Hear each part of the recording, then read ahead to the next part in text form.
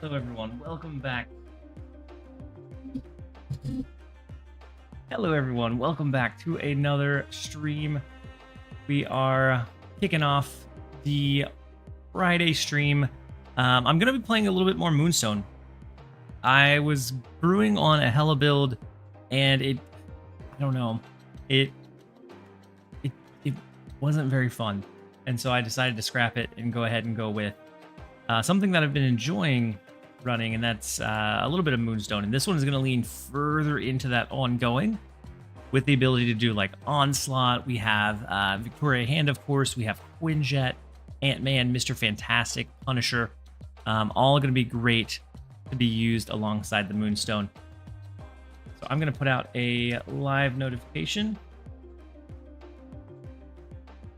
Discord, and then we are ready to jump in. And Boosty, welcome.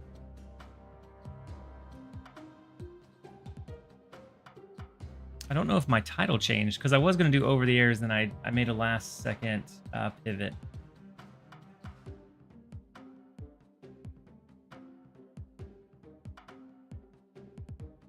Update the title real fast.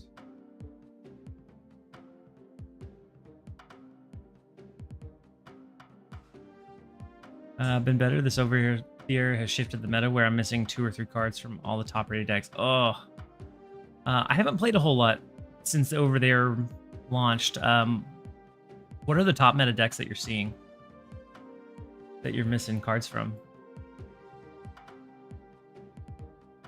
And it could be one that it could be just a temporary shift too. It could always pivot back before we know it.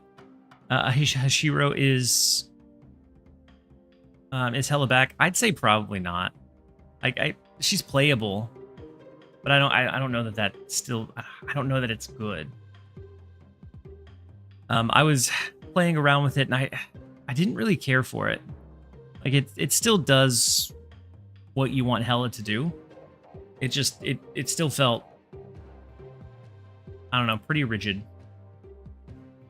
I think if you get the ideal draw, like it does well, but I don't think it's going to be like crazy all over the place after a few days.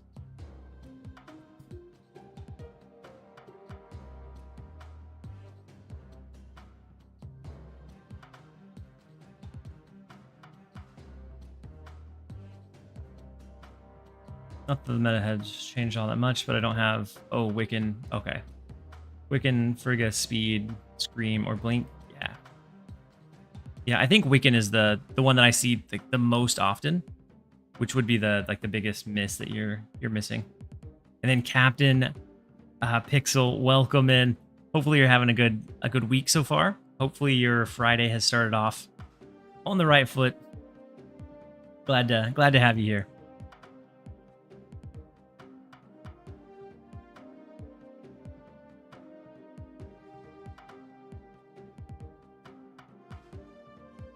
And then we're going to go ahead and let the first set of ads run so that we can disable pre-rolls. And then we'll go ahead and start jumping into a few games. I'm actually going to get my water all fixed up, ready.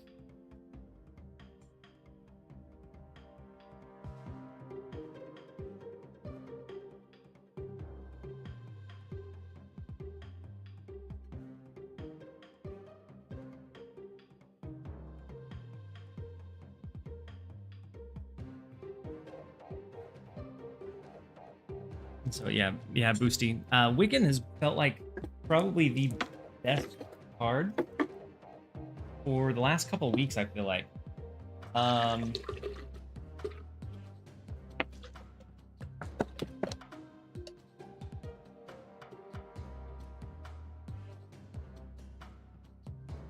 do you think of the over there patch? I think it's cool that they adjusted Hella. They didn't really hit on anything that was underplayed, and everything else that moved didn't feel like crazy. For us having went a month in between, it feels like it shifted a few things up, like the Hydra Bob change. But it doesn't feel like there was anything like any big, huge shakeups that I think we're going to see out of it. And then Church Chili managed to get Moonstone and have enough for Misery in 2 weeks. Ooh, nice. Misery is definitely hit and miss, but I've enjoyed Misery a good amount. All right, let's go ahead and jump over into a game, and then posture check from Tommy. I appreciate you.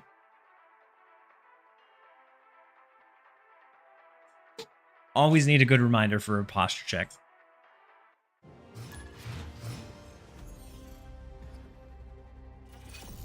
And then Zodrex, welcome in. Good morning to you. Hopefully you're doing well. Hopefully your week has been good. So we have Crabio.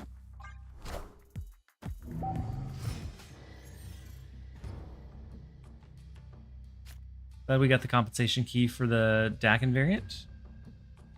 Oh wait. Wait, we got a compensation key?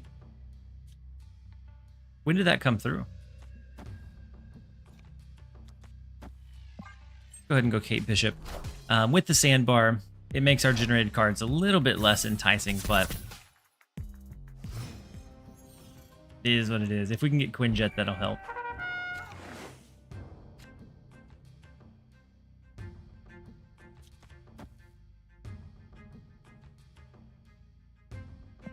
Go Mr. Fantastic.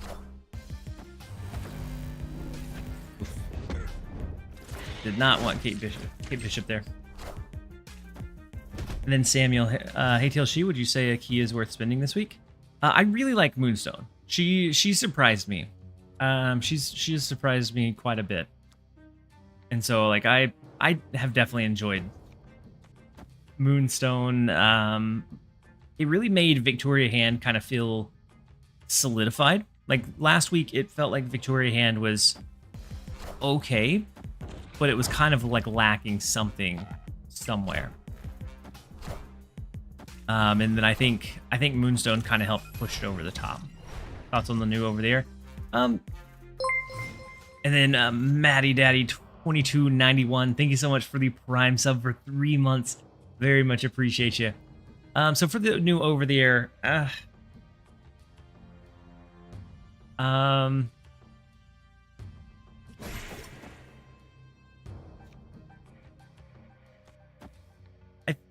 I don't think it shifted too much in terms of like what is good. So like, honestly, I would like to see move bounce be at least touched on a little bit, even if it's just dominating the higher ranks. It's such a frustrating deck to play against consistently.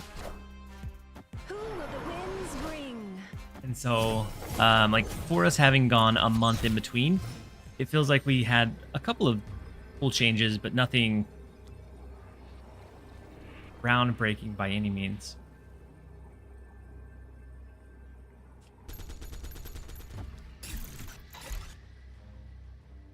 I don't know that we win this one. They hit us with the cannonball here, and we just I think we fall on the right. Yeah, we're gonna go ahead and give him this one. And then Puma, what do you think of the new over there?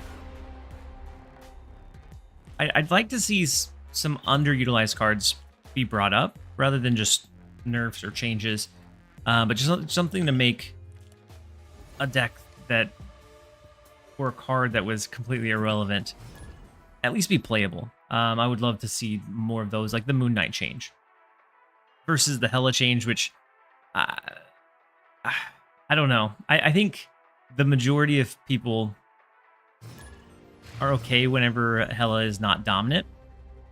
Like, I'm okay with Hela being decent, but whenever she's dominant, the meta for me usually feels pretty boring.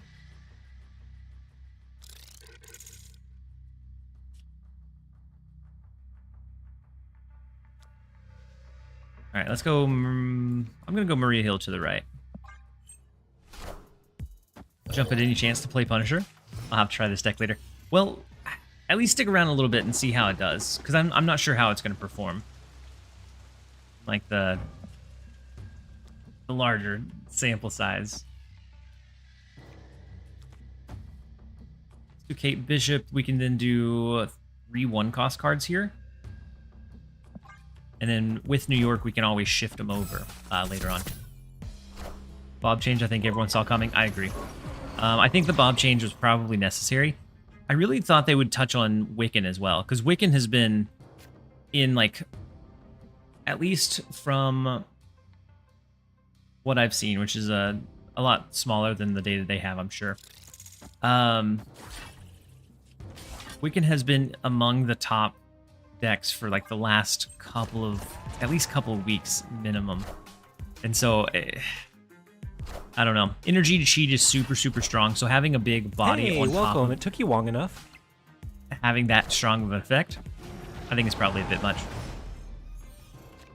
Big Destroyer.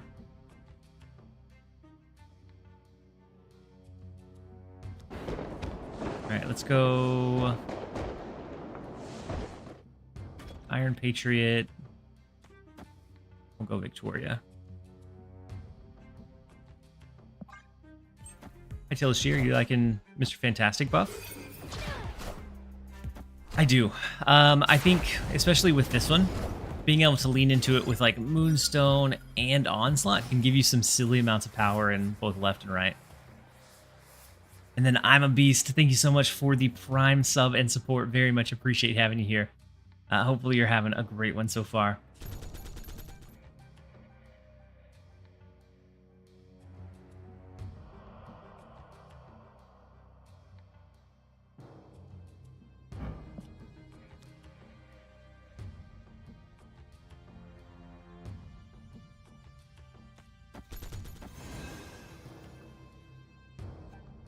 If we do this, then we fill up these 2 lanes and we won't be able to play there.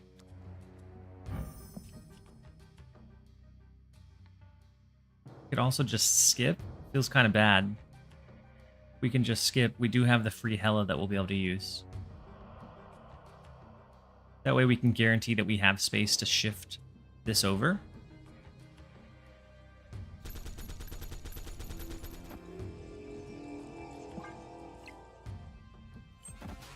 Mr. Fantastic now synergizes with Ravonna.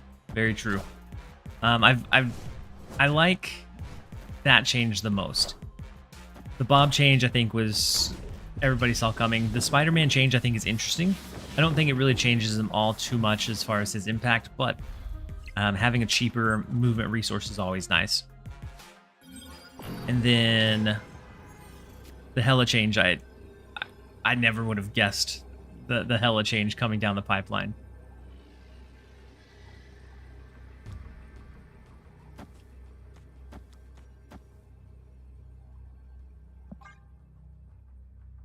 And then I'm a Beast said, huge fan of the YouTube videos. Figured I'd support a streamer and watch their content. I watch their content regularly while getting the drops. I'm a Beast. I appreciate it. You guys are why I'm able to continue making content. And I never thought it would get to this point. And so I'm super, super grateful for each and every one of you.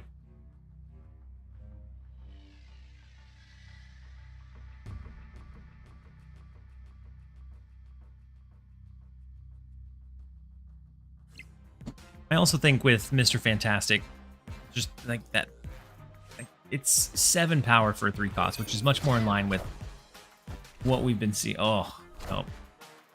Minions. Not going to be able to do it. Hold my mighty hand. They shifted well.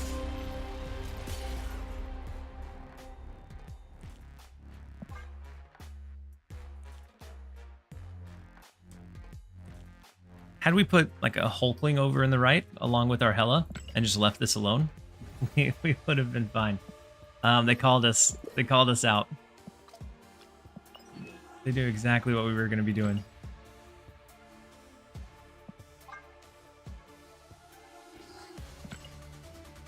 Epic.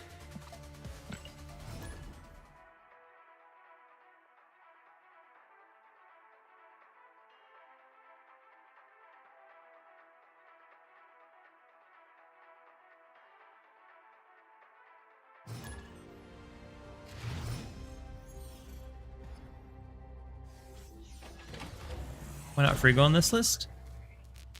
Um, I was running Frigga on the last several Moonstone lists that I was using on stream, and so I figured I'd kind of give it a little bit of a pivot because not everyone has Frigga. I think Frigga is great alongside Victoria Hand.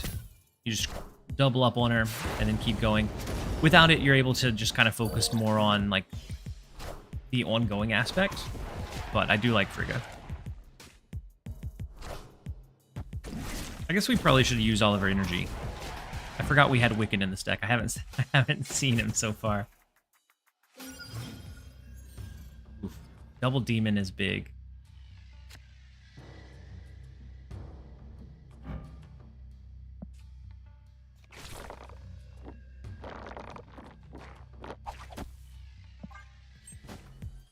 Thinking of getting Wiccan for 6,000 tokens. He's in every deck I want to play.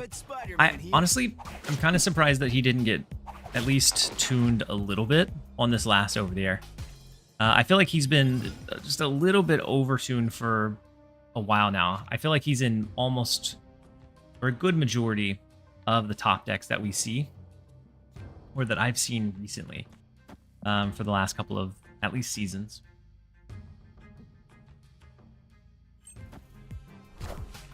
You said this one's the butt deck. Butt creates some absolutely diabolical stuff. Sometimes it's a little bit easier to run than others, but it's always very, very good.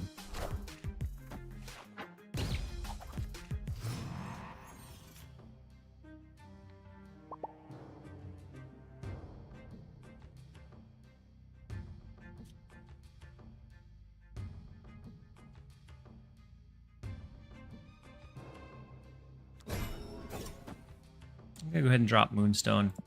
We may do Acid Arrow in Avengers Compound next turn. Not for sure. Clear for takeoff.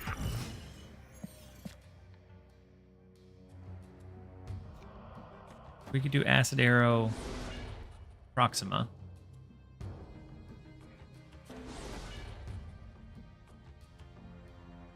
We could just throw Vision. Let's try this. Hope that they don't fill this one.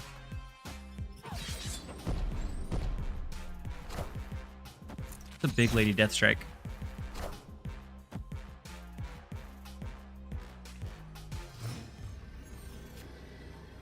We need 10 to be able to overpower it. And we're still not competing in the other lanes, unfortunately.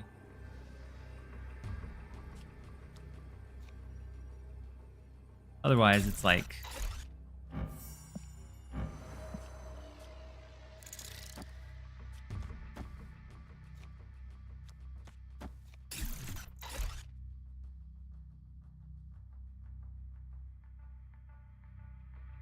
We have this. We could always try to snap Hydra Bob into mid, maybe.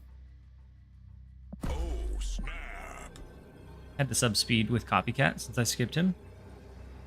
Yeah, whenever he came out, there were just so many other good, viable 3-cost cards that I think it was an easy skip.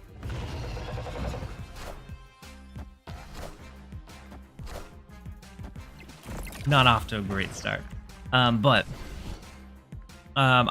I think a lot of people skipped speed just because it was decent value. It wasn't crazy, but we had other options. So at the time, it was the 3/5 Nocturne, which gave you that kind of flexibility and leverage. We had, I think, we had a handful of others that have been kind of slightly tuned since then. That I think has allowed speed to rise up, and especially with like Moonstone now. And then on the YouTube side, High TLSG, do you think speed is worth 6,000? Only missing like 8 cards. Speed is super splashable. I think speed will fit into a lot of decks for the foreseeable future. And so I think it's, I don't know, 6,000 is a lot. Like I hold a pretty high bar whenever I'm going to spend 6,000. Like Wiccan, I would say definitely worth 6,000 as long as they're not going to change him. Speed is good, but most of those decks, or most of the decks that he's in, you can play it without him and do decently still. I'm gonna eat, so I'll see you later. Remember to collect compensation in your mirror. Ooh, perfect. I'll do that after this one, Popcorn. I think Cap is still a good substitute for him. A lot of times, yeah. Give an Agent Gore. Agent Gore deck. Agent Gore deck sounds like it'd be pretty fun.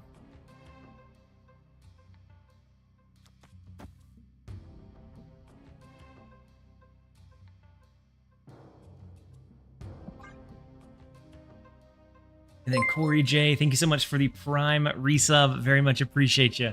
Hopefully you're having a fantastic Friday so far. Hopefully your week has went well. Got me from 8. Oh, got me 288. For some reason, I thought you said it got you from 85 to 77. I was going to say, probably not the greatest deck. But that makes more sense.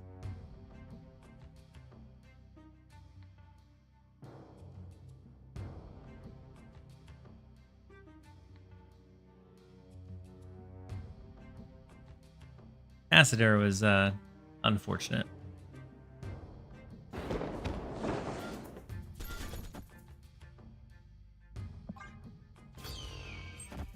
I haven't played enough of Scream to know.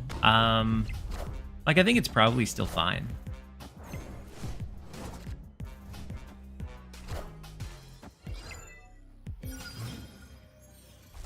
But I haven't played a large amount of it either.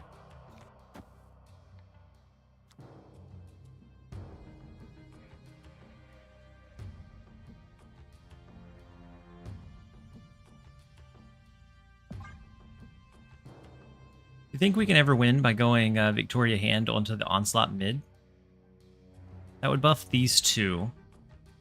So it would give us, what, 2, 4, 6, 8 extra? Which I think might be surprising enough. The Onslaught helps push Punisher up a decent amount. Behold my mighty hand. Ah, the Acid Arrow broke our Warpath.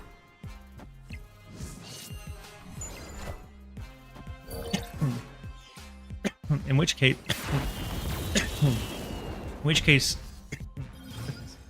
I wish I would have went Onslaught over to the right. Then we could stack the Victoria and the Moonstone, which would be really, really big.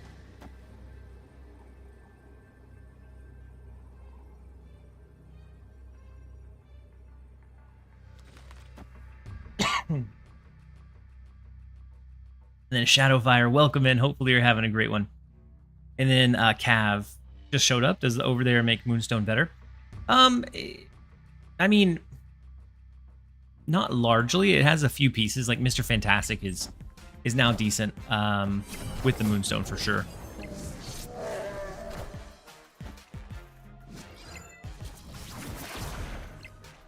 Ah, I should have went She-Hulk. I didn't know they were going to change this one. I mean, it should be fine. With Victoria Hand, we're able to bump that left lane up high enough. But... Victory. And then welcome in, show. Big Ajax. It was going to be a bigger Ajax, but they changed this.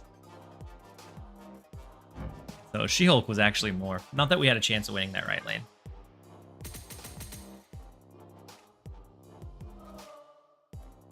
Faith, you said Scream nerf was so unwarranted. Didn't they say it was just how it was like intended to be ran, and it was just an issue before? Not that I feel like that's necessarily the case, but I think that's what they had mentioned.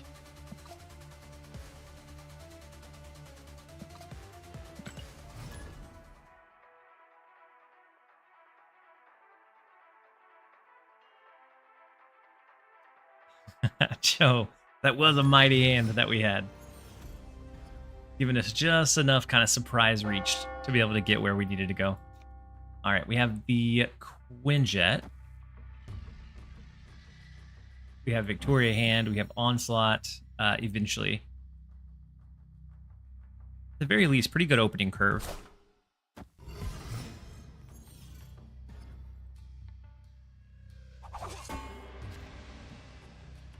Oh yeah, she lost a point of power. That's true.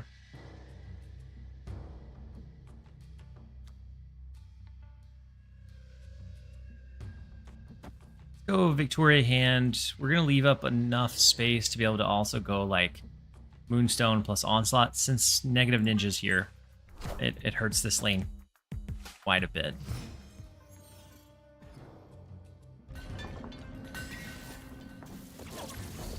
Ooh, does it not? I didn't even notice that. 3, 4, 5. I mean, with Quinjet, we might double up. We won't draw, but I think that's fine. We have really good assets already. His next turn is going to be Wiccan into double Wiccan into Kamartage. Victory. And we can flood from there. Then Jude, you said, hey TLSG, I'm a returning player and I'm trying to get back into Snap. Last time I played Silver Surfer was still broken. Any deck recommendations?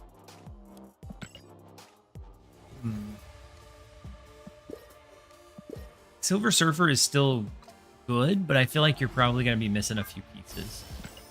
Because depending on how long of a break you took, we've gotten things like Gwynpool that really helps buff the cards in our hand, so that when we play them, they're absolutely massive. So I would say like you can start with your Surfer deck, at least when you're going through like your Infinite Climb, and then get a feel for like what the opponent's running, what you're seeing. Kind of fill out the rest. I swear every streamer is playing this deck. Dexter and KM best on it last night. Oh, really faded. I didn't realize that.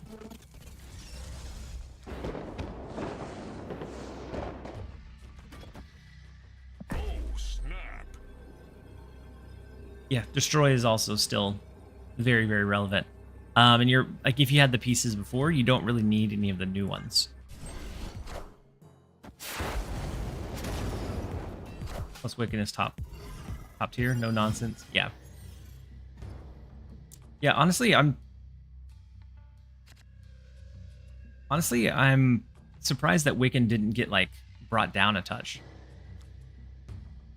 I want to play Mr. Fantastic here, but we can't. So what if we just play it over to the side, I suppose.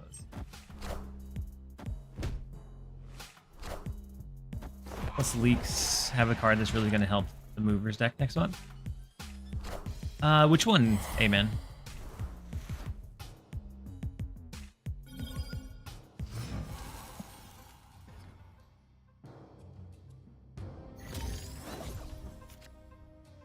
It's going to be a Clog deck, and we are Opponent snapped.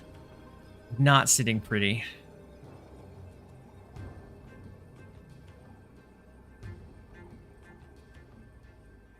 Sure they have a goblin or some way to clog that Wakanda lane.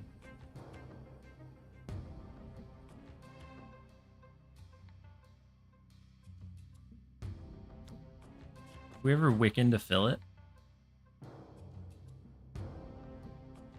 Is the new Mr. Fantastic feel good? This is the since we started the stream, I think this is the first time I've drawn him, and we had Oscorp Tower mid, which was a struggle. But in general, yeah. I think the +3 to each side instead of +2, especially with Moonstone, then all of a sudden, like, you're elevating his impact dramatically.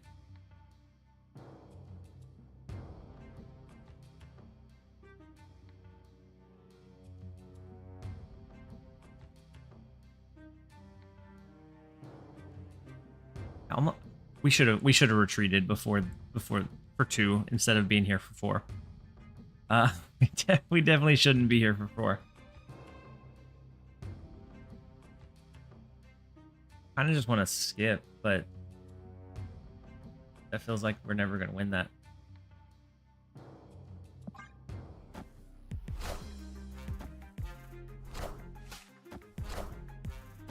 Scream, Big Sentry, okay.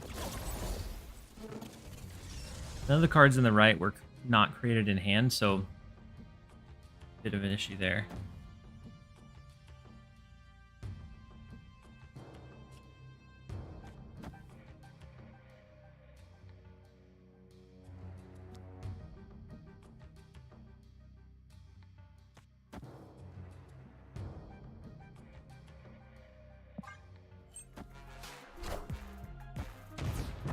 Woof. Big cannonball. Behold my mighty hand. Yeah, and we're not buffing anything in the left lane either.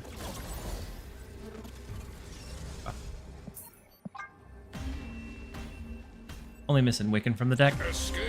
I feel like Wiccan is super, super flexible. I really would have thought Scream and Clog.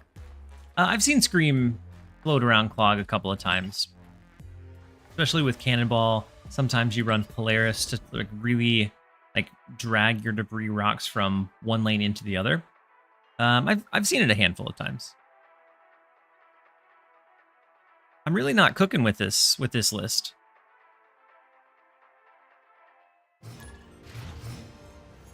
I know that it has decent synergy, decent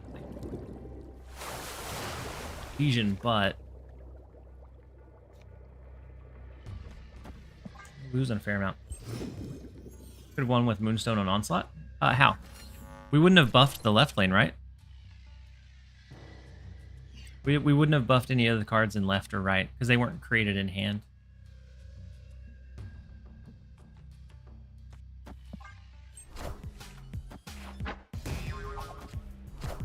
Skill issue? Okay. We don't gotta be rude.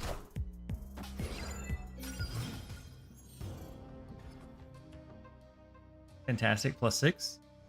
Fantastic was in the right lane, not mid, right?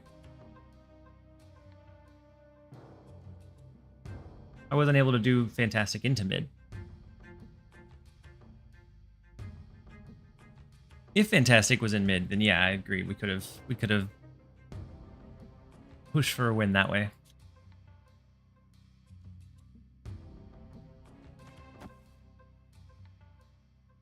Copy the skill. You copy the skill only with cards in that lane. So it has to be. It would have had to be played in mid to work. Whenever I was first brewing around her, I missed that very last word, and I was a little bit sad. At first, I thought she was going to copy all of your 1, 2, and 3s across the board, but it's just in that one individual lane.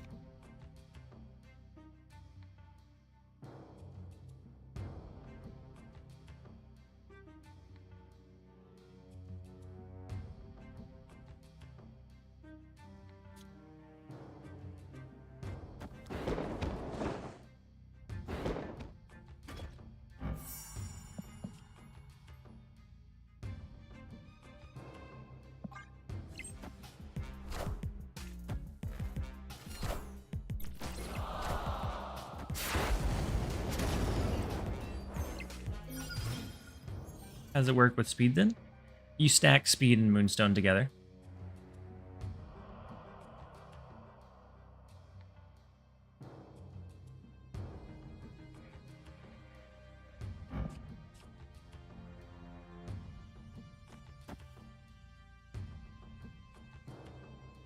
We need 6 more in this right lane.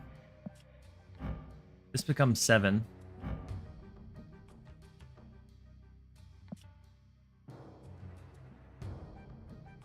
Unless we drew like Moonstone.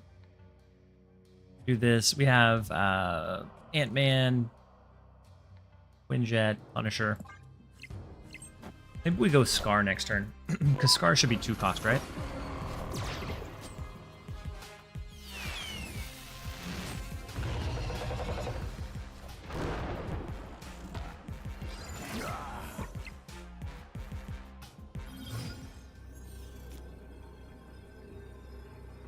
They've locked themselves.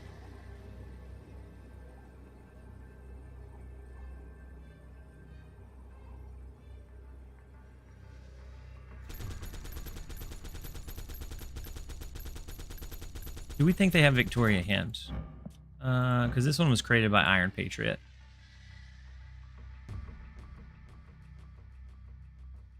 If so, we would need more.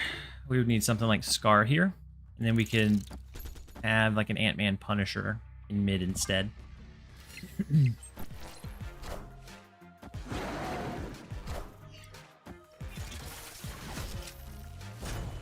Fantastic mid and Ant mid. Yeah, we could have done both of those mid too. But fantastic mid would mean... I wasn't sure, depending on what that Malekith card was. Fantastic mid would have been at least low power here. So I wanted a bit bigger power. And then Derek, welcome in. Hopefully you're having a great one. And then Cry, it would be cool if Moonstone copied the effects of copy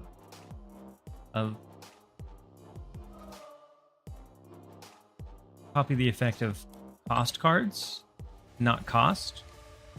Oh, meaning discounted cards could be copied. Ooh, that'd be interesting. And welcome in, Cry. That'd be interesting, but I feel like it could get really crazy really fast. I already feel like it's a pretty... for the most part, crazy card. Ant-Man, Maria, maybe a 3-cost.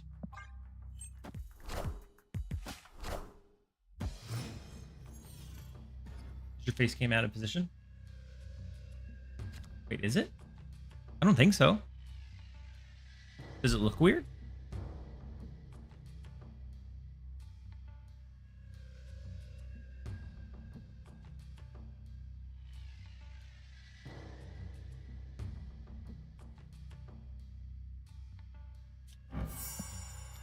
Let's go Kate Bishop, see if we can find maybe an acid arrow.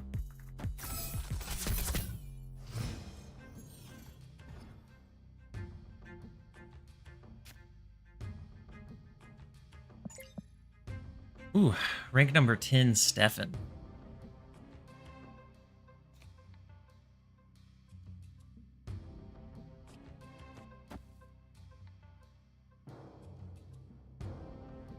What if we go Mr. Fantastic? Next turn, we could go something like Victoria Hand, Grapple Arrow, Basic Arrow into the Raft. To pull it out of the raft, we get the free raft card. Yeah, we could have done Maria Basic Grapple this turn. I agree.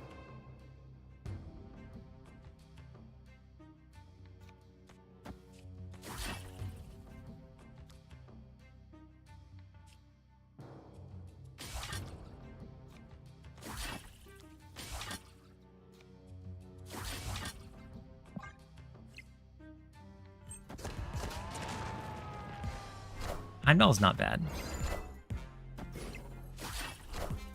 Prefer speed over Punisher. Yeah, I think speed over Punisher is probably a good sub. It's not reliant on the enemy in any way. But I think Punisher is like a close backup or a close second.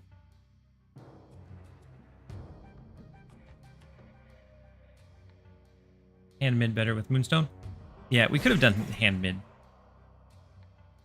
with Moonstone for sure.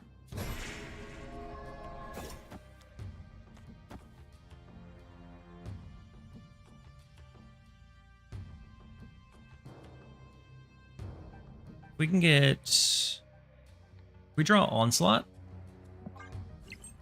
We have a huge surge.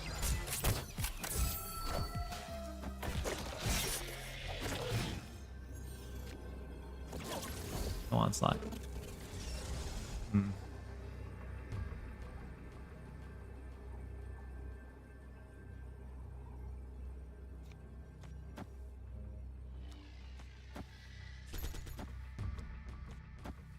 I think we do this. We kind of spread the power out. We get a really big surge here. Pretty helpful bump here with Punisher and Moonstone. And then in the right lane, being able to proc the basic arrow is pretty nice. In my opinion, all these mirrors are fun. So many random generated cards mean every game is different. Even if it's a lot of who has the most Victoria Hand value. Yeah. Yep, I've very much enjoyed Moonstone, Victoria Hand. I don't know if I like this version more or the one that looks to do like Frigga to copy Victoria Hand and try to really like push home that value. Victory. But I do enjoy like both of them quite a bit. It's a newer archetype that wasn't good or wasn't relevant before. that some of the new releases have kind of pushed into relevancy. And so I've been enjoying it a lot, being able to do something different rather than like the same Wiccan tech over and over again.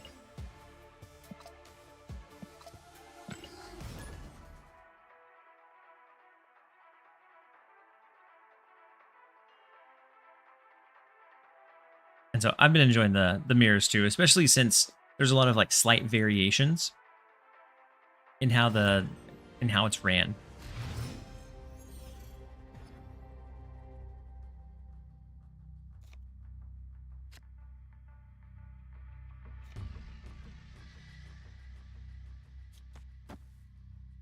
All right, I'm gonna go ahead and start with Maria Hill. How's the deck been treating you? The first few games were kind of rough, and then I was informed that it was a skill issue, so I turned it around, and it's been doing decent so far. Right now we're 4-4, but I think the first like 3 to 4 games in a row were part of those losses.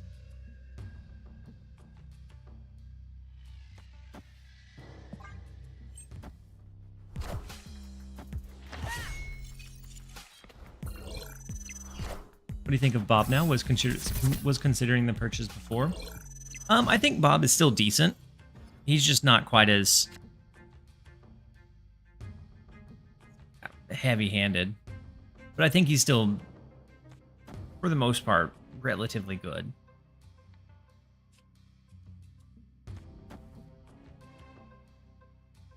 I love a good Victoria hand in cloning vats. Cloning Vats V-Hand action. Absolutely love it. Ooh, big brood from him. And then Super Villain giving out the 1 community gifted. I appreciate you. And then Headshot EMS subscribing for 1 month with a tier 1. Very much appreciate you as well. Hey, welcome. Hopefully you're having a great one. So, Victoria Hand. We can go ahead and do Medusa.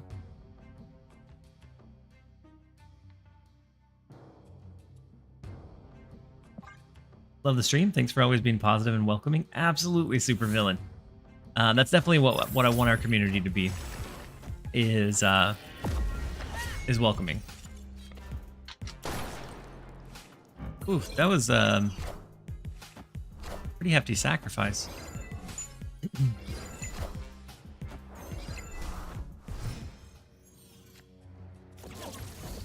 Oof. I want to do the Wiccan, but at the same time,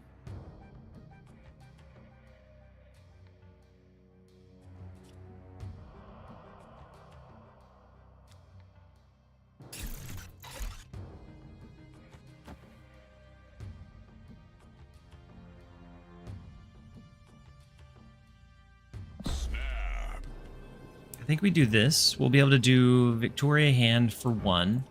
We can do Moonstone for 4 and then finish off the left with the Ant-Man. I don't think we need to flush it this turn. Victory.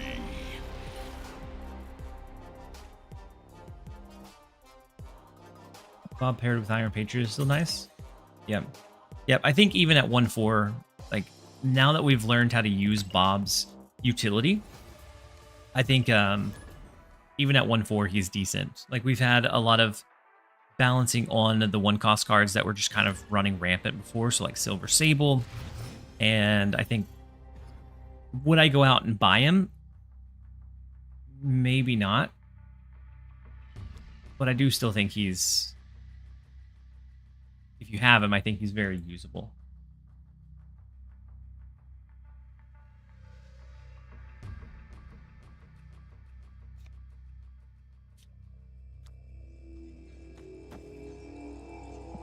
I'm gonna go Maria Hill.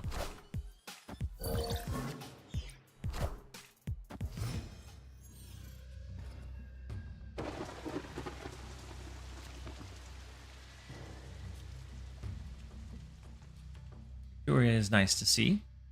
I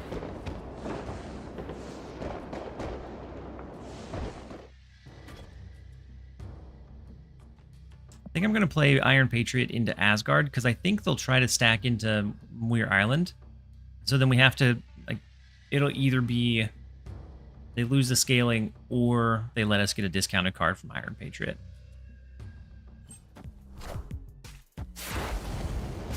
And then PS Omo, you said I started now. Is Moonstone good? Depending on your collection level, I think I enjoy Moonstone a lot. But if your collection level is on the lower side, it might be more worthwhile to... There's cards that are a bit more flexible that you'll get more mileage out of, I think. But I do enjoy Moonstone a lot.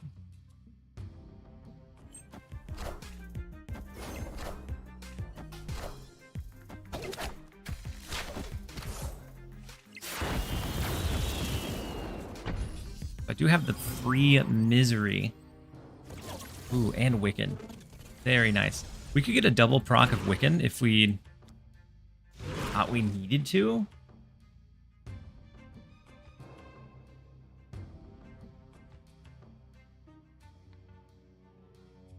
Cards that we have in hand aren't huge.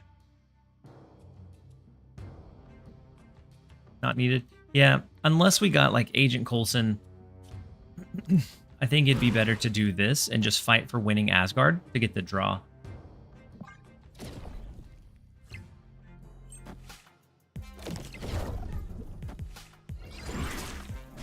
But with Vulture over here, I'm not sure we're gonna be able to grab it.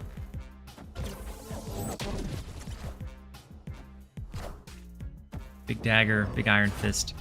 We don't win Asgard either.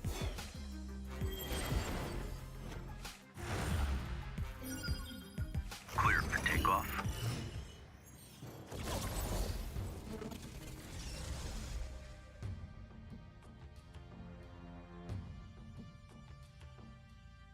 Hey, you said I think Moonstone is great for early cards like Cap, Punisher, Dazzler. Yeah, I think she can help those decks out quite a bit. I agree.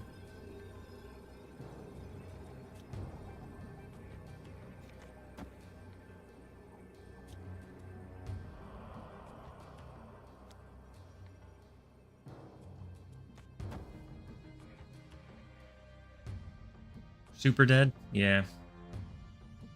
Unfortunately. The Big Dagger. Professor X doesn't really offer us much benefit here. With this, we could go Onslaught, and then we'd have to hope for like Onslaught Moonstone. And even then, it's super iffy. Or Onslaught Mr. Fantastic, both mid. Give us a decent reach. But we have to play in the right lane because of Avengers Compound.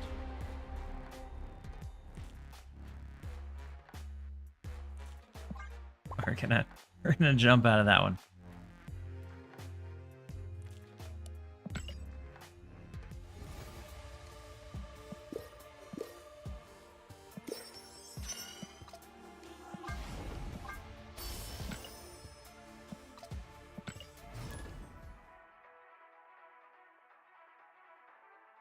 On YouTube side, do you think Moonstone is worth the keys? I'm only seeing her in a couple of decks. I feel like she is right now. We only have like a handful of decks that she's super good in, and most of those require a pretty deep collection. So like Iron Patriot, Victoria Hand, Wiccan, and so I think she's a very skippable card for right now. I think she's good in certain decks. What I'm most interested about with her is that she is one that will age well. So as we get additional like ongoings that are below that 3-cost range, she will only get better.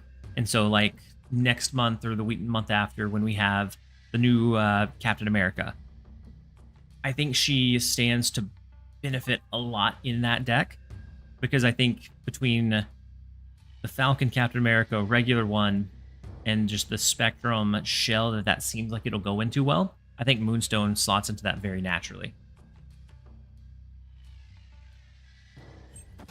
What do you think about the Hela change? I think it's very playable, but I'm not absolutely crazy for a meta where we have a strong Hela presence. I think Hela being okay, I'm absolutely fine with. I think when Hela is dominant, that's an issue. So like when we first had the change to Hellcow, was it was a rough couple of weeks. But for now, I think it's interesting. I think it's an interesting change for sure. From what I've been seeing and what I was playing, I wasn't like blown away by it. It's okay, but not crazy by any means. So I think we'll have to kind of wait and see. Hawk 3 or 4?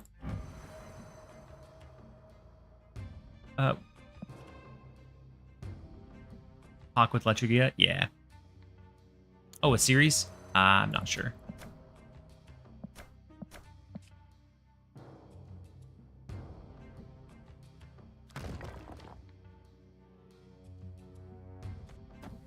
How much do we want to play out, though?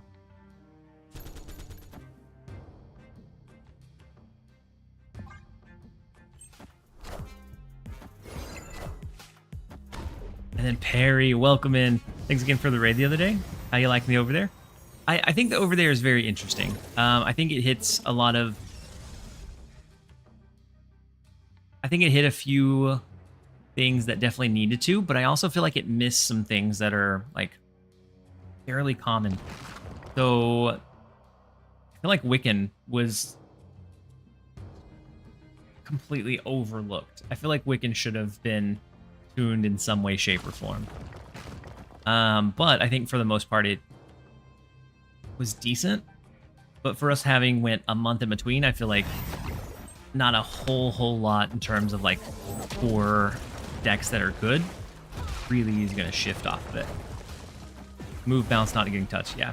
Move bounce not getting touched. That was my my biggest disappointment with it for sure. So with the Sage, they can now do what, Taskmaster to copy the 18 power. Kind of nasty. But we should be able to just win this left lane, I think.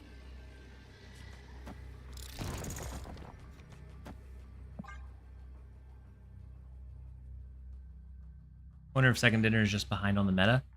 I mean, they have a lot more access to numbers and metrics than what we do. And so maybe they thought it wasn't an issue. But I do know just from, like, even if you can beat it, playing against that deck is just so taxing. Because it's just so flexible that, like, even if you win, it doesn't always feel like you won.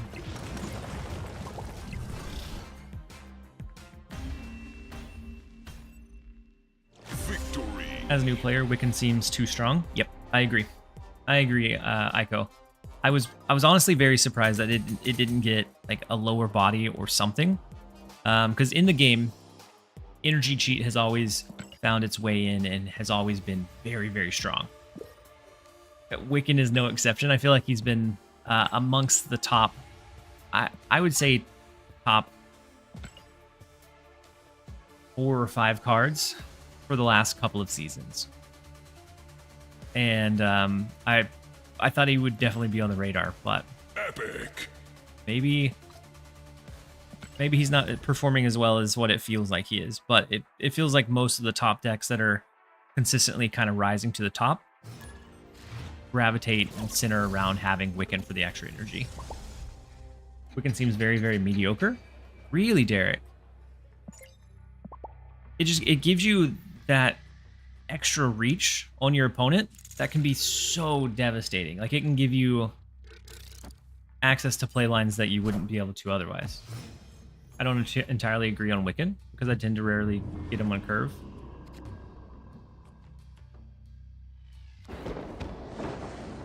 I mean, when you don't draw him, yeah. But I don't know. I feel like most of the decks that he's in are, you know, value decks that curve out anyway. So if you miss him, it's not the end of the world. But when you do hit him, it's very, very big. Oof. Victoria hand. Victoria hand cloning that action once again. Go ahead and play out Victoria, Quinjet. We have the Wiccan, which we can use next turn. Do we even care about Wiccan? We can just Victoria,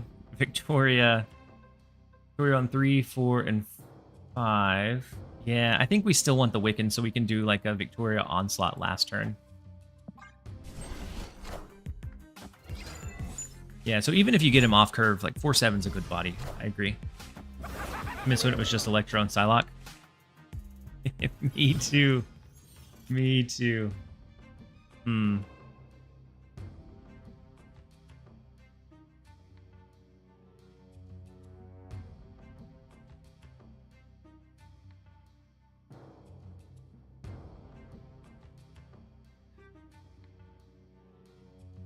What if instead of Wiccan or Victoria, we did Blink? We can blink the Quinjet away. That gives us a card that scales with our Victoria hand, which makes it a little bit harder for them to completely lock this one in.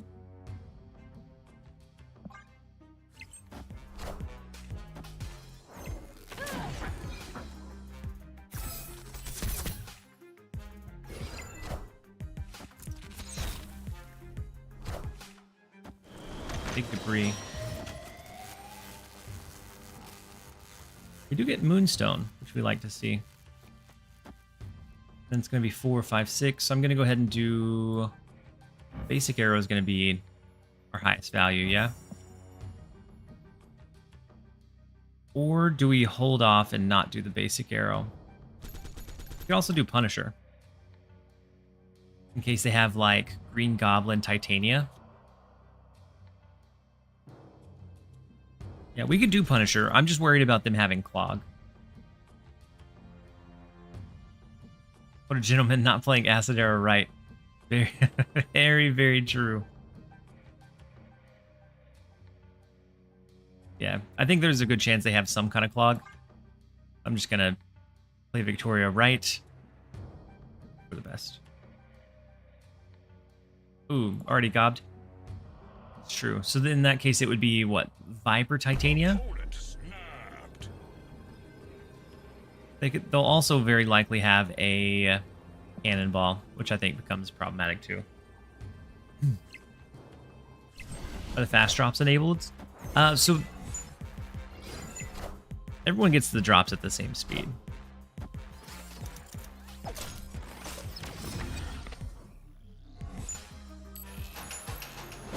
I don't think what you do after Wiccan is actually silly. Wait, I'm not sure I understand. Yeah, fast drops aren't actually a thing.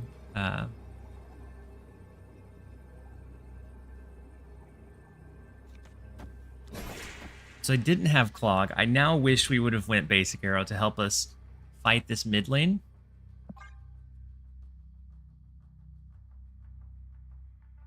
So with Eliath coming down, which... I mean, they could have Cannonball.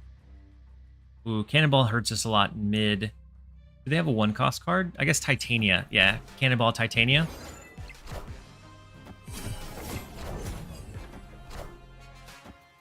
Oh. Yeah, Cannonball Titania does it.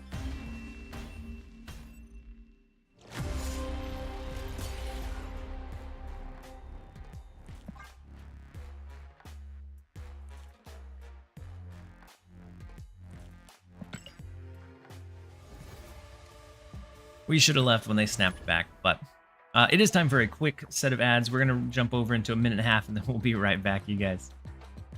I feel like White Widow should be changed to destroy at the end of the turn, only to allow some counterplay.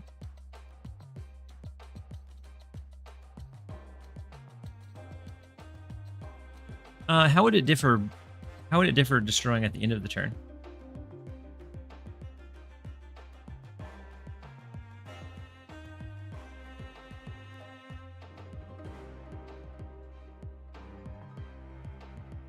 Yeah, absolutely, Majin. And so everyone gets them at the same speed. They all get them within 6 hours of watching.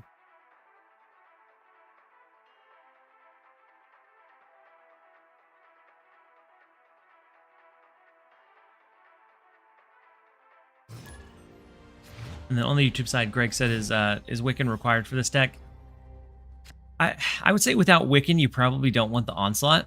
you probably want to lean more towards trying to duplicate your Victoria hand with like a Frigga or a Nico instead.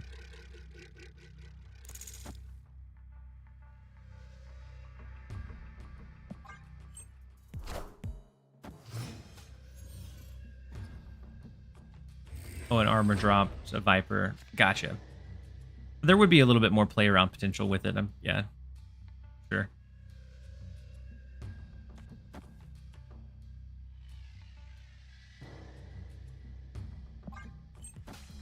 Only that's deja vu.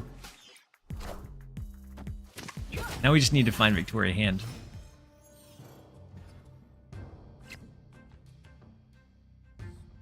Speaking of Victoria hand.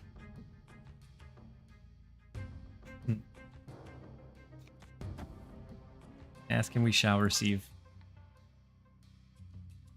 The only issue here is the vault, but I don't think it's that big of an issue either. Go Lizard into the vault next turn, along with another Victoria hand. Oh, snap.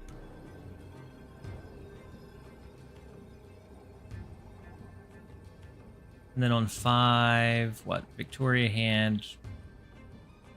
Mr. Fantastic.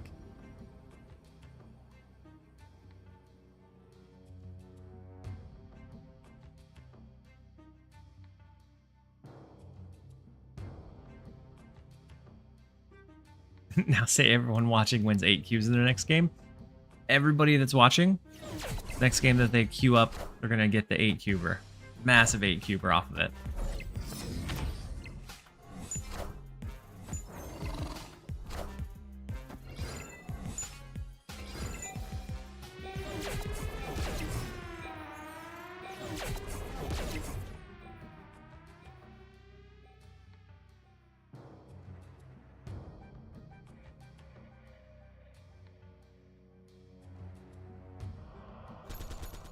Is it ever this to make sure we win the vault?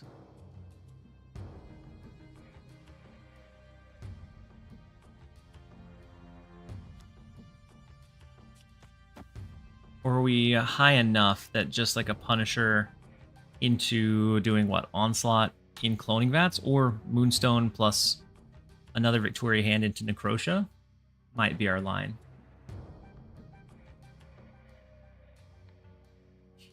You heard him. Snap on turn 1 before you see the location. I mean, tried and true. They did give up on it.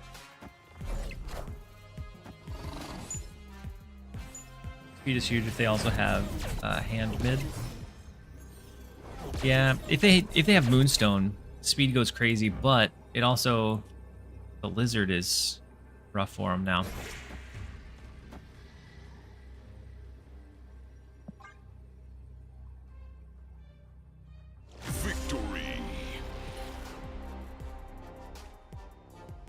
Really, really big speed. I think the Lizard hurt.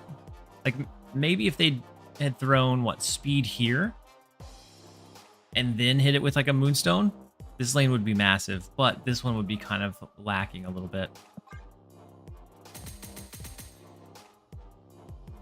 I don't know why, but for some reason during nighttime, my games are always at its worst. That's when I'm at my freshest.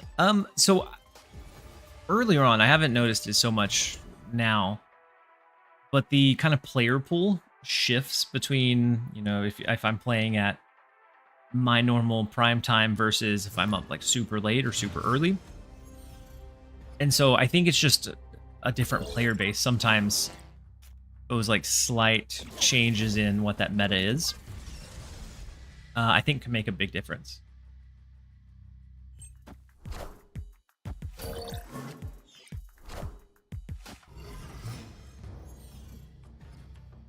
They have the Quinjet. We do have our Wiccan.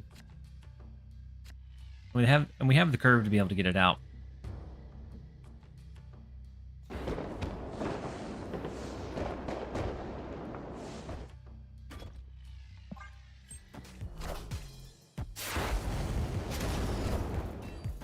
Big Ultron.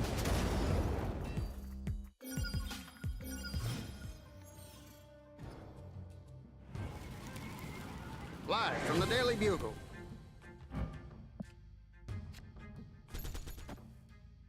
I bet this was their I bet this was their Patriot card.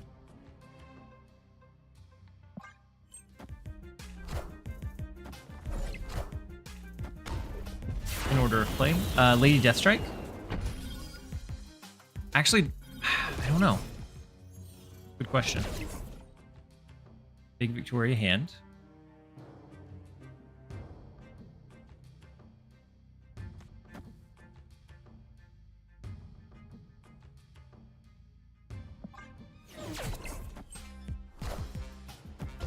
Ooh, they have their Wicked too. What program are you using to see yours and your opponent's cards to the sides? So it's a program called Untapped. So there's the link if you wanted to check it out. I love how many different directions you can take the Victoria Hand Iron Patriot decks. Me too. It's becoming one of my favorite ones in the game.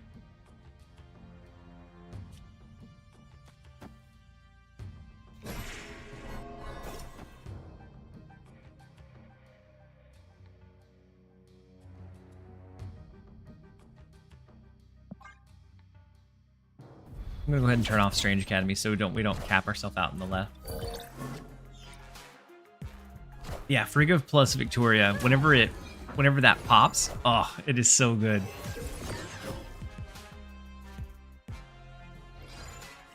Oh, Sandman was from the hub, I guess.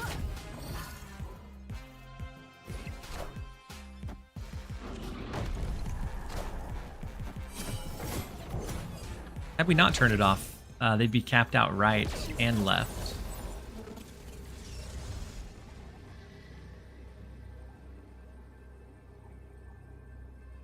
They go up to 23, 25 max for them in that left lane.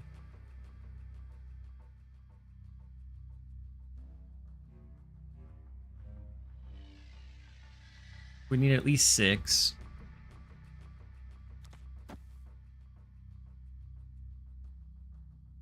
4, 6, 8. That's not going to do anything for us over here.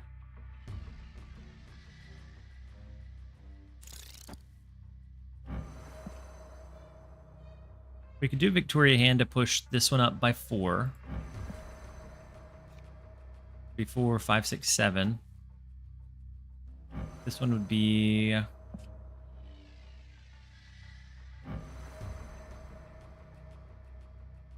9. We still have the Ultron. I guess it just depends on how big they can go. I think this Blink was discounted, so we can expect them to have a pretty big one. Ant-Man mid, yeah. I think Ant-Man mid. The Ultron to the left. I think we lose this one to them going like Blink and whatever else here.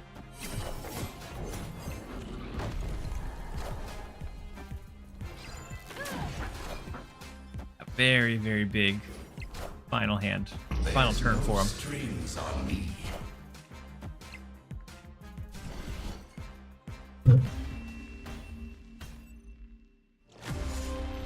Oh, and we didn't even win left.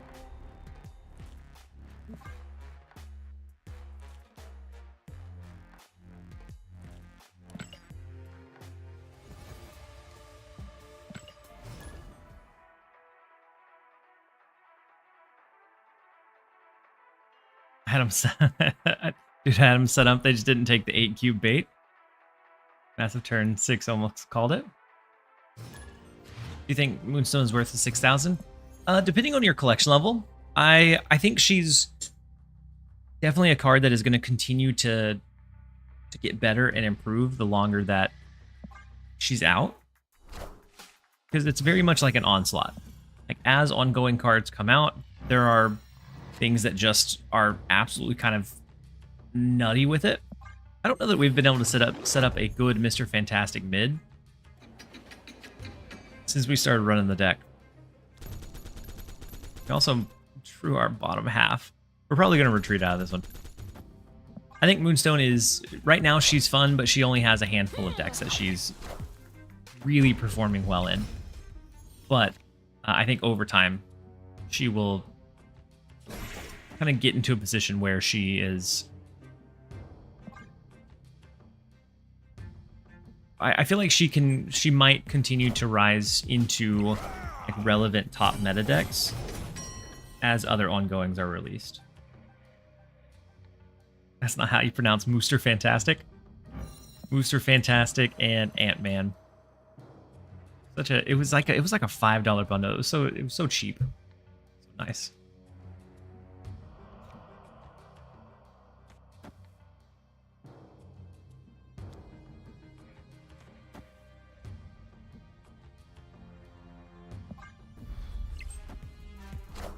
Let's do this and see. They have the big blue Marvel, so we're both going to be capped out in Grand Central. Cersei could be so bad here. All right. Ooh, wow. We pulled the Onslaught, which is super good. Perfect. Dinesh, welcome in. Hopefully you're having a great one so far. That is huge.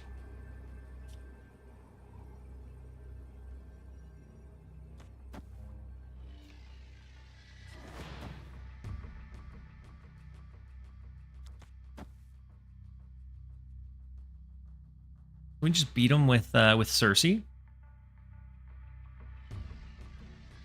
Massive 15 power Cersei. Plus we're gonna bring that up into a 4 cost. We're gonna give it a shot. Victory. Yeah, that Onslaught pull was huge.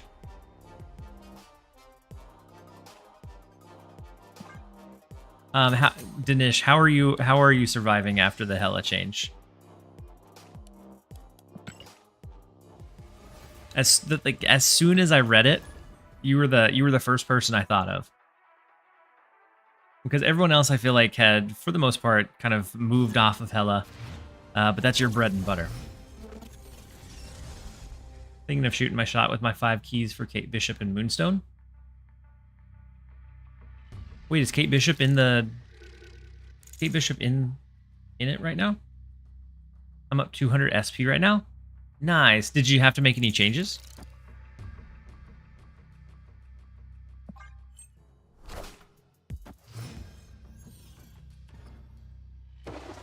Yeah, Black Swan and Nocturne, right?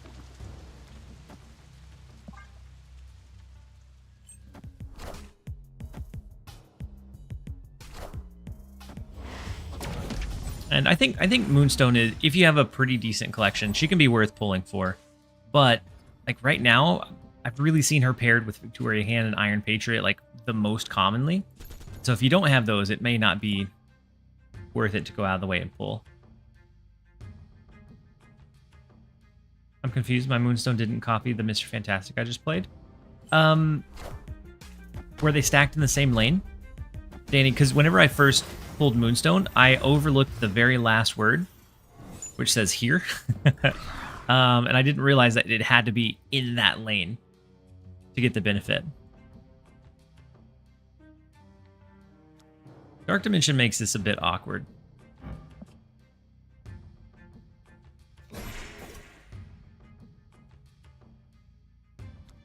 I want to go Wiccan. But I also want to generate some cards to get the value from Victoria.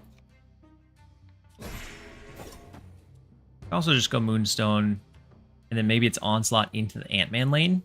It's also a play that we can potentially do.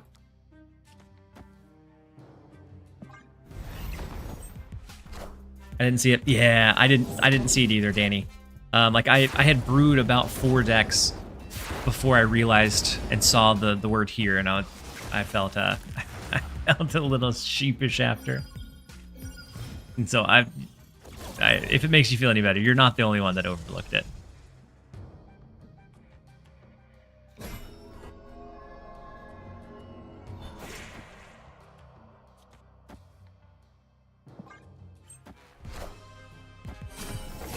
Yeah, in the same lane is definitely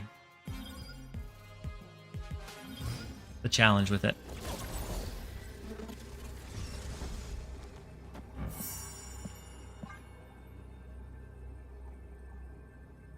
And then Blitz Monkey, good game the other day, TLSG. I wasn't expecting Rogue.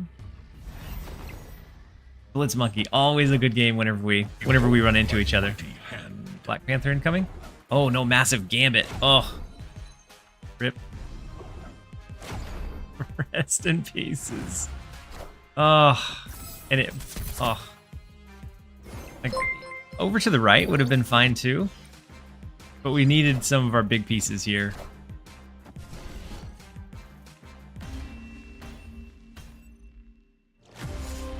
We gave it a shot. O is watching. Thank you so much for resubbing with your Prime for 5 months. Very much appreciate having you here. Hopefully you're having a great one. That was tragic. That was very tragic. And then The Rock HD, thank you so much for the Prime sub and support. Hey, welcome. It took you Very long much enough. appreciate having you here. That we actually pushed up to the sub goal that we had set, so I appreciate all of the support from you guys. I'm glad Mirage is seeing play now. She used to be one of my favorite cards in old Loki. Yeah, I'm glad that she's starting to feel like she has a true home now. Weird how always facing was junk to the point where I switched the Misery deck to counter it and have since seen 0 junk. Oof. Monkey Kong. It's tough. Alright, let's go Maria Hill. We have Mooster Fantastic. We have Moonstone. We have Onslaught. And so huge reach to the right and to the left. And then maybe we tip it over the top with like Punisher as well. But we'll see.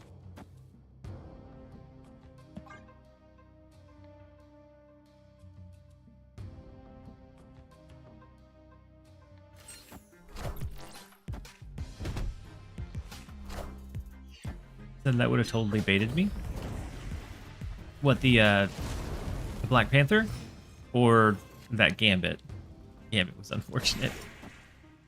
Alright, so with magic, a couple extra turns to get our pieces going. I feel like maybe we Coulson Ant-Man.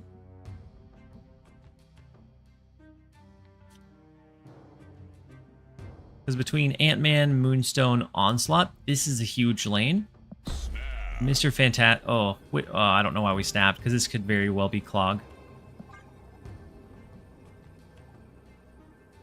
Is Punisher here a substitute for speed? Yeah, you can sub in speed. I think speed is probably a bit more consistent, and it's less reliant on like what the opponent is doing.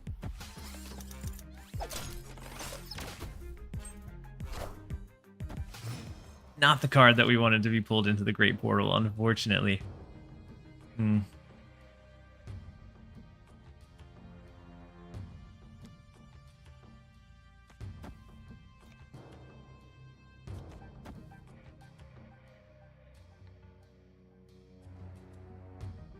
I almost feel like we need to fill mid. They could have, what, debris, or just, in general, like, junk. Big Hobgoblin.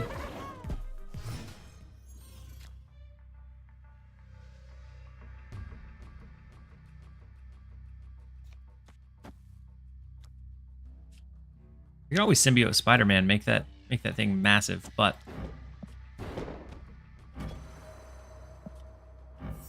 we should have symbioted last turn.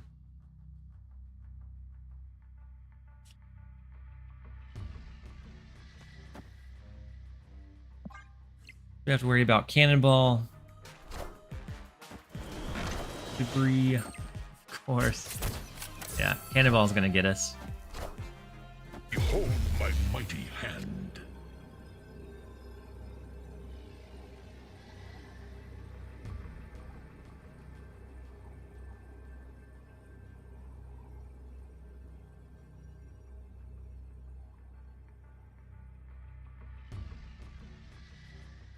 I don't know if there's much we can do.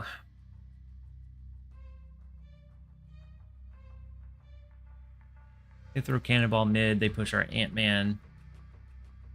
Then it goes down to what? 8, 9, 10, 11, 12.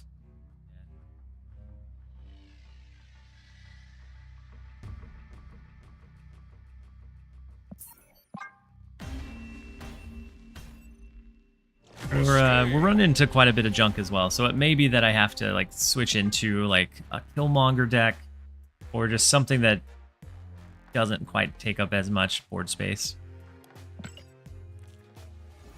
Hella and Clog, yeah. Hella and Clog. Hella and Glog. But to be fair, Victoria Hand and Moonstone were floating around for, same with Iron Patriot, we're floating around almost unimpeded for a while. And so, I get it. Whenever, like, same thing with, like, Doom 2099. Whenever that's running rampant, it's always nice to be able to have Clutter as, like that backup go-to. Post-nerf Hella is crazy. I mean, not... but I think it... one of Hella's biggest counters. It has been, and I think it probably always will be.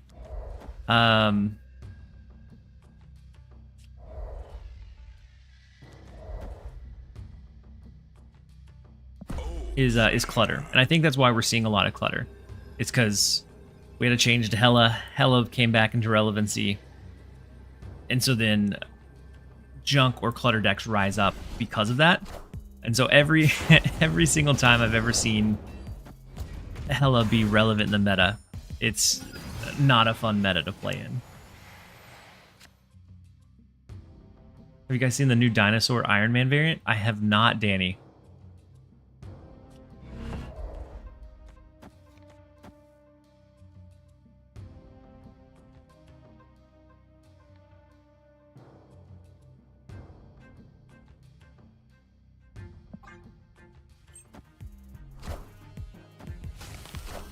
Invisible Triceratops? Oof. Big Rocket and Groot. That helps him in Death's Domain as well.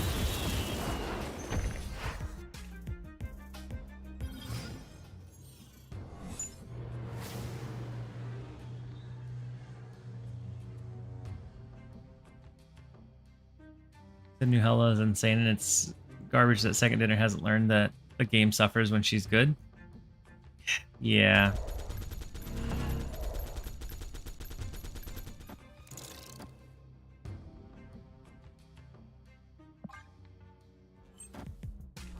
It's unfortunate for sure.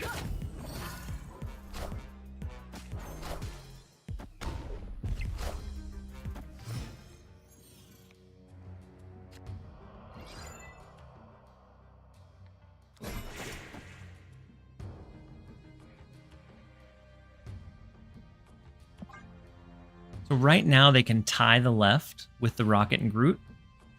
If we can go over the top of that with like Punisher, Ant-Man, Moonstone, Onslaught, or even Mooster Fantastic. Ooh, they could get a grapple arrow out of the Kate Bishop though. Don't worry, they'll nerf Scream again to make up for Hella being good. Might. Don't tempt them. They very well might do it. All right. Do we think they have Mr. Fantastic? Otherwise, they move Rocket and Groot here. They could also have a grapple arrow.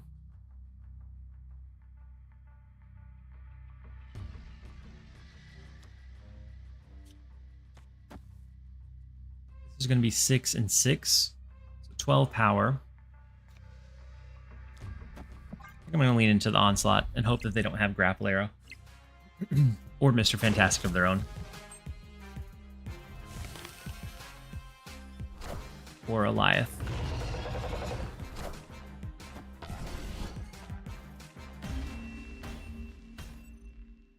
Tie.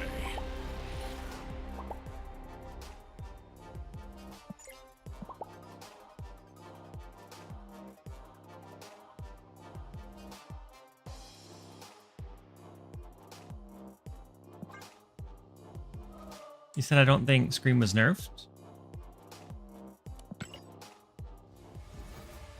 I think a couple of her interactions were definitely nerfed.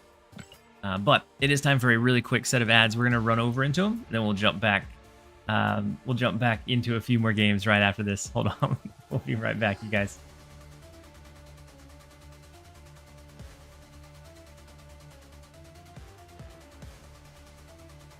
Let's go ahead and do the one cost. Epic.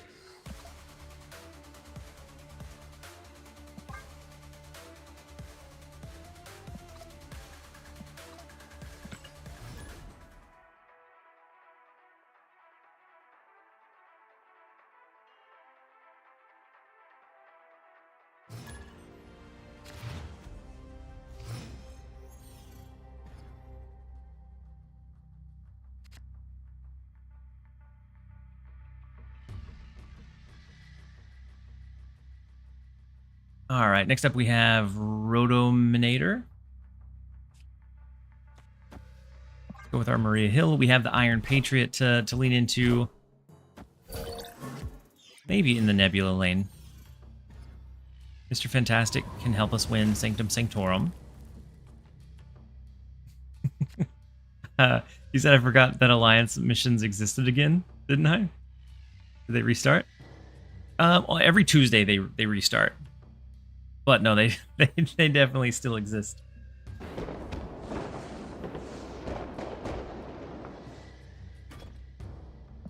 Let's do Iron Patriot to the right. On 3, I'll play Mr. Fantastic or Mooster Fantastic into the Icebox, which will help us out by 3. Not huge, but it's something.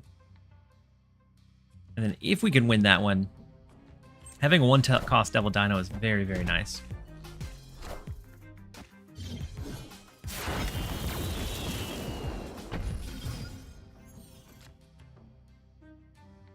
Does Luke Cage also prevent Cassandra Nova? No, because Cassandra Nova impacts the cards in your deck. And so that's before Luke Cage would be able to impact it.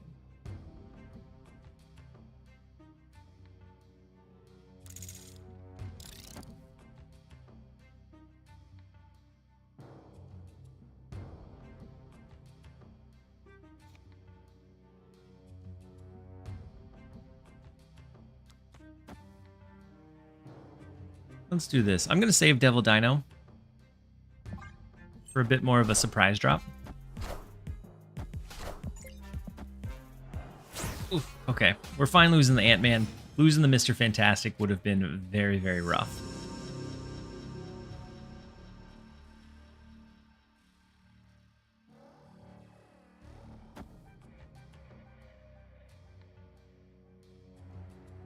Oh, now they have the Red Guardian to try and knock out the Sanctum Sanctorum reach as well.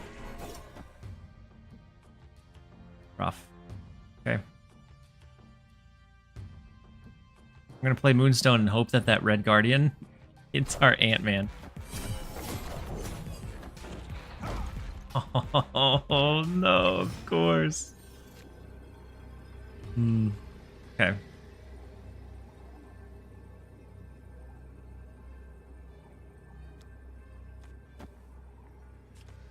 Like this. Agent Coulson gives us a little bit of surge for the Devil Dino. Man. It's rough for sure. Oh, wow, Forge Brood. Interesting build. Roto. Oh, not gonna be able to do it.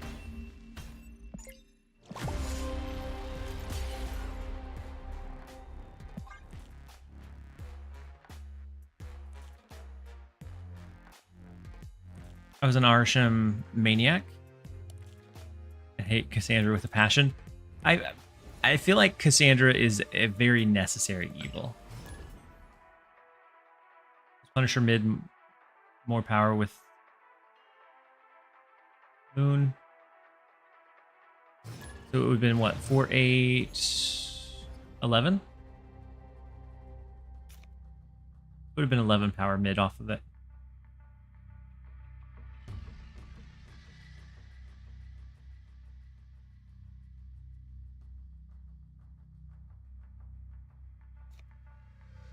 All right, let's start Maria Hill. I'll go Iron Patriot next. Probably into the Maria Hill lane. So it's less likely that they'll be able to make up that gap.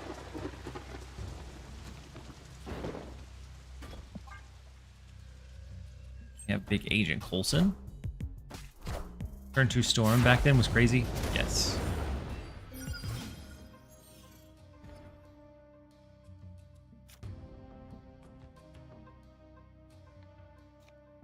Let's go Mooster Fantastic.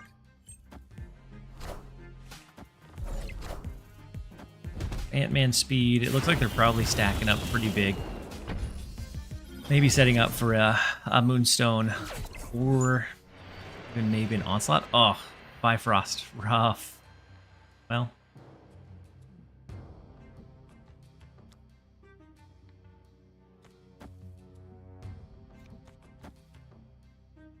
I'm gonna fill Stark Tower so that our Moose stays put, and we can hit him with a Moonstone.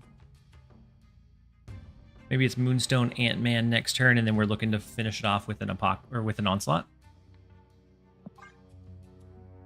I'm really not enjoying this game right now. Yeah, I feel like the meta shift when Hela is relevant is always a bit iffy.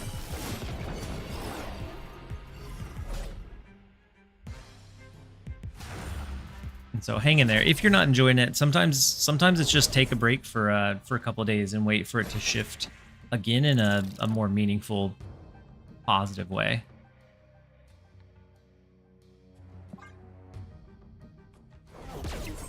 If we don't get Onslaught, I don't think we have a chance in Stark Tower.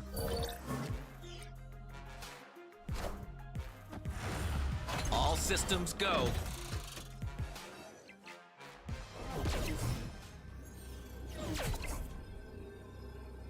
Victoria hand, okay.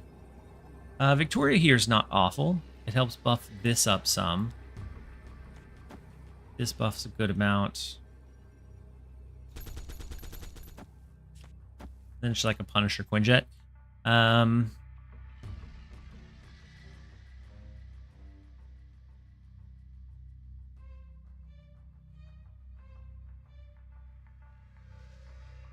Hey, welcome. It took you long enough.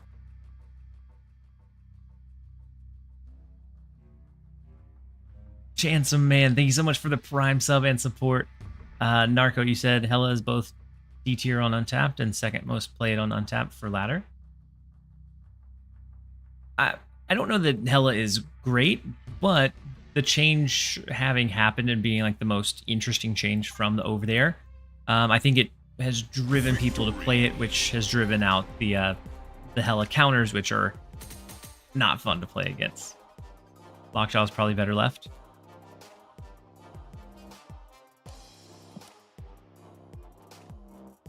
How come? Would it not be same power output? Punisher could potentially go higher if they play anything over here, but otherwise it's 5 and 5.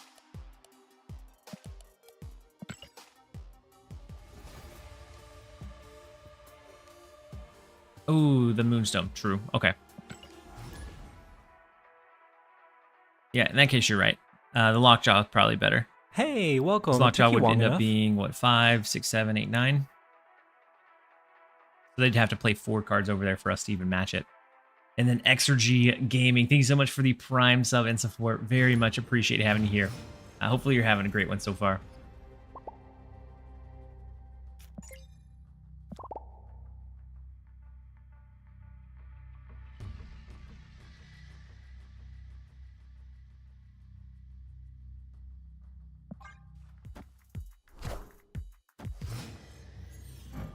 All right, so an Arsham deck from Dabavu. You also lose the super flow. Absolutely okay with. Is it ever like Punisher, Moonstone into like a Coulson Victoria hand?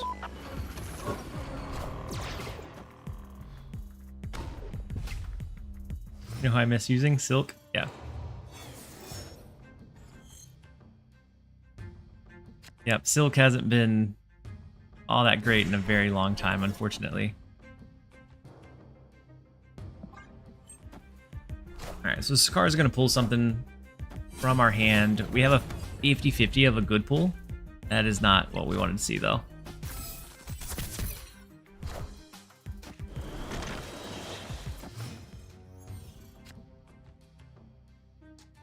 Mr. Fantastic, so you could always slap the Onslaught there.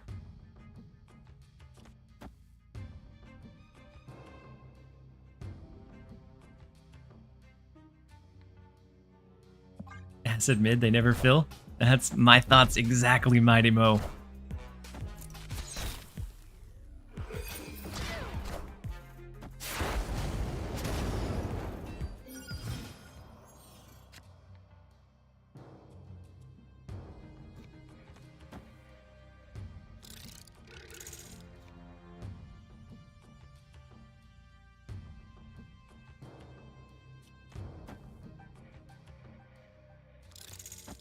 Do we ever fill this left lane?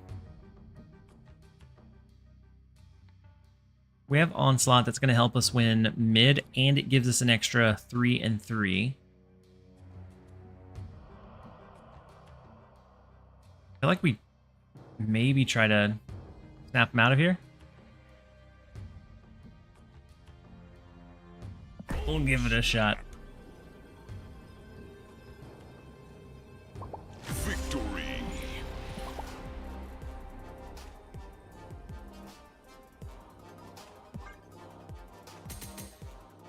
We'll take the one where we can.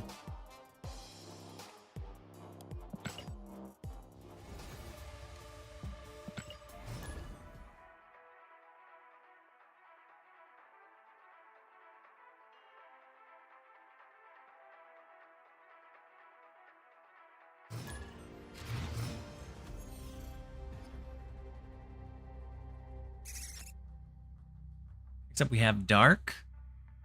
Let's see. We have the Ant-Man, Booster Fantastic to go mid. We have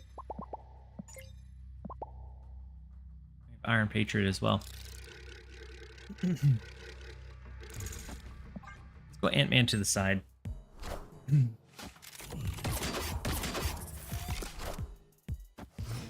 Was Silk genuinely good or just usable?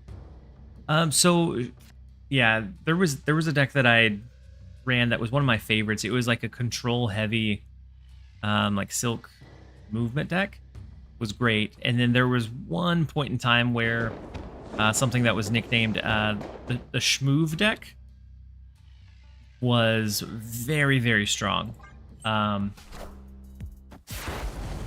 Very, very strong with Silk in particular. I think speed is a lot of times or oftentimes bigger than Punisher. Just Punisher's a lot more accessible. Oh. Second big Onslaught. We could do Onslaught into Onslaught. Could be crazy Mooster Fantastic value for us. But for now, let's go Mooster Fantastic. We'll get an extra 3 over here. And hope that the 7 is enough. Is. Keep Onslaught. Love to see it.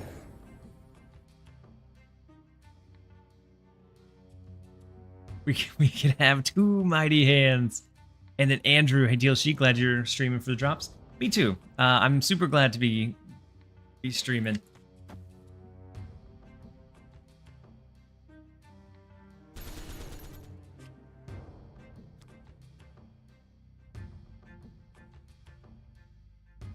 Do we want to do like a +8 on like an Onslaught?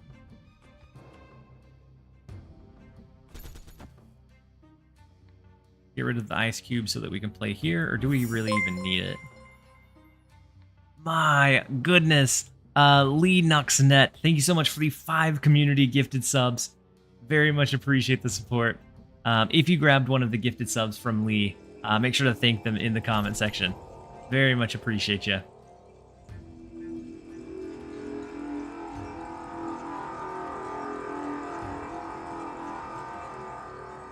Ooh, if you play Victoria Hand before the Onslaught, yeah, I think it would go +10.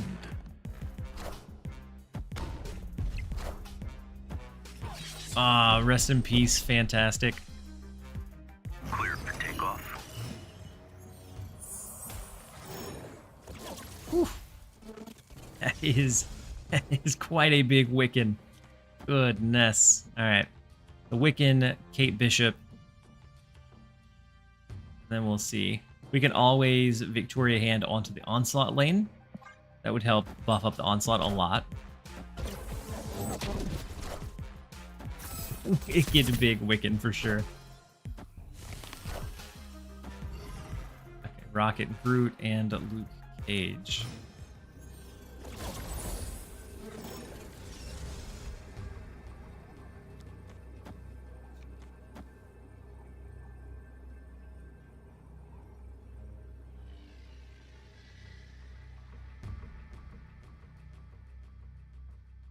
We could also go Moonstone here. That would allow us to do the grapple arrow, but I think Onslaught left makes Ant-Man and Punisher crazy strong. Victoria Hand to the right. helps buff up our Onslaught. Not much else in this one, but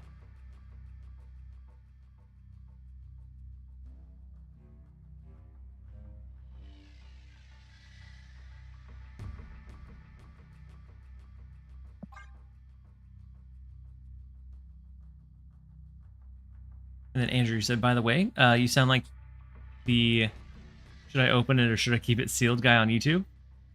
Are you talking about the Pokemon Pocket, or not the Pokemon Pocket, the Pokemon booster packs? If so, I've watched a fair share of those. Seems like a super obscure pool, but I've watched a good amount of those with the Diglett thumbs. My mighty hand.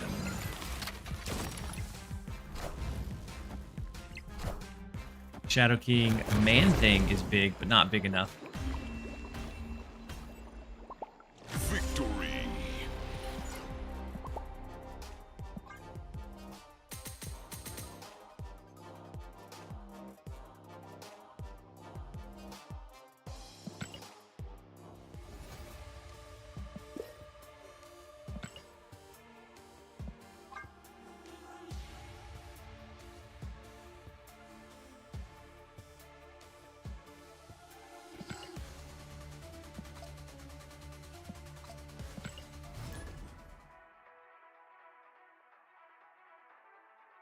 Luke Cage is probably the best MK pool. I've read that a couple of times and I didn't mention it. I'm not sure what MK means in that one. Or I'm not sure what MK is short for there. They could not foresee the double onslaughts. They never see the onslaughts coming.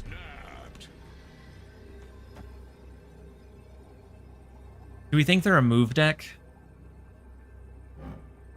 All that they've seen is Ant Maze. Either that or they just have a good starting hand. Malekith. Gotcha. Yeah. Yeah, Luke Cage is huge as a Malekith pool. No, it's a Deadpool deck. I was looking at MK and the only thing that I could think that was coming to my mind was Moon Knight, and I knew that that was not correct.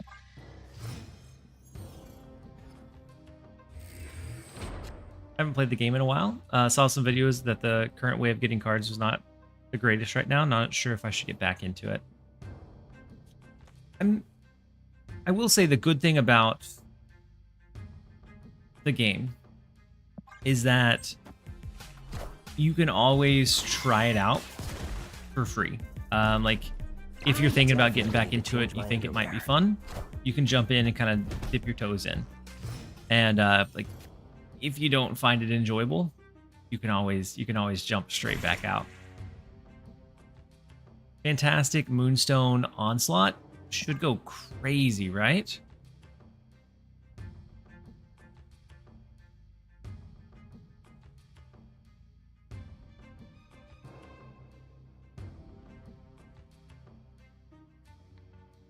Mortal Kombat is the only use of MK. Sorry, folks. Mortal Kombat is another good one for MK.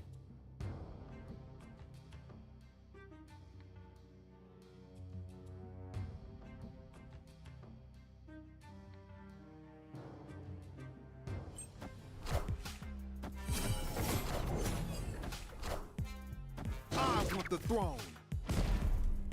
What a game! Did it increase odds for pulling S3 from reserves? Yep. Yep. I think that's a very interesting change from their end.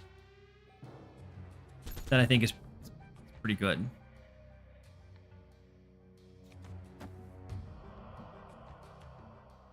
Will I be able to win the right lane off of Mr. Fantastic Moonstone Onslaught? I feel like we prioritize Punisher in Fisk Tower because we're gonna throw the Onslaught. Won't.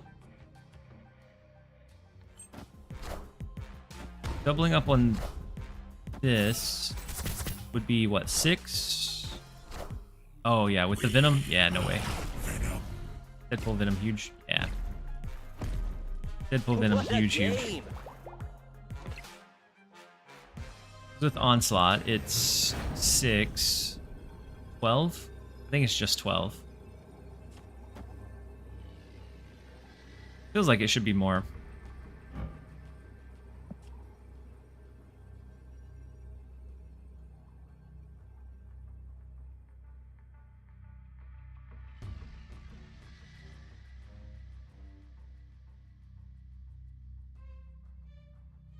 A lot of late death strikes running at the moment. Yeah, I've noticed that as well. We're gonna jump out of that one. Escaped. It was a big Deadpool.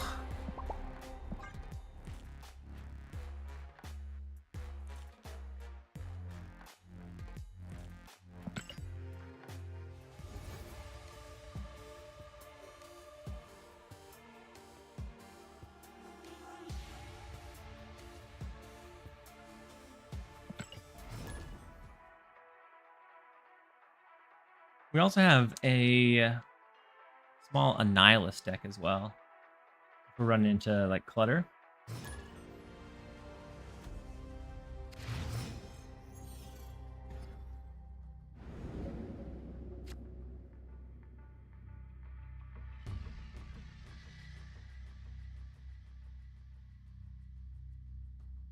Or even a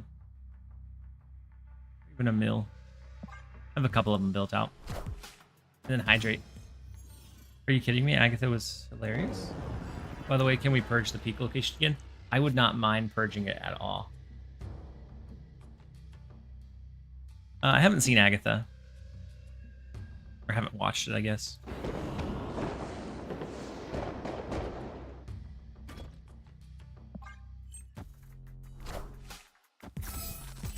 Haven't seen anyone cook with the new Sentry buff yet. Yeah, I feel like he's just a decent value card now. Opponent snap. But I don't think it's like all in like it used to be.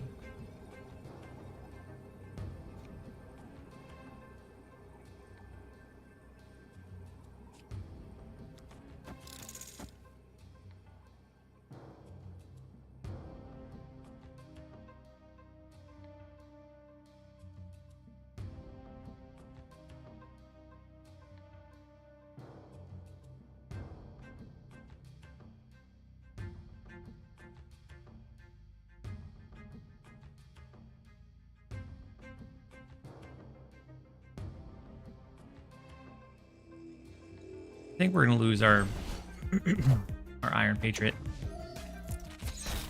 Big acid arrow. Yeah, I think that's probably gonna do it for us in Baxter Building, unfortunately.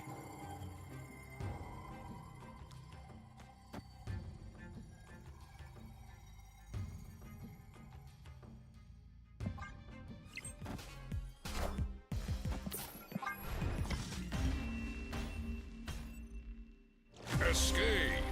Sentry with Cersei. Yeah. Sentry with Cersei or Sentry Annihilus. I think both have some merit. But I even a while ago, I didn't really care for the Annihilus stuff. I think we needed to get on a. I think we need to get back on the winning side of some things. So there is a Wiccan deck that I think is kind of silly strong.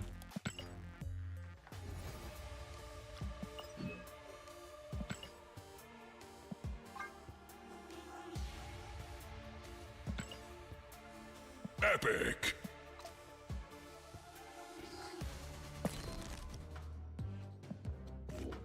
I like the idea of this one.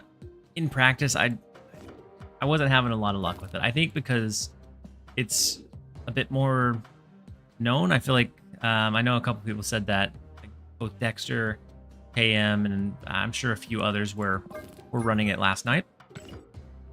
And so I feel like maybe its surprise factor has gone. But as far as the Wiccan deck, that's been very, very strong, very, very consistent. It actually runs the Enchantress, which I haven't seen anyone run in, gosh, months. Wiccan is strong and easy to pilot. I agree. How's the deck, TLSG? So that one I didn't... it has decent stats, but I ended up going just a little bit negative with it. There was one that ran like a Frigga instead. I can't wait to finally get Cersei. Cersei is one of those that she's never like crazy strong, but she's usually pretty good. And so she's usually worth picking up if you're looking for some kind of like slightly fun. She's very RNG heavy, so you never know exactly what you're gonna get out of her. But I think that's one of her charms. So if we do Gladiator here, we probably give them the Raft card. I'm sure they play one. Enchantress is just so awkward cost-power ratio. Yeah, but I feel like with the extra that we have, like the extra energy that we'll have with like Wiccan, I feel like we can make up for it. Acid Arrow? No, just a Mirage Hydra Bob.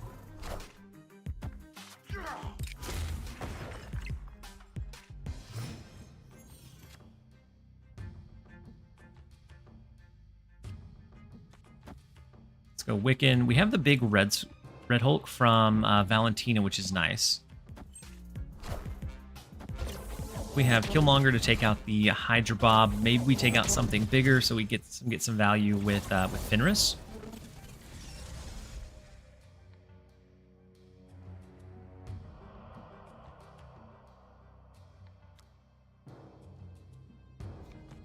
Fenris, Red Hulk. Since we don't have priority, I'm not sure that the Rocket does us a lot of good. Like, we could do Rocket, Patriot, and that kind of limits our last turn. So I think we go Fenris mid, we'll go Red Hulk, and we have the Killmonger queued up. Bob deserved the nerf. I agree. I think Bob very much deserved the nerf. Even at 1-4, he's decent. Like, he's not bad by any means at 1-4.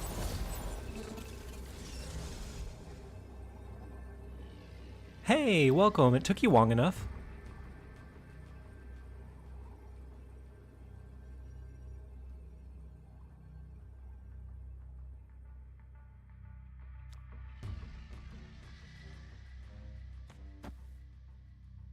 We have Prio now.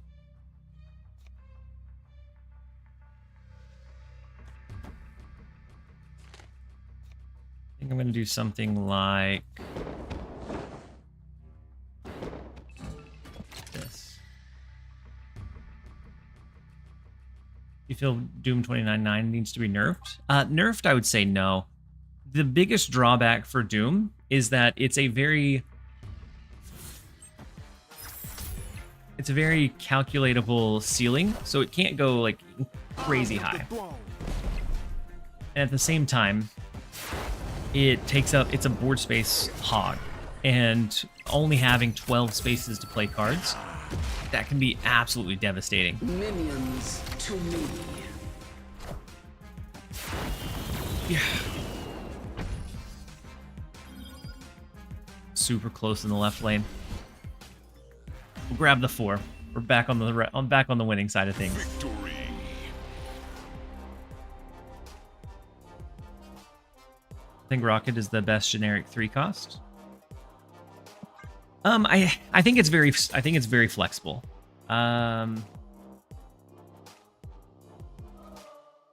Because of that movement and just the pressure that it provides, I like Rocket and Groot a lot. With Luke Cage being super common, it's not quite as good as it would be if he wasn't Legendary. played as much. But I agree. I like Rocket and Groot quite a bit. He doesn't like break any decks wide open, but he can fit into so many different decks very, very well. Red Guardian is my 3-cost king. I like Red Guardian from time to time, especially if I'm seeing a lot of discard. Just destroys, absolutely destroys Dracula stuff.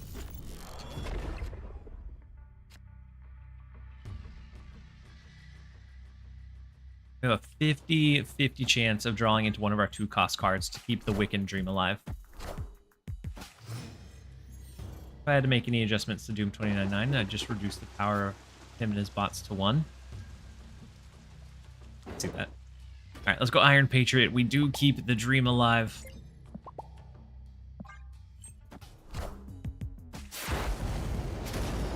Yeah, US Agent is good, but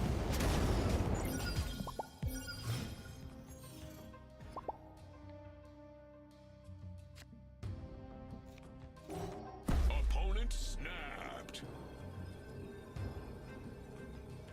if they play 2 cards, our Gladiator is going to give them the free Raft resource. We do we do have Ultron from Iron. Oh my gosh. We're playing the exact same cards, the exact same deck. My goodness. TLSG doing nothing but mirrors today. Yeah, we switched decks and it's nothing but the exact same. It's wild. Like we can't play anything without them being able to copy it. Do we want to? No, we can't. Can we?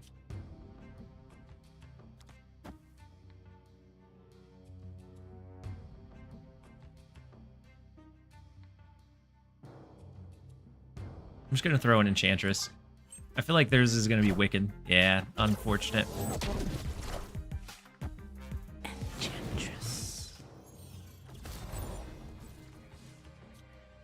Rocket and Groot is good though. Then we're not locking ourselves in here. We don't have to necessarily rely on the Ultron either. So that opens up our play to like an Alioth plus Thanos. Big. Ooh, big Shang-Chi.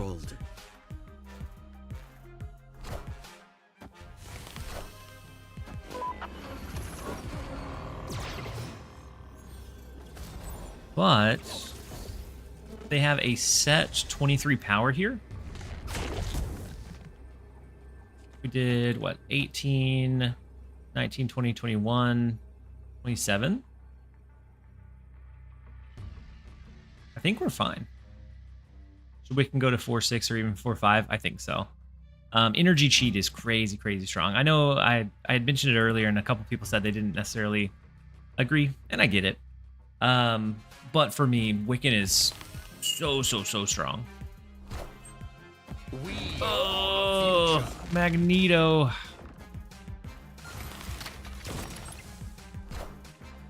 Knowledge is power.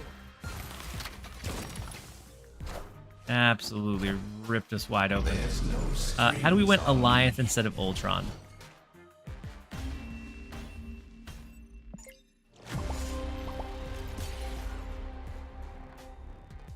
Valentina Ultron for maximum mirror matching.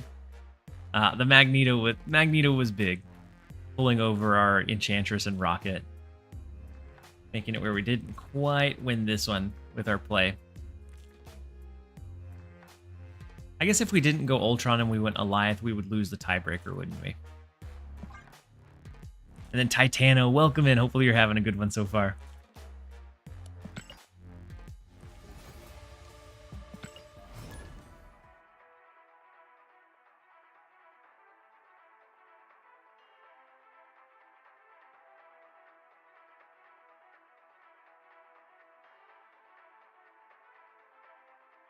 Why didn't they Fenris? I don't know. I don't know. They could have done that instead of the Spectrum, right? And they would have gotten the 10 power Gladiator. We have Wiccan. We just need to find a 2 cost and we're in the clear.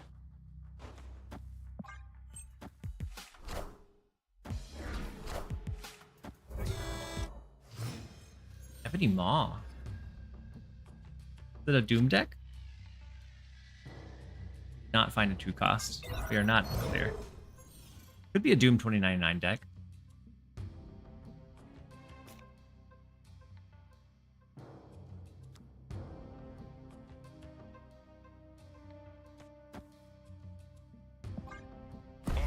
And if so, Enchantress is usually pretty good against that. Could be Hela.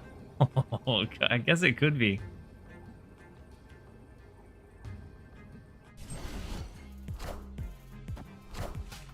Their copycat hit. Ooh, our Shang-Chi.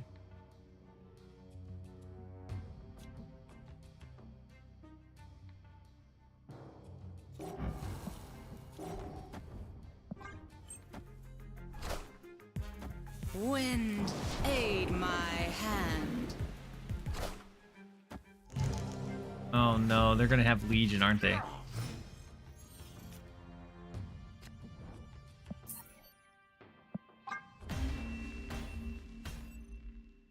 Escaped.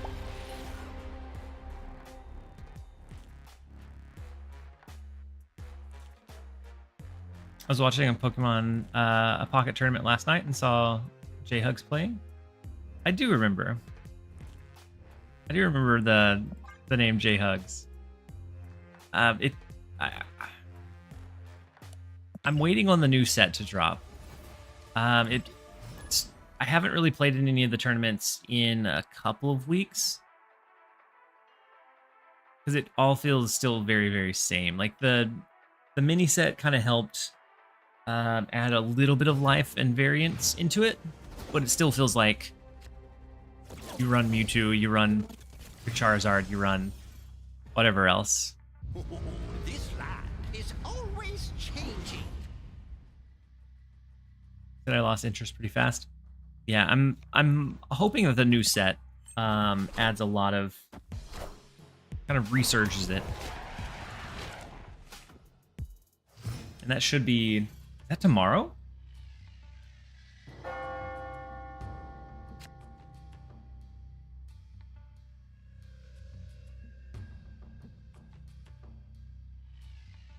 See if they posted anything on X.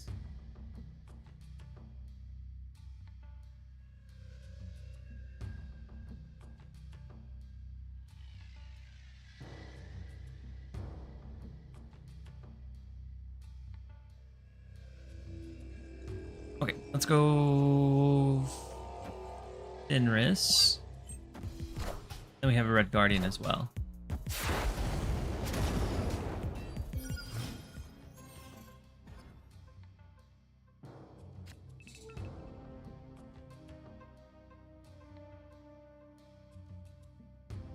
I mean, there's no ranked system. Yeah, but there's tournament play, which I think kind of helps, at least for me, alleviate that a little bit.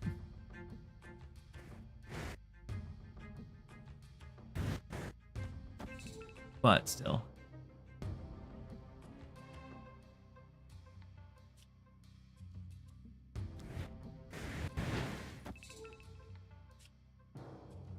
I'm going to go Red Guardian to the left because Sakar is going to pull one of our cards into the right lane. I don't want it to be too full. Like, I think they're going to win Sakar regardless.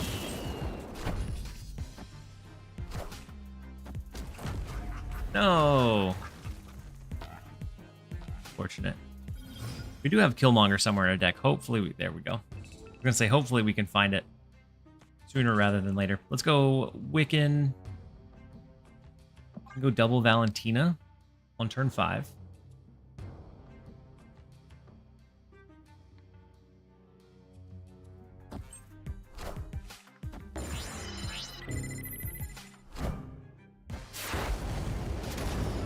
Machine from Iron Patriot, another.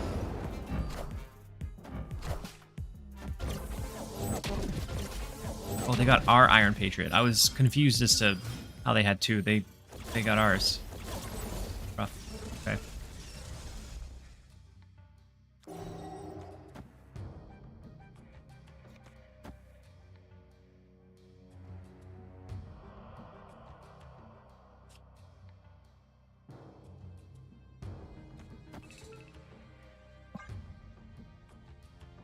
Let's do double Gladiator, double Valentina, single Killmonger to take out the -5 Hood, plus the Demon, which is going to be at least decent for us. And we can appear in the token shop. Also, you forgot to put your Twitch link in the YouTube stream description. Ooh, right up my alley. Did I? Thought I carried him over, but I'll make sure to add it on the next one. Right up my alley. In Wiccan, yeah. I want Tuna Nihilus. Yeah, I like Tuna Nihilus. He like the artwork of this, I enjoy a lot. I want the throne. But yeah, Wiccan can appear in the shop.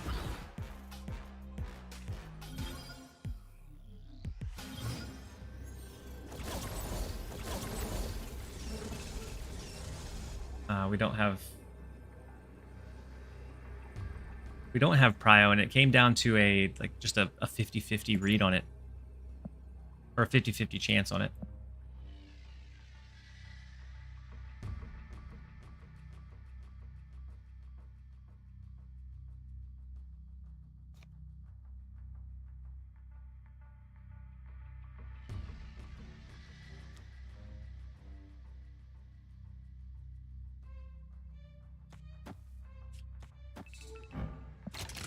Not sure we win this one.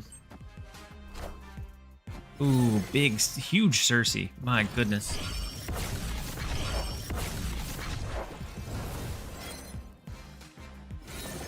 There's no strings on me. There's no strings on me. Wait. Hold on. Cersei cooked for us. Cersei absolutely cooked. Goodness.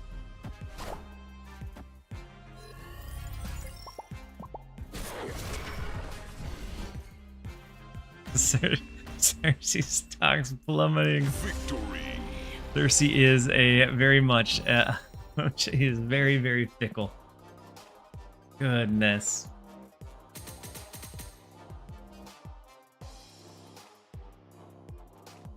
And then, Soupside said, just asking, why would you leave your accounting job when you can stream and do your daytime job at the same time? They made us return to the office. They made us return to the office, so I couldn't do both at the same time. It was either I stream very, very little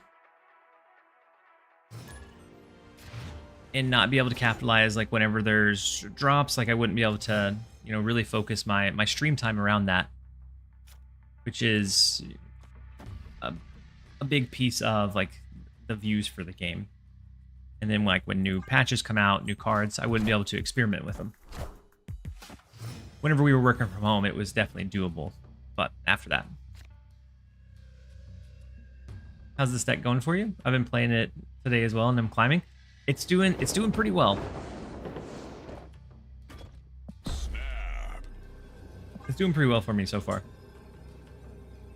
If you're happier streaming, it's plus. Yeah, definitely much happier.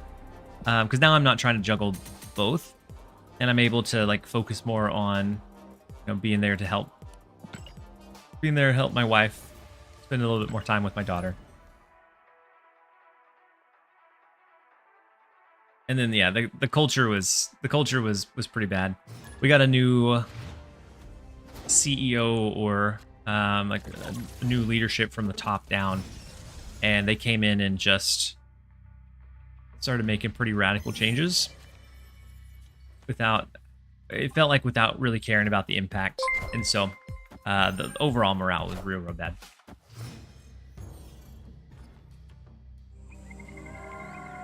Narco said, if it makes you feel any better, I'm 100% remote and my job just plain sucks. I'm sorry about that.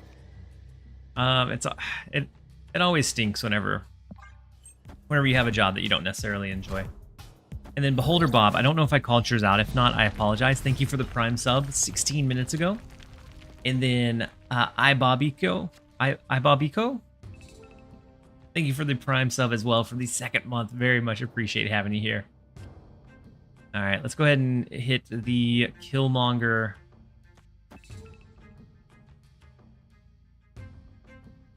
Opponent snapped. Then we have Wiccan to lean into. Alioth on our last turn could be really, really big. We have to look out for them having some really big cards in Onslaught Citadel Hey, as well. welcome. It took you long enough. We have Shang-Chi that can deal with it. We have Enchantress, and we have Alioth, depending on how they set it up. So we have a lot of answers to what their deck is wanting to do.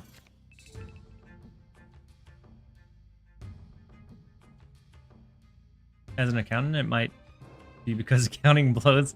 Yeah, I wasn't an accountant. I was in data analytics, and it was a highly varying role. We lost several team members, which just ended up making it more workload on the few that were remaining. When we lost them because of the call to return to office. We don't have prio here.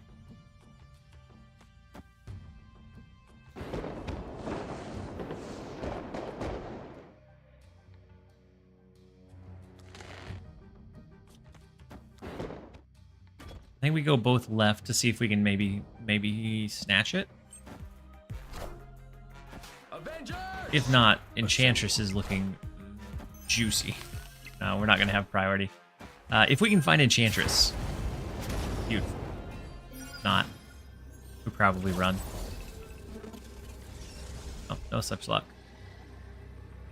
Because the Moonstone ends up making mid 6.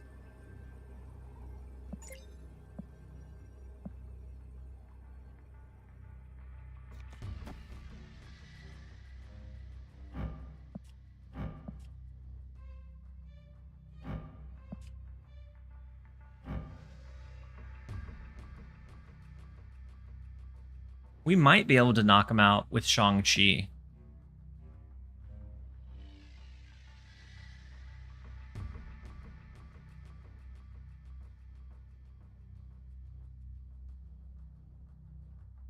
Then it'd be what, like Hellcow, Fenris? I hope it's Onslaught or Moonstone.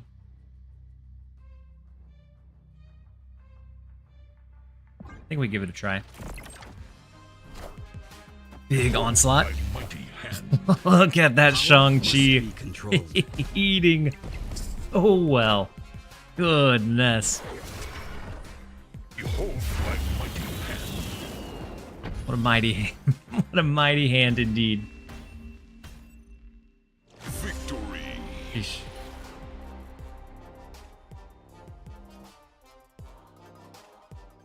KM is for move bounce. KM is for a little bit move bounce. Primarily, I've been seeing a lot of junk and clutter. Opponent's phone is across the room now. It very well might be. Very well might be. My company has been making a renewed push for return to office. I'm out there searching as well. Yeah. Yeah, Pharaoh. Especially after you get accustomed to it. It was like 3-4 years. And then it was like, by the end of the month, everybody is returning to the office. And if not, you're out of a job. And so it put a really stressful stipulation on an already stressful situation. And then just morale kind of went down from there. Power was certainly controlled there. It was for sure. And then posture check. I appreciate you. And then I don't know if I called it out earlier, but Andrew, I got your hydrate and I took a drink, but I don't know if I called you out. So I'll take a second one for you. Which is crazy stupid. So much talent will go out the door. Yeah, I mean, for some roles, I get it. Some roles, I feel like, definitely benefit from being in person. Even after we returned back to the office, because of the type of work that I was doing, it's numbers and spreadsheets and data. And so even the people on my team that I was jumping into meetings with, I was still jumping into a team or Zoom's call so that I could share my screen and I could like walk it through. And so like we were just adjacently on meetings together instead of at home.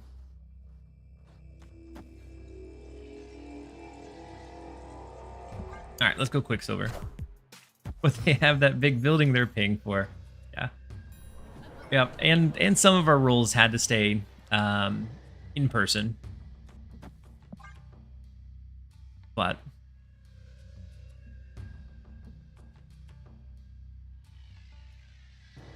nothing like being in digital calls with people sitting mere feet from you. Yep. Yep, and so then it created like even more issues. Like then there was the background noise of like the echoes, and so one person would have to mute and then they would try and talk and you couldn't hear them. It was a learning curve for sure, and I'm sure we could have gotten through it.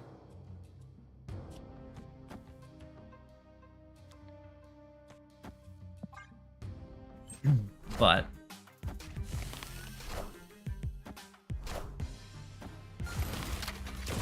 much happier now. My purpose of being in office 3 to 5 days a week is to open the door for people who don't notice the doorbell.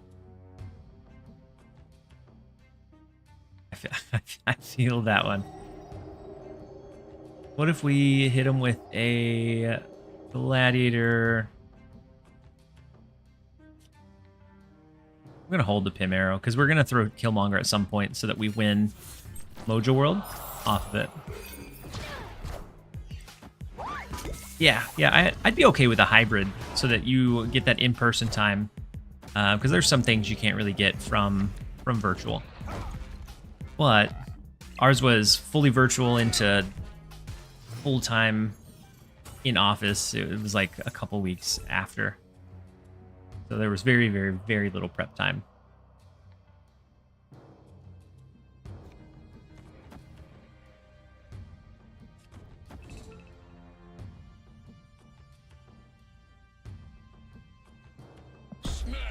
Hey, welcome. It took you long enough.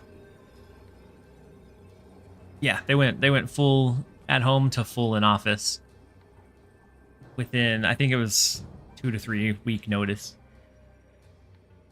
And then Gatharax, thank you so much for the Prime sub and support. Very much appreciate you.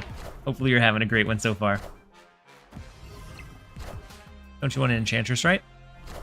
We can. I guess we probably should have, yeah. Or left. Yeah, left. Left definitely would have been the call. Oh no. Since the acid arrow landed, Killmonger doesn't guarantee we win this left lane.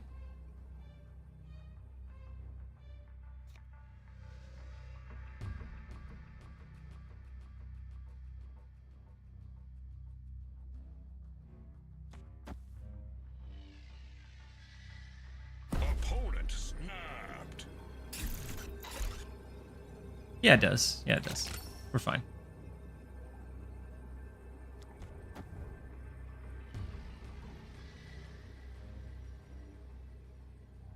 As long as I don't go super big into mid, you'll be okay.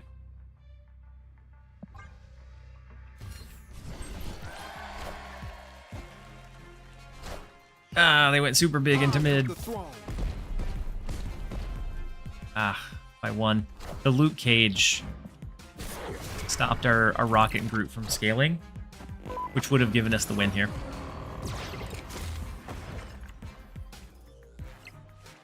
Wait, hold on. Hydra Bob coming in clutch. Victory. Okay. Whew.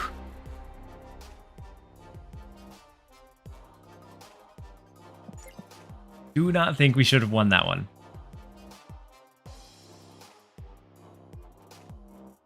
Their Boomer Snap killed him? The Boomer Snap did do it, didn't it?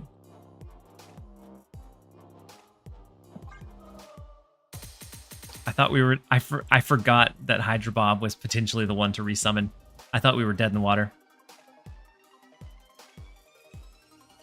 What deck is that? It looks like a Wiccan deck that runs the Galacta. I think I probably have it pulled up. I think it's a fairly common... maybe not. Looks like a pretty standard Wiccan deck to me. That runs... I mean, US Agent is a little bit standoutish, I guess. Yeah. Bob proving he still has it. He still has it. And then Karn, I hope stream is going good. I have my great pals Way and EJ watching with me. Welcome in, you guys.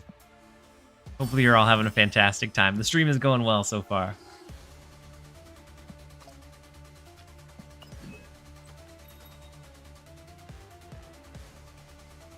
Black Cat bundle just in time for Hela to be buffed.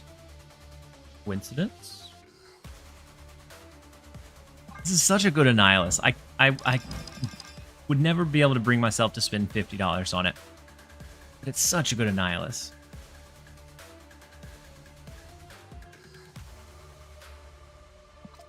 sorry to say this, but I think I can watch this for longer. Thank you so much, Calibrex. I don't really have anything, nothing new popping up in the shop. But I will grab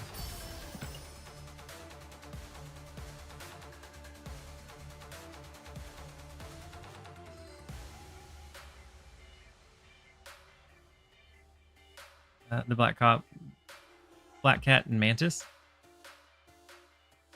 I mean, the Mantis looks good, but they killed her card. On some of the over the airs, I wish we would have like a card that just is not played, be able to somehow come back into relevancy. So Mantis, Adam Warlock. We have so many that haven't been able to be played in so long. I'm trying not to spend money. Yeah. Yep, I'm not buying any bundles at the moment, just the season pass. I'm thinking about getting the gold pass again just to make sure that I can keep up on card acquisition. But like there was a couple of weeks where I didn't even do the weekend missions. Moonstone, Iron Patriot. Oh, perfect. Ongoing cards.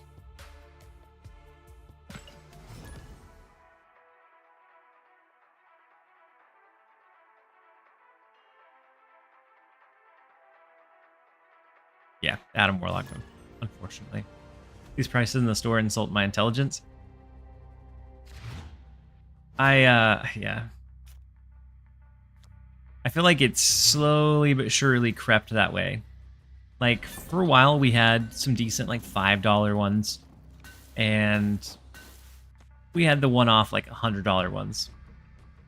But I feel like more and more now we're seeing a good mixture of price points, but we're seeing a lot of bundles be released. No Moonstone? I was running Moonstone earlier, Alchemist, and I ended up... wasn't doing great with the deck. I ended up going 11 and 12. It was pretty rough. And so then we switched to this. We're 5 and 2 right now, so 71% win rate. It's just I was running into a lot of mirrors, a lot of what felt like pretty heavy decks that were kind of tuned to be able to beat the deck that I was running. And so I pivoted.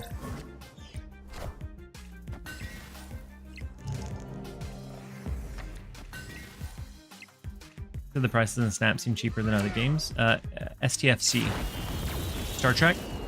Right? Fleet Commander? Yeah. I know that Star Trek, a lot of their stuff is pretty pricey.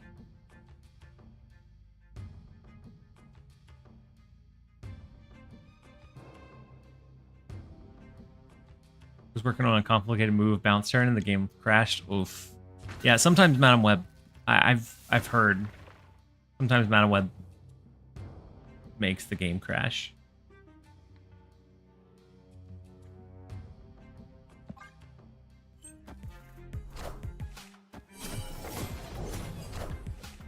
Big Moonstone. If we eventually find our Enchantress, then it's huge. Sometimes Shang-Chi can get us out of a tricky situation here as well.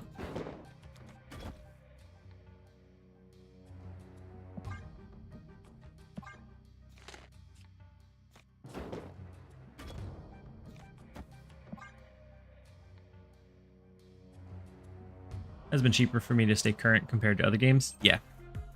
Yeah, especially other like gacha style games.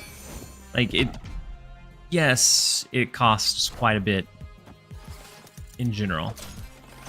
But I've been able to do the Gold Pass, Season Pass, and stay pretty much caught up with 4 new cards each month.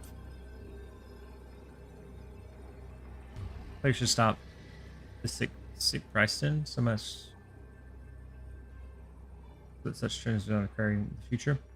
I mean, if we don't buy the stuff, they wouldn't keep making it if they wouldn't keep putting them out if it wasn't making them money, I imagine.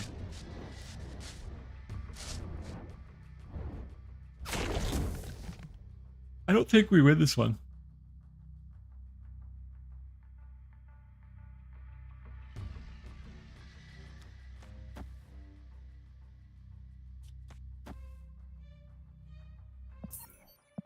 We'll give him the one. Escaped. In Hearthstone, you can craft any deck within 3 days if you dust for it. Yeah, that's one of the things that I've liked about Hearthstone is like when an expansion comes out, I'll buy like the $50 pack, and I'll craft a good amount of decks off of that, and then I typically play it for about a month, and then I'll quit and play something else, and then I can come back to it later. And those cards that I've rotated out, that I've had before, I can now dust and then make new decks out of that dust. This land can never be fully known. Hearthstone is not a gacha though. Yeah, that's true. Like it's easy to draw the parallels between that and Snap because they're both card games.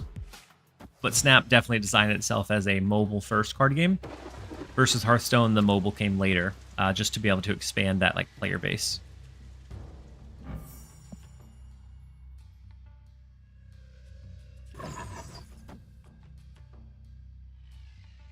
If I put Madam Web and Moonstone on the same location, can I move 2 cards? No, no, Monkey Kong, you shouldn't be able to.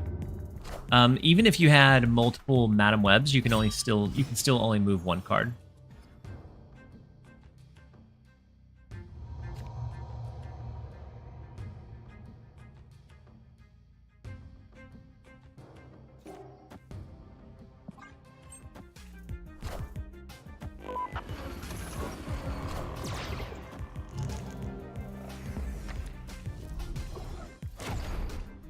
Ooh, perfect.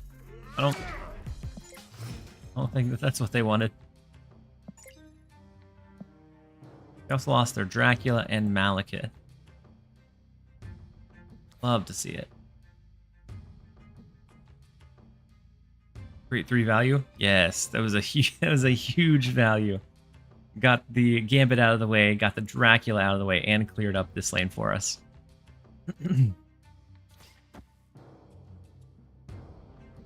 We can always Wiccan and hit it with a Grandmaster.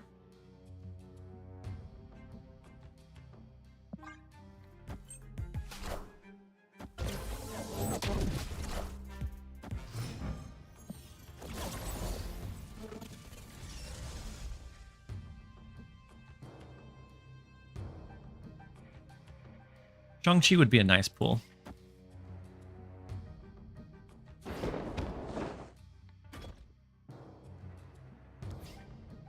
Do we ever fill this lane to get the free raft resource? No, probably not.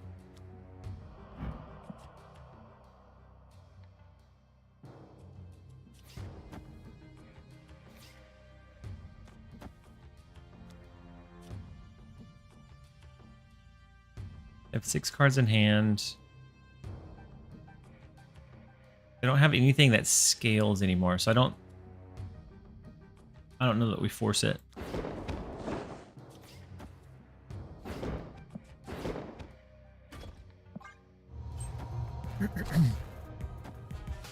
You won't need this anymore.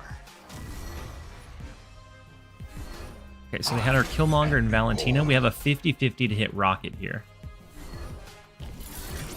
Should only have 2 cards left in deck, yeah.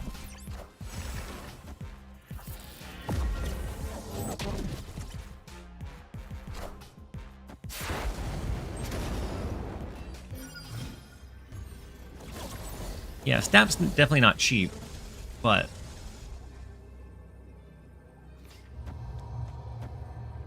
Oh, snap.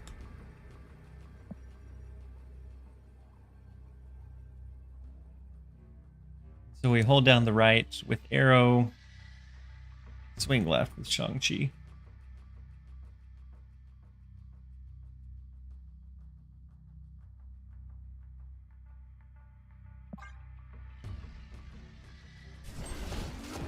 Been saving my gold for the upcoming Anti-Venom bundle, but the game knows how to target me. Saw 2 of those Power must be controlled. Vincenzo Riccardi trippy variants in my shop today. Oh, Pharaoh, they got you, didn't they? They absolutely got you. Victory. I'm saving up my gold to be able to buy those, like the anti-venom, and there was another decent one. I want to say it was like maybe a Nimrod bundle that was also set to come out.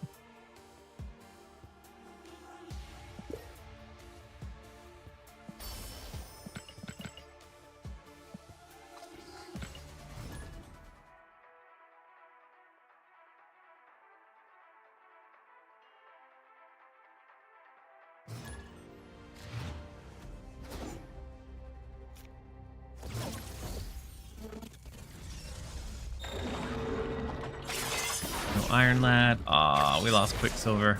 Rough. Alright, so Wiccan is not a possibility. And I think they snapped because we're not able to do our Wiccan, which isn't always a game breaker. Oh. They're running a Hella deck.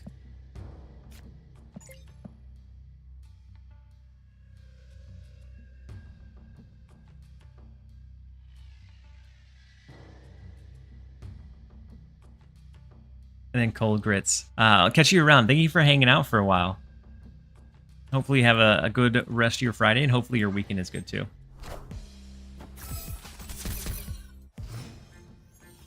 The problem with move bounce is that you get a lot of 2-cube games. Yeah.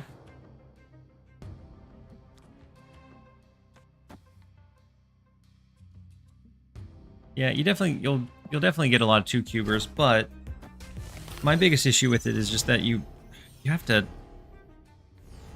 think through so many variations and so many different play lines that it's just not fun to play for an extended period of time. I generally only spend gold on Taco Tuesdays, but the new Scorn got me. Woof.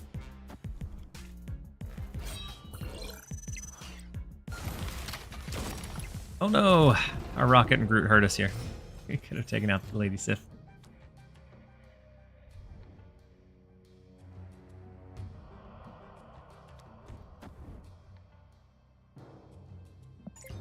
Alright, so they've discarded plenty. If we can keep priority, then we could try to snipe their Hela with Eliath.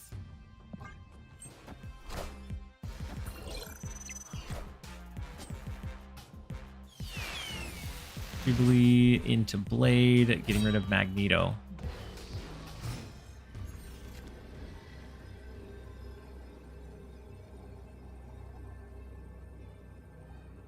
Rocket and Groot friendly fire, yeah.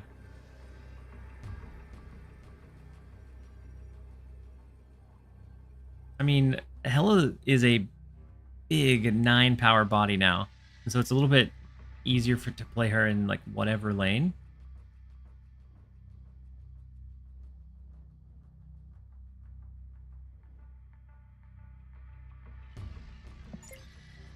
Their discard list. 2 4s, a 6, and an 8. Okay. If I was gonna play Hela, where would I do it? Mid seems easiest, but they may play it right to get the most value from it.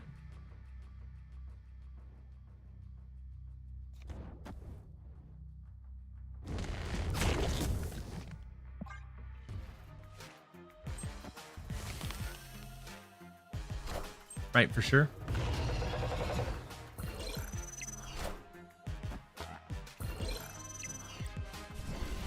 Because otherwise, when they resummon, it's kind of a waste in Shuri's lab. Victory. Oof. We'll take the 4. They had us the rest of the way. Another phone across the room. We're making some phones fly today.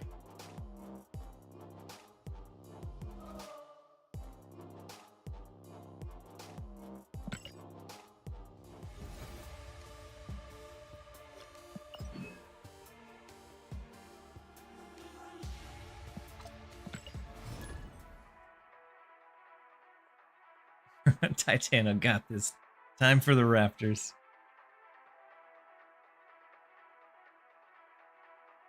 We'll have a bad game soon, I'm sure.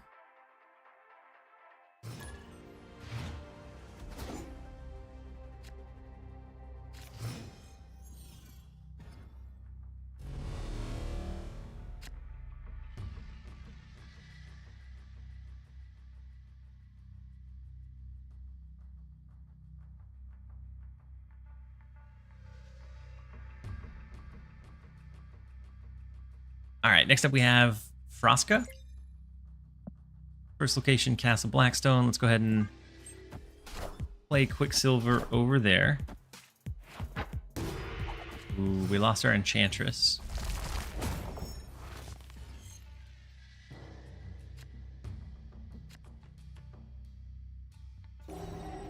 Gladiator's not as great because of Valley of the Hand. So whatever we kill will come back. Still think I'm going to play it, and then we'll do Iron Patriot next turn. I am Iron Man. We don't have our Enchantress. So we know that their Iron Man is going to go here.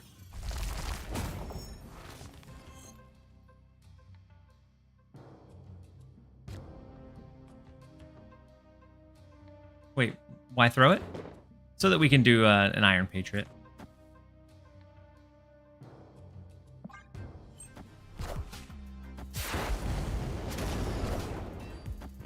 Honestly, I don't know how anyone gets 6 hours watch time for the drops without putting it in the background or while asleep. I mean, some people enjoy it. Some people enjoy it. Sometimes streams aren't everyone's thing, and if so, yeah, throw it in the background, absolutely. Odin left is super spicy.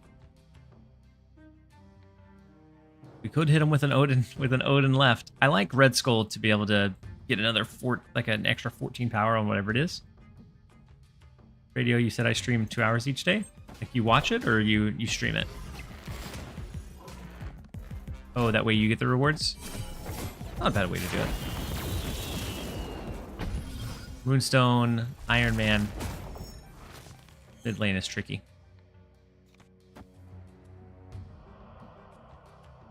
Big Rocket Groot.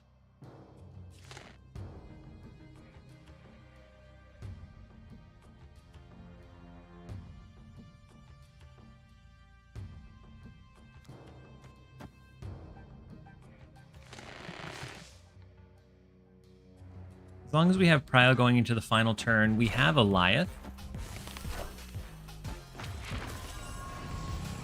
Double Moonstone's not huge. Avengers! Assemble. Okay, they definitely have mid because Iron Man's gonna pop back up. I am Iron Man.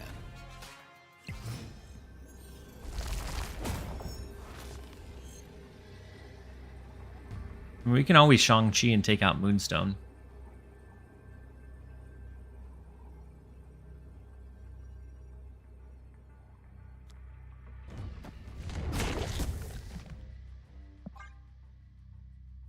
Big tree. It's a very big tree. How do they win? I don't know. I don't think they can. Maybe a Gore?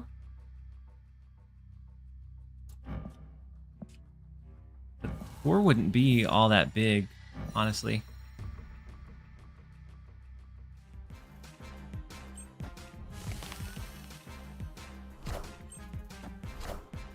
Behold my mighty hand. What a wild play. Victory. Tribunal? No, Tribunal wouldn't be big enough because it's only 56. So then you would divide that out. It wouldn't be big.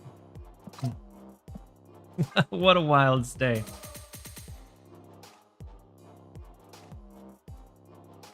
Take it. We switch over to this one, and this one is absolutely shredding for us. High copium level. All-time high levels of copium. Epic. Man, a lot of purples today.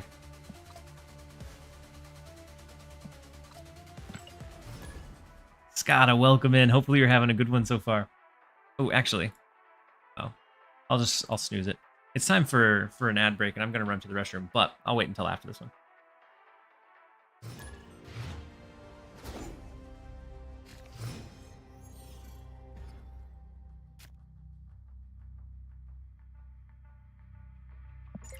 Next up, we have Jalen, the first location Hellfire Club. We're just gonna throw Quicksilver out into one of the lanes.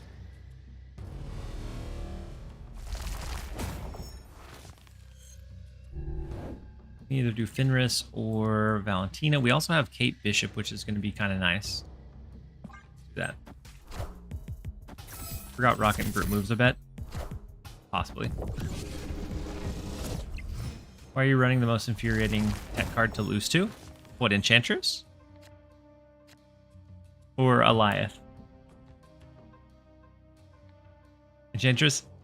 There has been so much Victoria hand. And so much Moonstone that I feel like Enchantress actually has a decent spot right now. She hasn't in a while, but I feel like right now, especially, she has a pretty good spot.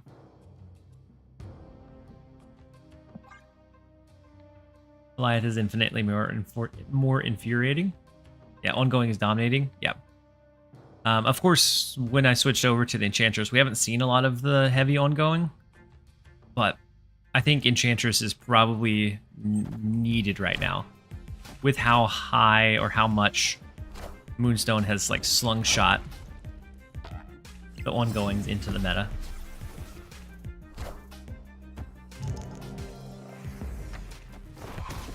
Oh, well. Help him out with the hood.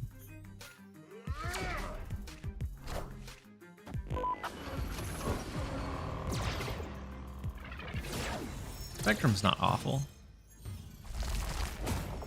I'm not sure how we're going to be able to overpower this lane, though.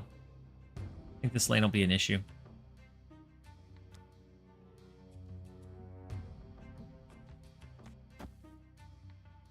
Wait.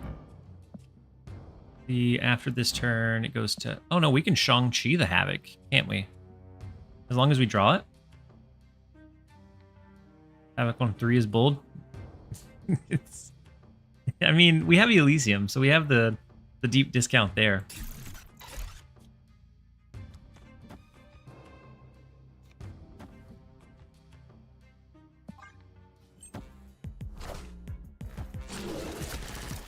Yeah, we just need to find Shang-Chi.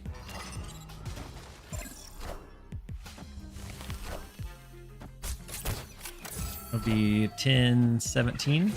Well, Shang-Chi doesn't win it for us now.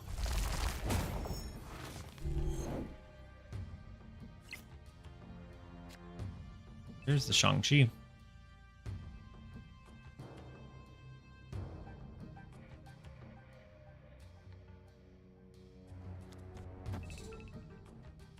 Mid is lost? Yeah, mid's lost. But we can win right with the Havoc revive. Or Shadow King. Maybe we need to add Shadow King back in.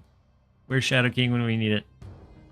We can do the Eliath this turn. It's not going to hit anything, but it's going to keep our base Scarrow scaling. Fenris next turn can revive the Havoc. We have Pim plus Spectrum left to fight for here and then fight for here. Tempo Eliath? Yeah. Yeah, we're going to tempo the Eliath.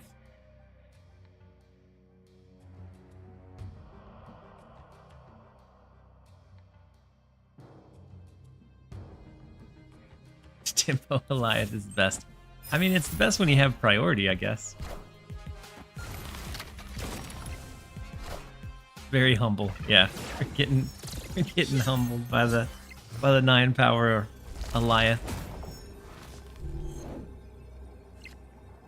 My favorite TLSG play is Gladiator into the US Agent lane.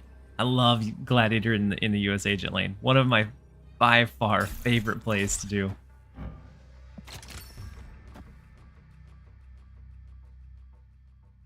Let's do this.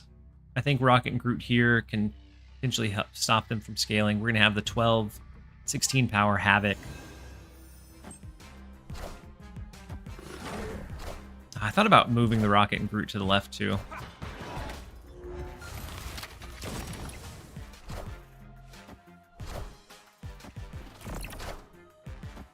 Power must be But controlled. we did need it.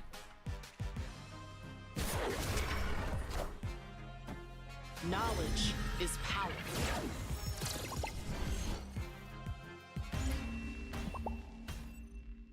Victory. Ooh, Bullet Rain. Thanks to your Iron Patriot Wiccan deck with Galacta and Gwynpool, I hit Infinite. Huge Bullet Rain. That one is such a good one. Wiccan is so strong. And like, not just in one build, but just like any of the ways that you build him.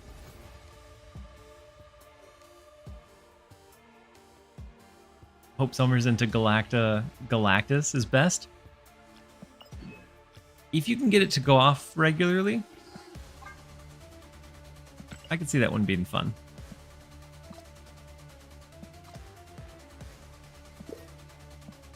All right. I missed the trigger on the ads. They started running, but it's only 1 minute. So actually, I'll wait until next time to run to the restroom. I think there was a compensation key, if I'm not mistaken. No? Do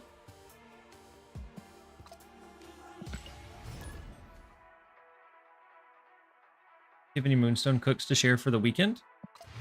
So I ran one earlier that did decently, or it had decent stats. It didn't do decently for me. But let's...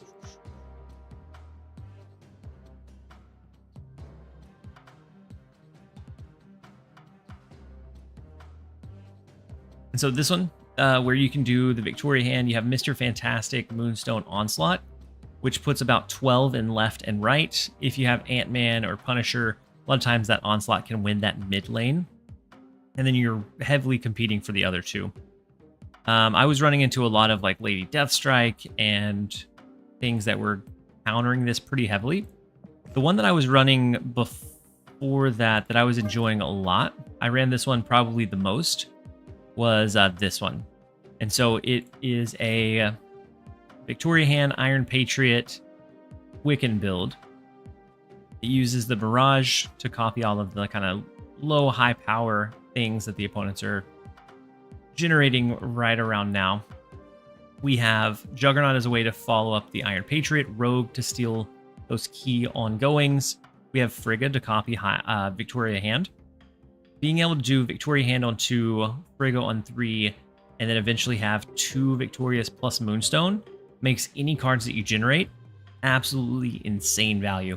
And then the speed is just a good like backup for the Moonstone if you don't get Victoria Hand down. I was running this one a couple of days ago. I don't know how it fares now, but this one was my favorite iteration by far.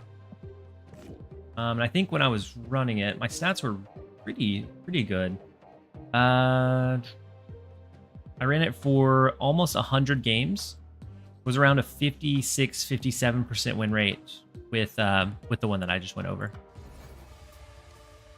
Ah. Escaped. Got me. And then Cap and welcome in. Hopefully you're having a great Friday. Hopefully your week has went well. And then Yampeku, welcome in. Hopefully you're having a great one too. You think speed is tokenable? I mean, speed, depending on your collection level, speed is fairly flexible, and it always has a pretty decent power output as long as you have a pretty like cohesive value heavy curve. Absolutely, Bullet Rain. What would you advise me to buy between US Agent, Fenrir, Gwynpool, Malekith, and Moonstone?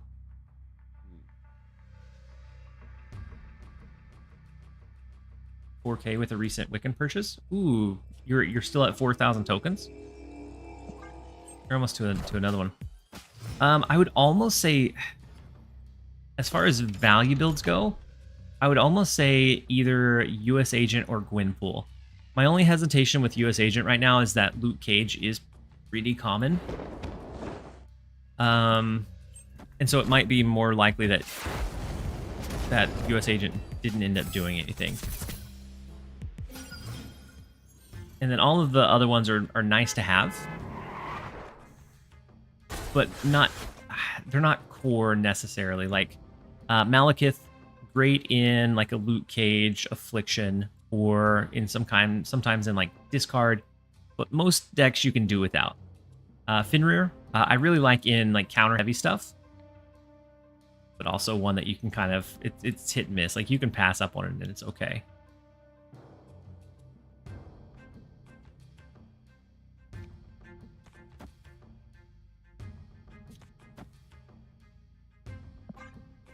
And then Moonstone, I enjoy Moonstone. I think Moonstone over time will just continue to get better and better.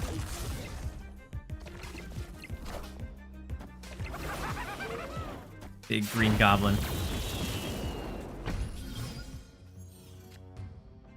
I mean, we can offset it with Valkyrie, set everything to 3 over here. I think Moonstone will get better over time as more like ongoings are released. And I think with that one, even if she's not super meta now, I think there's at least some point in the future that she will find herself as like a meta card. Ooh, they may be running an Annihilus.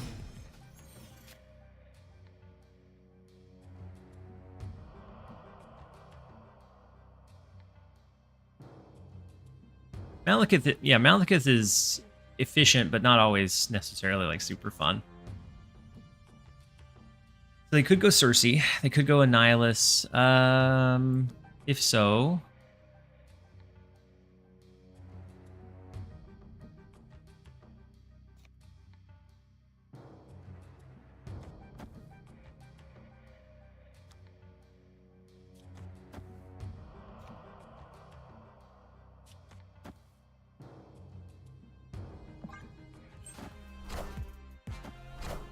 could also just go Viper, I guess.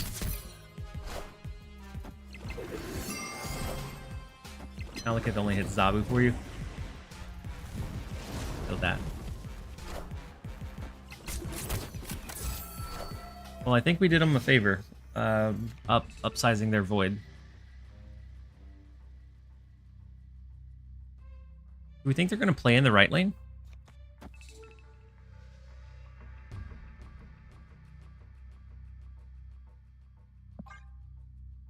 If so, if they're looking to do like maybe a card that sends our way, maybe a card that they play there and then move out later, we might be able to get lucky with an Goliath. Huge.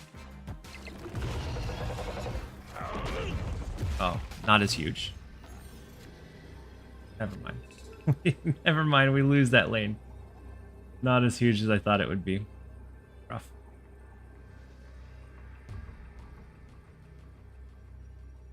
Well, now we lose. Had we not done the Goliath, Shang-Chi, beautiful target here. Fenris resummons it. Good to go.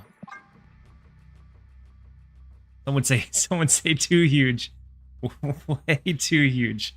It needed to be 8 or less. Wait? You said wait? I don't think we can wait. I think...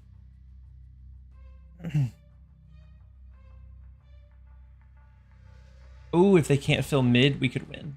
True. They have 5 cards. I don't think we can bring it back because we already hit the retreat button. But you are right. If they can't fill here, we could bump this right lane. I mean, they only have 5 cards, so I think there's a good chance that they wouldn't be able to fill it. They've used both of their arrows. I think we probably could have won that one.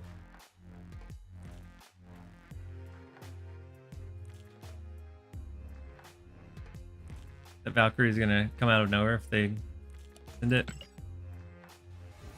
But they didn't end up sending it over.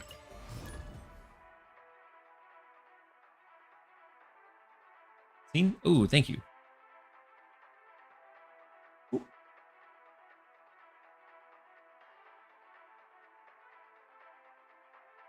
I was thinking Goliath for the next big 6,000 for me.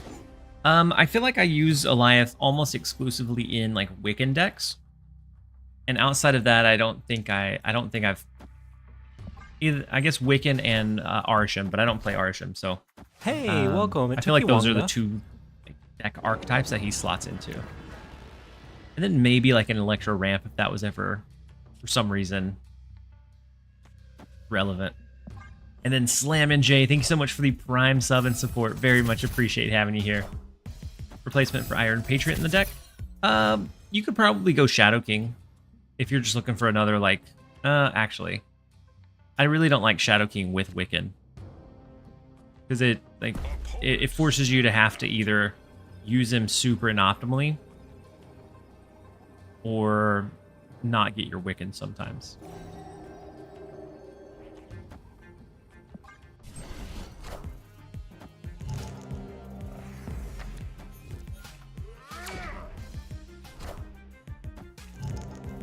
I'm sure there are other twos that would be probably fine in it, but I would keep the curve around the same because you want to try to make sure you can enable your Wiccan as much as possible.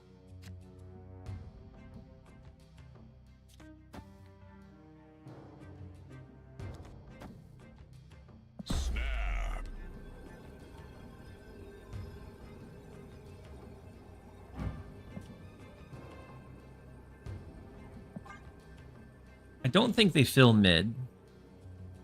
But I think our Acid Arrow should probably win us this game. Because if we win Baxter Building, we win Rickety Bridge.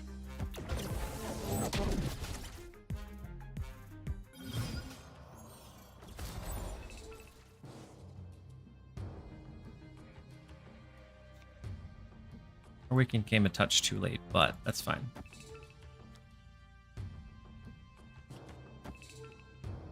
Unless they had a Rogue Annihilus, which would ruin our day. Otherwise, I think we're fine. Or if they could change Rickety Bridge, I guess.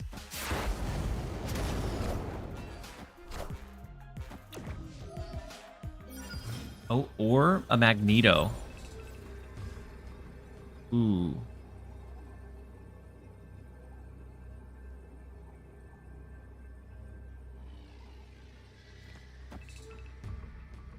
I was gonna do something cheeky like Sentry and whatever.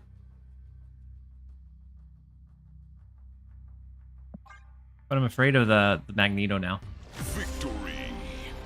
I only miss Groot and US Agent.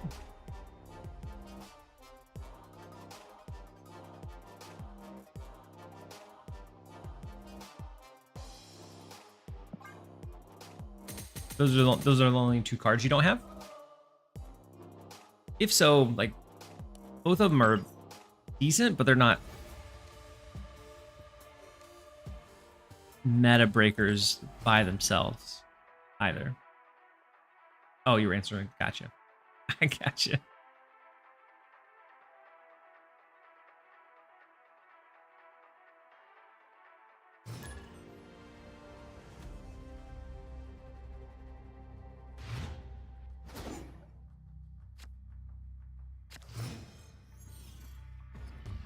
Next up, we have Atlas. First location, Castle Blackstone. We do have Kate Bishop, Rocket, and Groot, which is good to kind of try to compete over here, then we can always move it out later. Jack, Banana Egg, welcome in. Hopefully you're having a great day so far. Get a 1-cost card. We do have Wiccan. I kind of want to snap Bob out of Castle Blackstone. Just in case they have like an Iron Patriot, we're going to force them to play away from the Castle Blackstone lane. Try to give ourselves a better chance to win Castle Blackstone going into 3 so we can get Wiccan down on 3.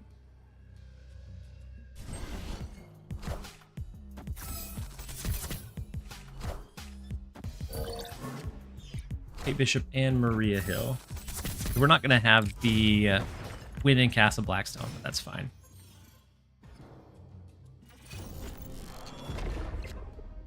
Killmonger eventually would be really, really handy for us. They have quite a few 1-cost cards. They could have an Acid Arrow. They have the acid arrow from Kate Bishop, which we're not fully capped out because of our rocket and brute, which is nice. There's the Killmonger, beautiful.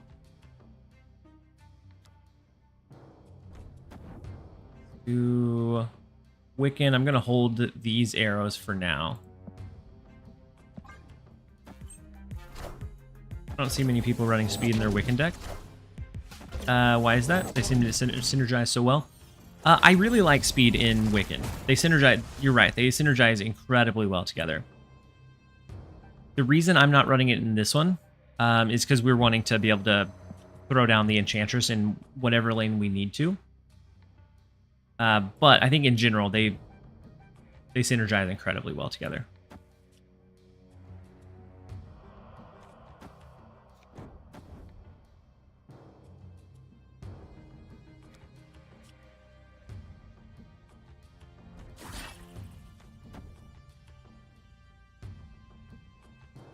I'm one-keyed the Black Swan Spotlight variant, and it looks so bad. It does. Like I have the base form of Black Swan, and I have that variant, and I couldn't bring myself to equip that variant. It was not the best.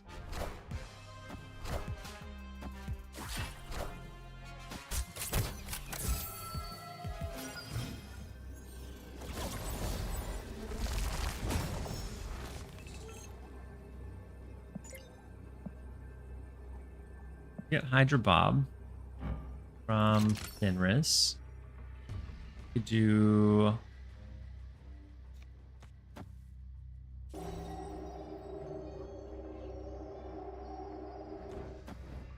an Enchantress Gladiator.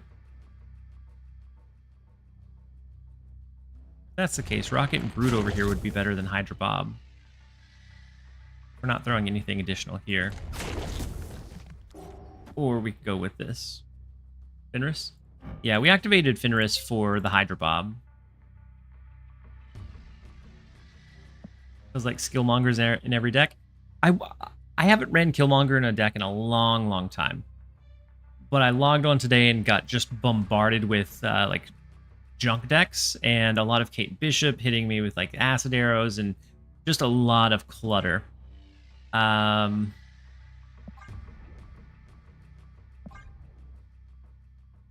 And so I felt like we needed to add Killmonger. I think because Hela was being experimented with, that inadvertently brought junk or clutter decks back into the mix, which, whenever you don't have a Killmonger, are super, super frustrating. Victory. Activate after Gladiator is a good call, just in case I get something bigger than 4. I agree. That would have been good.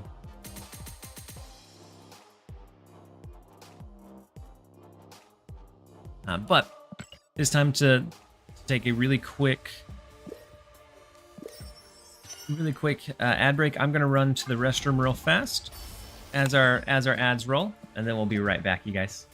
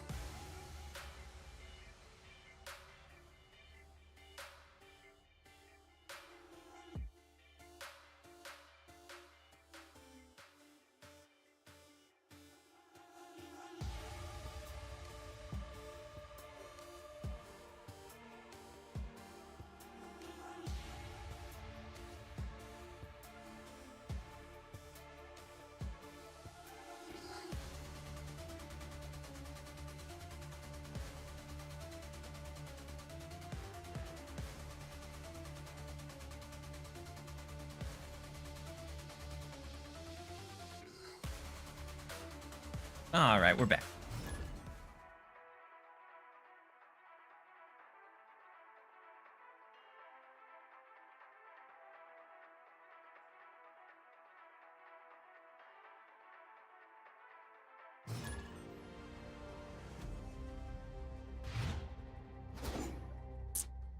I just paid for the pass and didn't get it. Maybe try closing the game and restarting. Sometimes there's like a weird delay, Danny.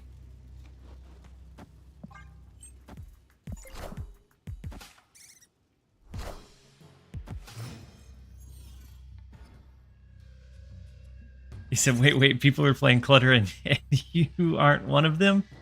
No, I like Clutter when it's more of a, like, surprise. Whenever Clutter is common, it's so frustrating. I don't, as bad as that is to say. Do you think Moonstone is worth pulling? Depending on your collection level, I think she's a very strong card.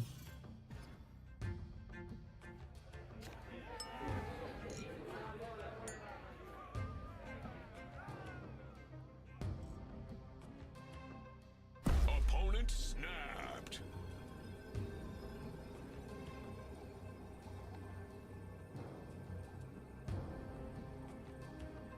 They have to have a death deck, right?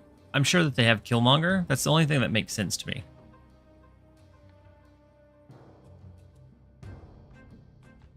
Yeah, I think Moonstone's going to age very well.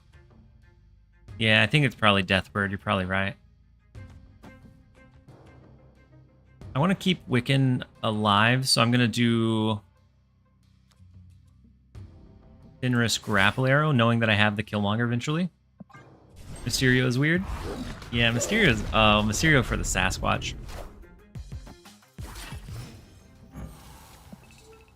But we do have Shang-Chi, which is super nice.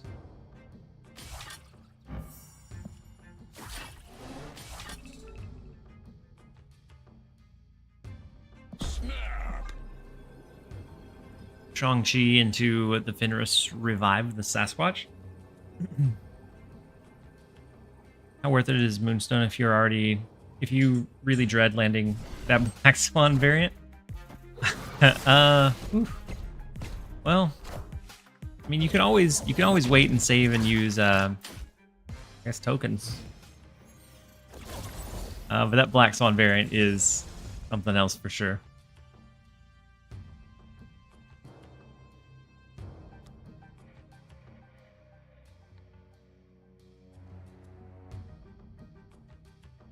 Chances are real Mysterio is right. Could be. I'm thinking probably mid, but there's a chance that it's right.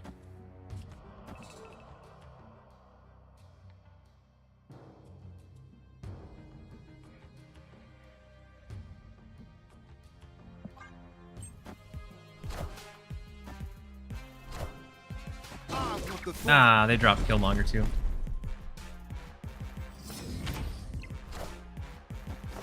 Yeah, they played it on 2. So there is a chance that it goes right.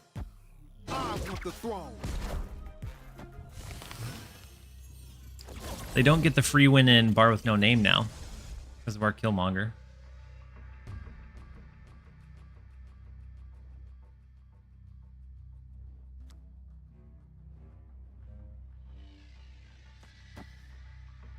We have our Shang-Chi now, so we can Alioth next turn. Because this would give us priority. The Shang-Chi into the Finish activate. Then we can Alioth Pim Arrow.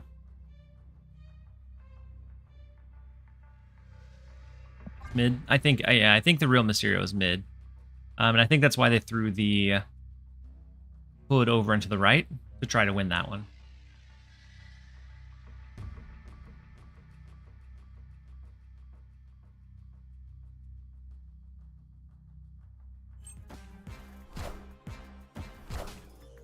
Big demon. Power must be controlled.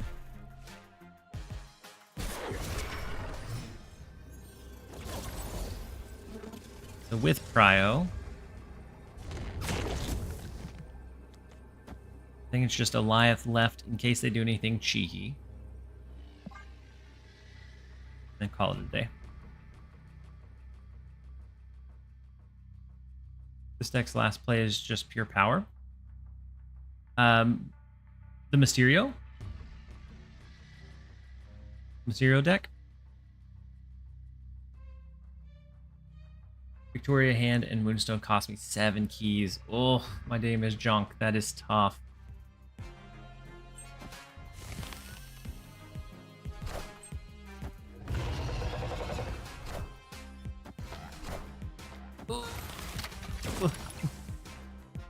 No, we lose, don't we? Oh.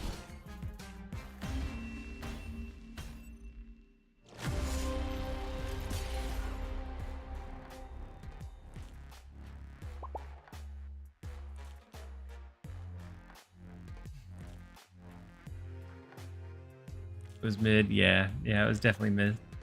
As close as it can get. Lost it by 1. That's alright. Speaking of which, is Moonstone worth the tokens? I think Moonstone's going to age very, very well. I think she's fine as is right now, especially with Victoria Hand. I think outside of Victoria Hand, she's kind of struggling to find any other consistent home.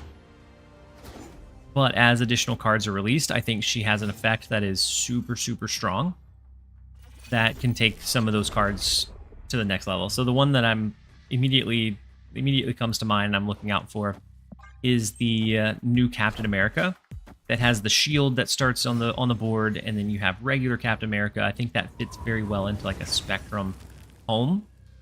And I think Moonstone will complement that deck very, very well.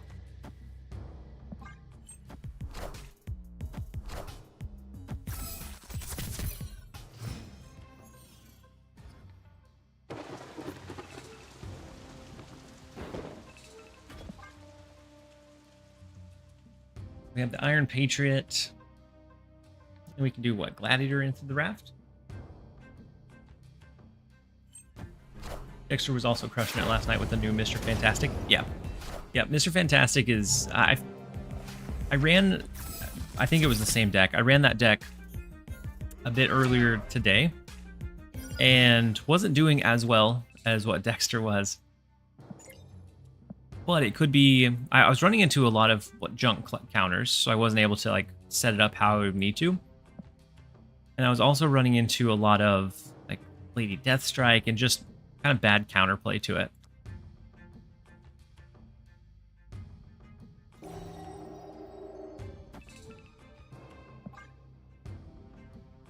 But Mr. Fantastic coming in at 3 cost, offering 7 power onto the board is nice, but whenever you look at adding that on top of like the Moonstone, oh, we give them the free card. Moonstone, Onslaught, that reach from Mr. Fantastic can get kind of crazy.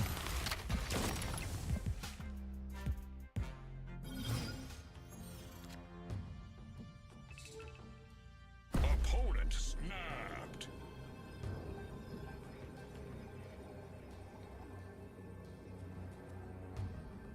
You can always get rid of the Pim arrow, which will be nice.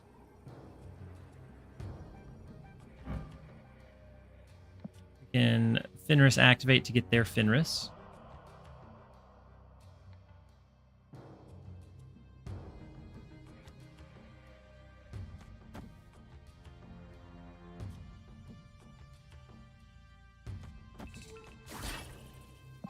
I'm gonna do something like this. Ooh, they get the Wiccan.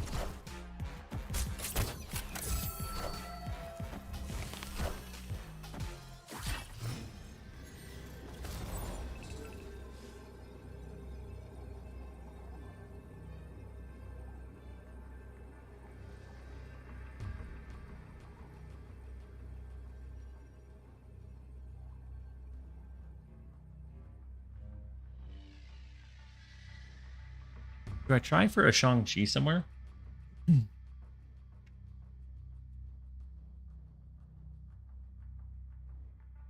I can throw an Enchantress. Oh, they probably have Goliath, don't they? What would you replace Rocket and Groot with in this deck? What happened to the Finners? I took it off. Because space was kind of restricted. I think we see like a big Goliath or something come down. And for replacing Rocket and Groot, I'd probably go with something like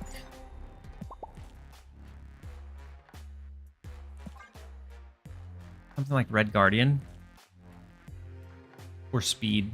I think either one of those would be good. Where Rocket and Groot shines is being able to like fill a lane or follow up like an Iron Patriot and then move out later, so you don't have to like overly commit to any one lane. But I think Red Guardian is also really, really strong right now.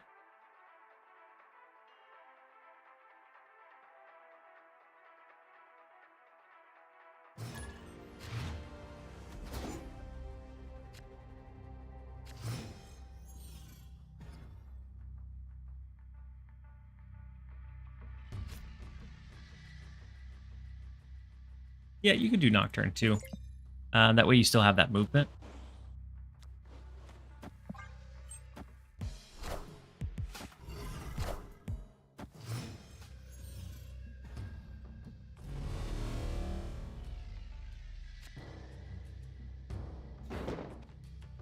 I'm going to go Iron Patriot away from Castle Blackstone.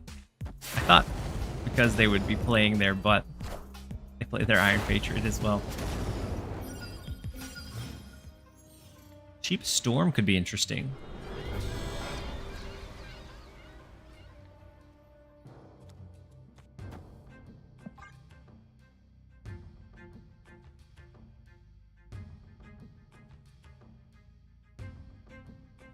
We have the Enchantress because it looks like Slingdinger is running the probably the Victoria Hand Moonstone version. So Enchantress is going to give us a lot of benefit, I feel.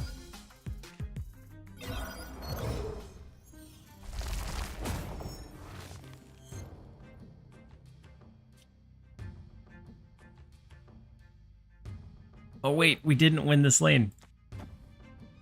So it's not a cheap storm. It's just a regular cost storm.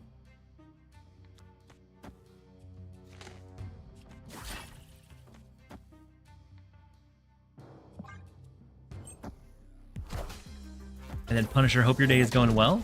How's the deck performing? The deck's performing very, very well. And my day's going well. It was rough this morning. I did not feel great at all, but I'm feeling much better now. So the deck, we're about 18 games in. We're 61% win rate with it, and an average cube gain of 1 so far.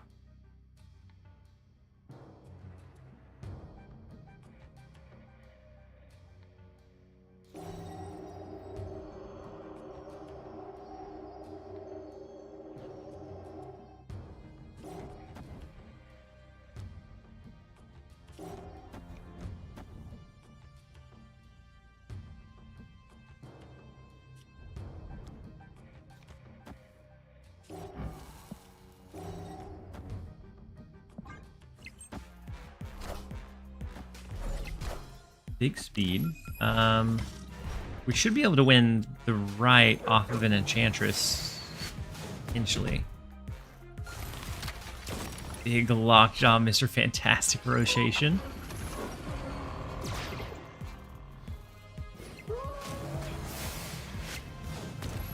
Agent Coulson, my goodness, all of those cards.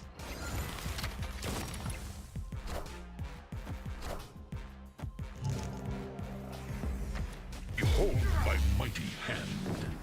Well, we have the Onslaught.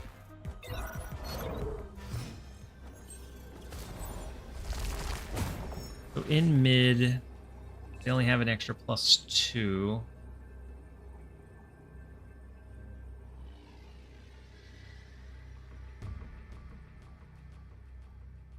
And then Chris, welcome in. Yeah, you found the command. Onslaught buff saved it, yeah. Otherwise, we'd be able to revive the Onslaught. It wouldn't be enough, though.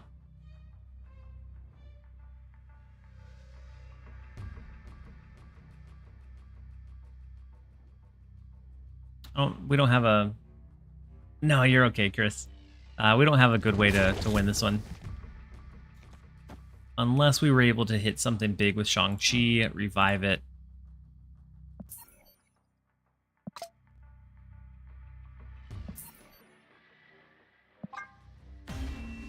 We're gonna jump out of this one. Escaped.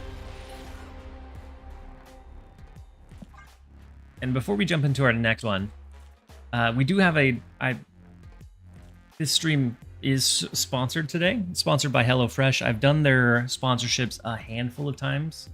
Now I think this is the third time. And each time I look forward to it because whenever I accept the sponsorship, I order a box and end up having some really good food to be able to cook. And so for about 5 to 10 minutes, we're going to run through their website. So we're going to run through their menu, their current menu. And then we'll be straight back into Snap. Also, another thing that I like about the HelloFresh sponsorship is that it's lower lift. Like they let the product speak for itself. We don't need to spend 2 hours away from the game. They let us check it out, go through the menu, and then go back to our game. So I'm gonna pull up my link real fast.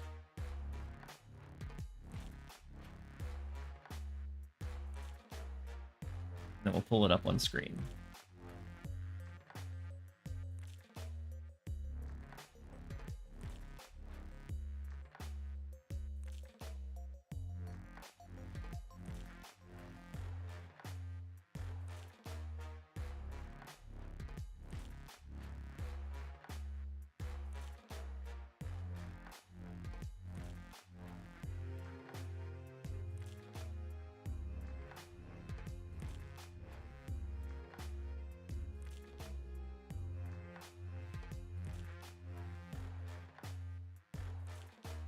There we go. And so by using my link, you get 10 free meals, plus the first box ships for free, 50% off of that first box, and you get a free bonus item or additional item per box for life. And so let's do... Hey, welcome. It took you long enough. HelloFresh menu.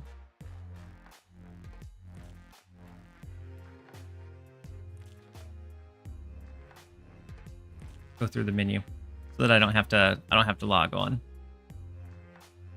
So for this week, they have a good breakdown and a good mixture of like different types of meals. So if you are vegetarian, if you have any kind of restrictions, then boofing. As soon as we go back, I'll do the ugly black swan variant.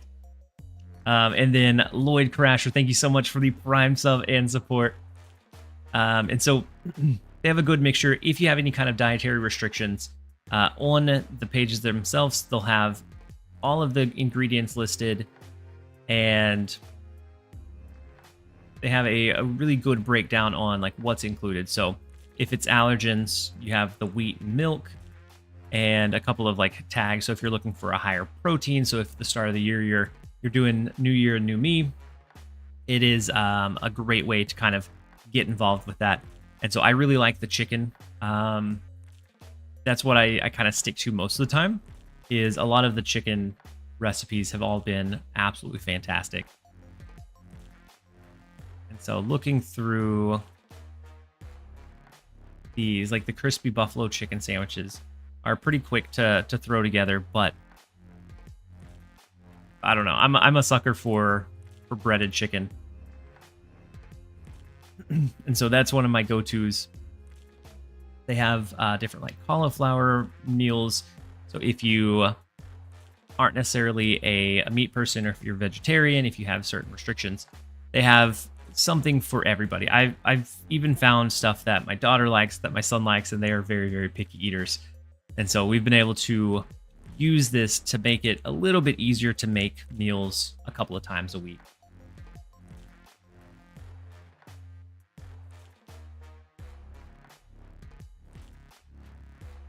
And so for my box, I ordered one yesterday already.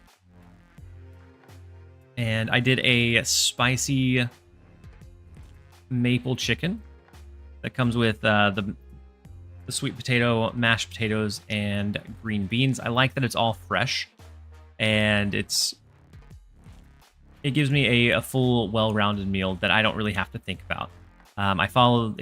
Each of them come with a cue card that lists all of the steps.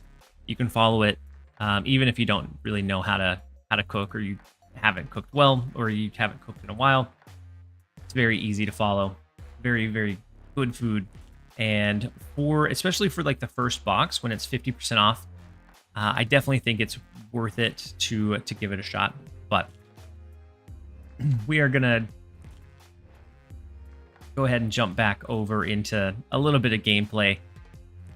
All of it looks delicious, and I'm starting to get a little bit hungry. So we'll cover it a little bit more whenever my box comes in.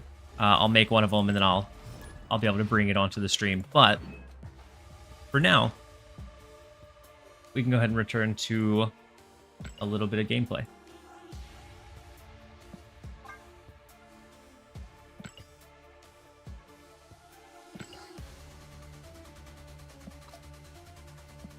And if you decide to check it out, if you use my link, you get the 50% off the first one, so 10 boxes for free, or 10 meals for free, and you get the free bonus additional item. Oh, avatar. Boofin. Thank you for the reminder.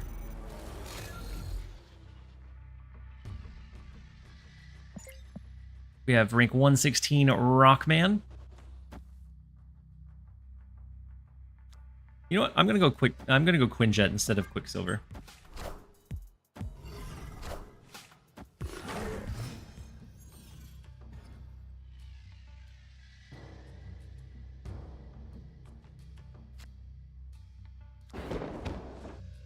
Iron Patriot is nice. Throw Iron Patriot out to the side.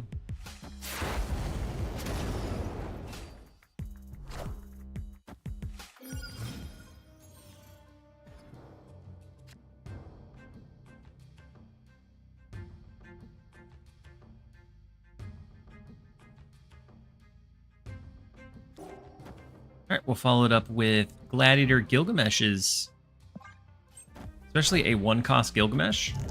Can't complain about a one-cost Gilgamesh. Oh, we pull a bass directly from their deck. Oh, it's an Arsham deck.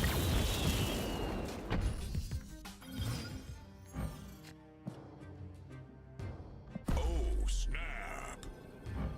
3. Marvel would be pretty decent.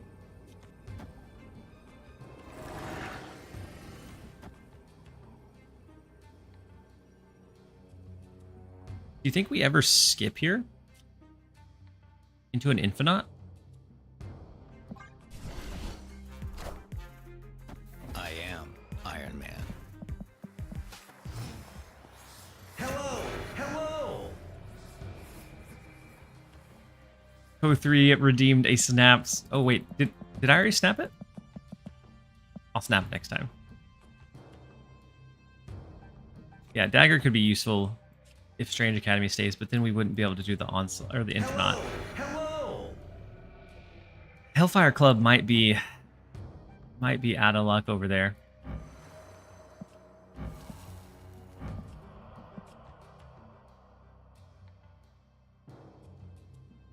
Unless we find Enchantress. Enchantress would be nice.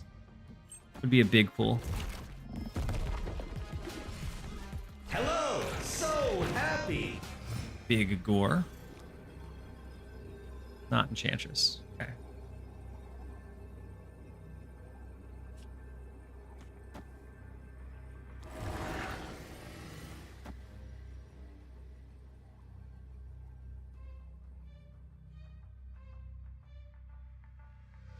Do we throw Valentina and let this scale by another 2? That brings them to 11, 13, 15. Yeah, we're gonna let it roll. Oh no, big blob. Jesus.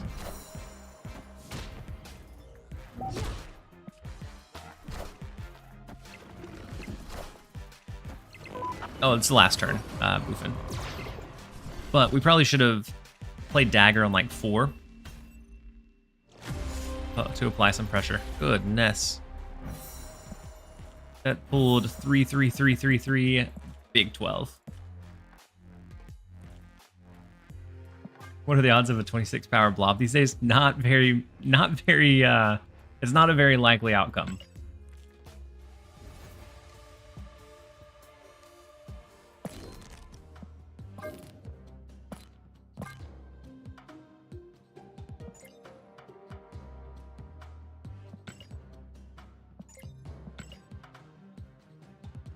This is the avatar that you wanted, right?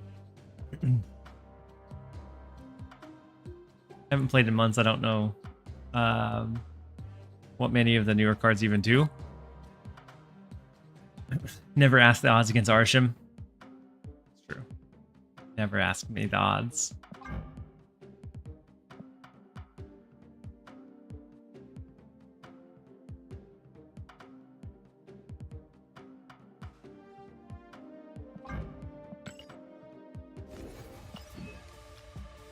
Any hope of Miss Marvel seeing some play and being good? I feel like at 4 cost, she's a bit of a kind of a risk. I think there are times where she'll like circle herself back in and be relevant.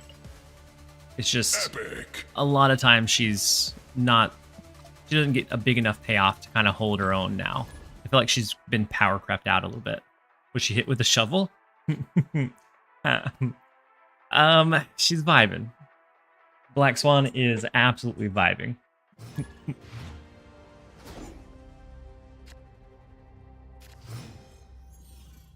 Oh, and yeah, and with Junk, yeah, Junk makes it really, really tricky too. All right, let's go Quicksilver.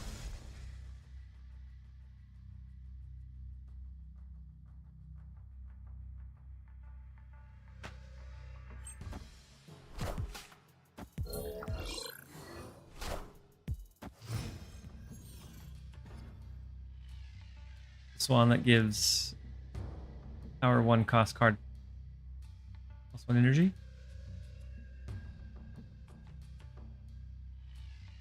I swear she's making the exact same face. I mean, you're not wrong.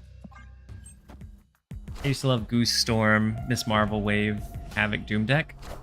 Havoc Wave, yes. I used to love, well, Storm. I used to also like a Wave Doom, but that got nerfed out of existence a little bit. Go Gladiator right. We have Wiccan as a follow-up. Oh.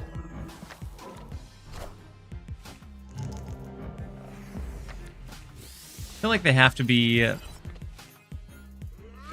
less than 2,000 collection level. Maybe even less than 1,000.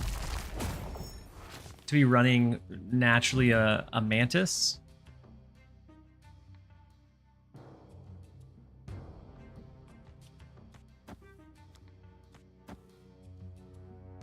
I feel like it has to be super low.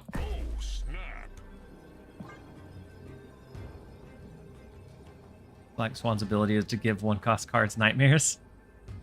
I think she succeeds in that. Holy moly.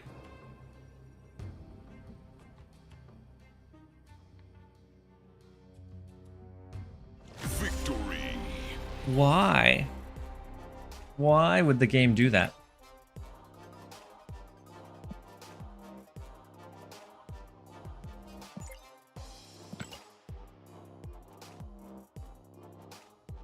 Brother just installed the game. If you don't spend all energy the turn you play him, does he still give extra energy? He does. As long as any completed turn, you've spent all of your energy. Can you send that guy my way like 10 times in a row? I feel bad. Like the new player experience for I would say a card game vet, somebody that's played card games before, kind of knows what they're doing and can kind of breeze through that beginning early game. Once you hit infinite on a newer account, it is the Wild West. You go from playing people that were running full like collection level full 1 decks to collection complete, can run anything, and it's just craziness. Collection level lower than your overall rank.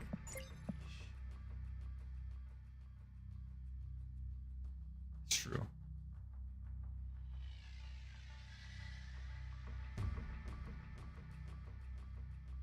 Honestly, I don't see anything wrong with the Swan.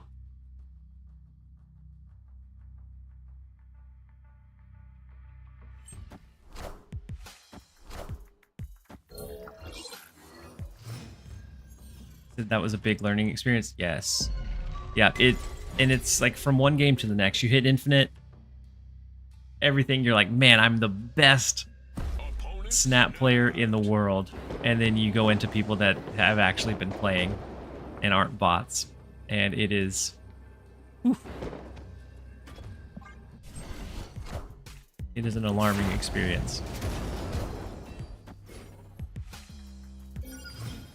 Okay, Victoria Hand. If we find Enchantress, that'd be huge. The longer can be decent. For now, let's go Rocket and Groot. Playing Infinite sucked for like my first 2 months of playing.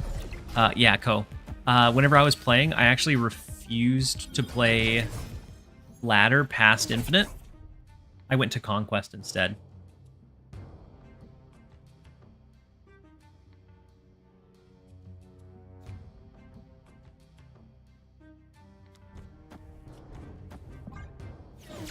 Before the Brinks, though, it was fine because I would just play random BS and have fun. Oh, in Post-Infinite? Yeah, Post-Infinite. Like, I used to stay a lot more. I wouldn't... Like, I didn't play as optimally Post-Infinite because it was just one of those, like, I wonder... I want to see what the opponent has, and I want to see it play out. But... Post ranks, it's gotten a bit more sweaty.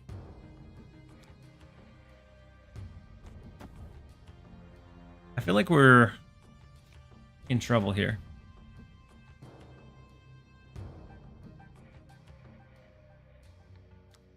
We can't grapple him because it's after the fact. You have to use grapple first. Otherwise, yeah, I do Galactus mid and call it a day.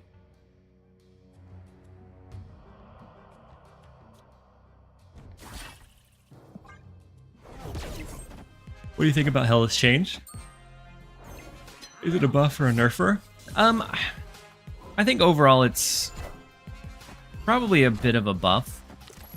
She's now a pretty sizable body, and you can still you can still revive a mess of cards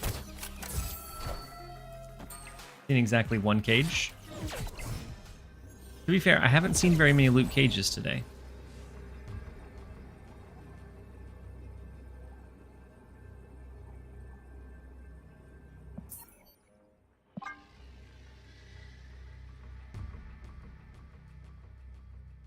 And then on the YouTube side, your rank is higher than his level. Oof. Yeah.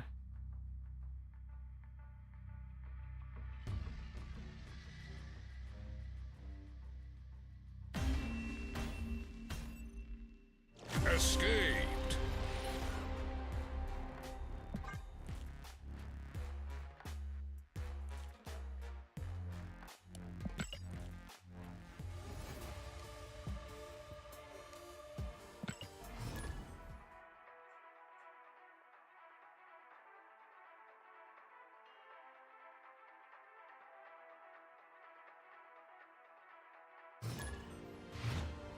All right, next up is Snap Trick.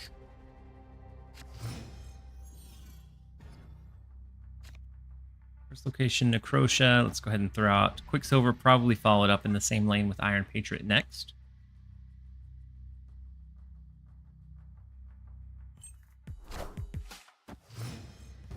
How's the current meta Hela deck doing? I know on Infinite, like top Infinite, it was doing pretty poorly actually.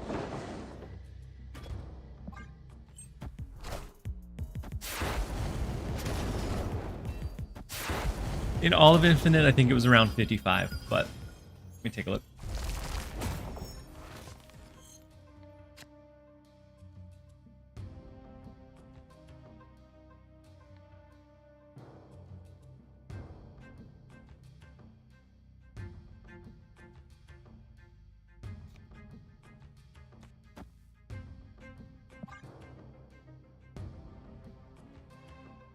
Ooh. So top Infinite, there's not at 40 plus games, there's not a single one that is above 50.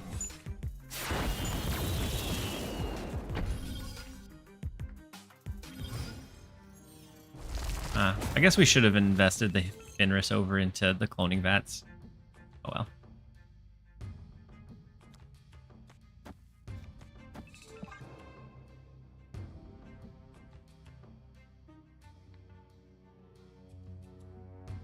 And so there's like 49.6 with 110 games, 48.3 with 89, 48.2 with 85. That's top 10% Infinite. If we're just looking at just Infinite Plus, there's a couple that are like 68, but it's only around 20 games. The biggest one is 740 games at 52.6% win rate.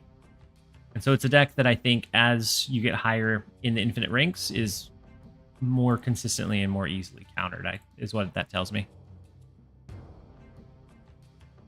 You said Hela's in general more bearable than before? What I don't like is what crops up because Hela is around. And so if Hela is around and popular, then we see a lot more junk, and that's just, when that's too common, it's almost frustrating to play into.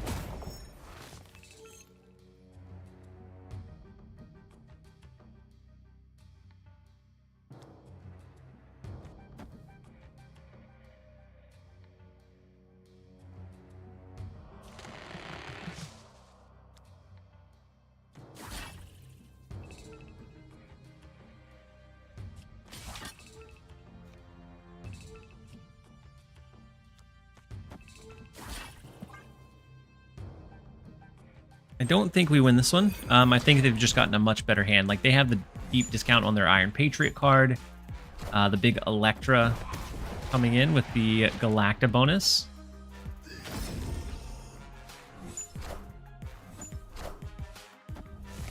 So we're probably going to retreat out of this one.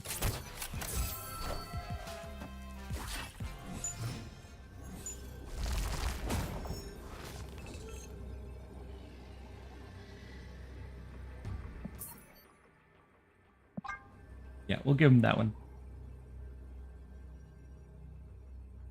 There was a deck that whenever I was pulling that up kind of caught my eye.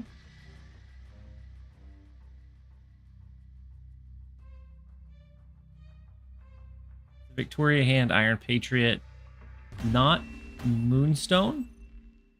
Escaped. But is performing decently. Like, this one has more games than... I went on a pretty bad losing streak with this deck. We're still overall fairly positive, but the last few have been kind of rough. Let's see. I have this one that'll help with... Oh, wait, no, it's not Moonstone.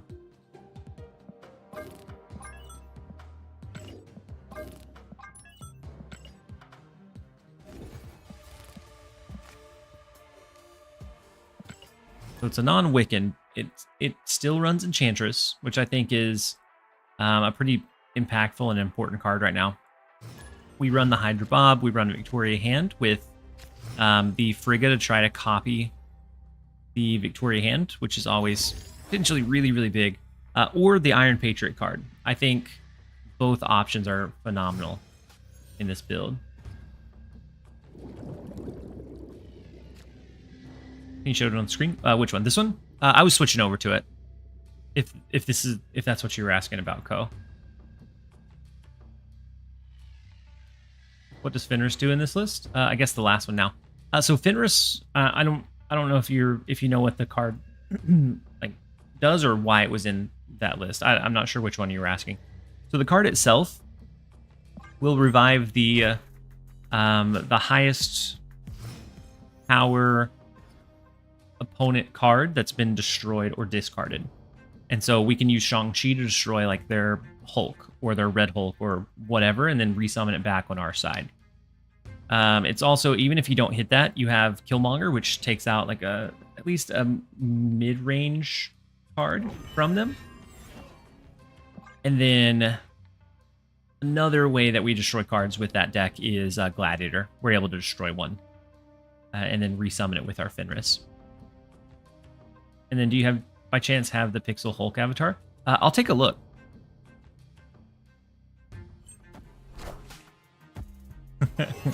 I think you're going to cook something with Ares in Mill. It might be the card of the month.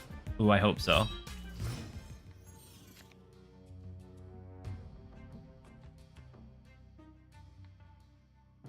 Wait, do we have a data mine for Ares, right? I've seen it. I could have swore I'd seen it.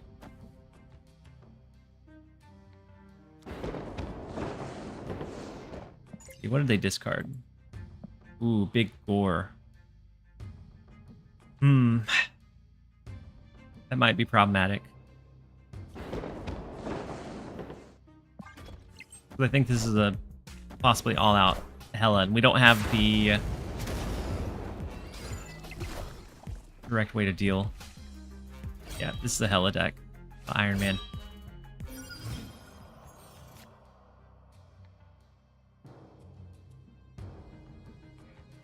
So Hela is back in the meta, or what?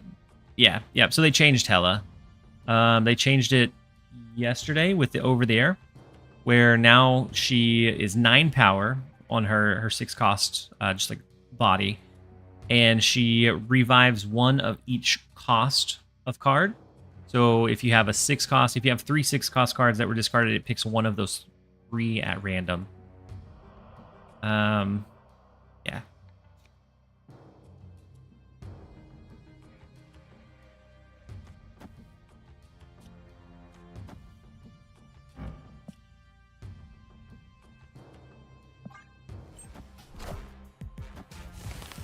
Oh, what are we doing? Why didn't we play Rocket over in the big house?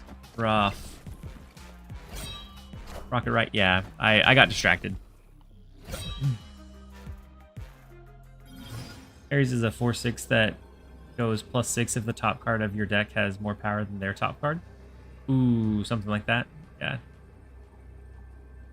Yep, I think Bullseye is... I guess they didn't get their Hela. I think Bullseye is going to be a good addition for discard decks. I don't think the Affliction is going to be as impactful as...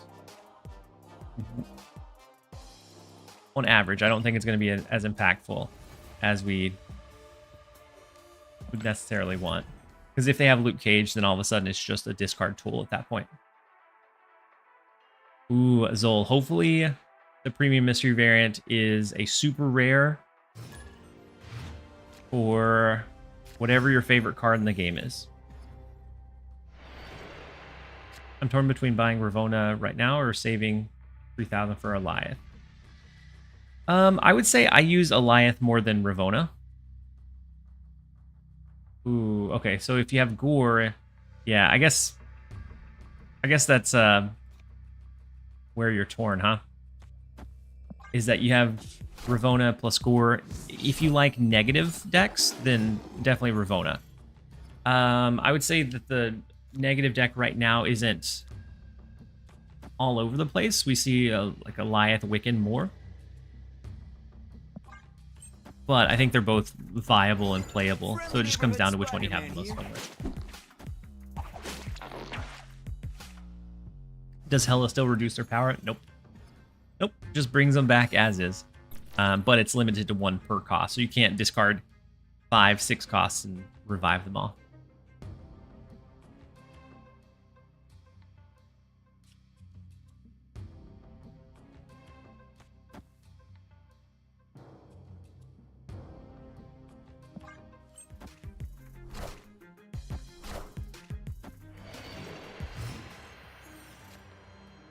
So they get their big Galacta.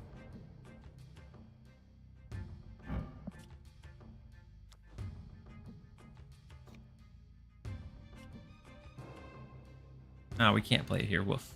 Rough.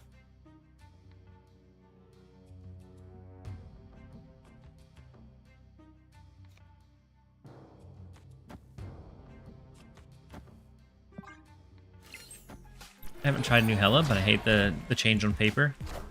Nasir, yeah. I don't mind Hela in general, but when Hela is popular, the meta itself feels bad.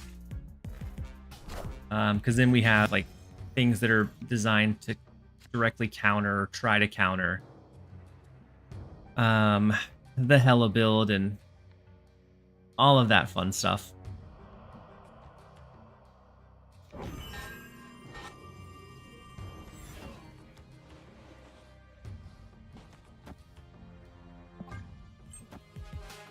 Bring back the OG days of Hela Casino.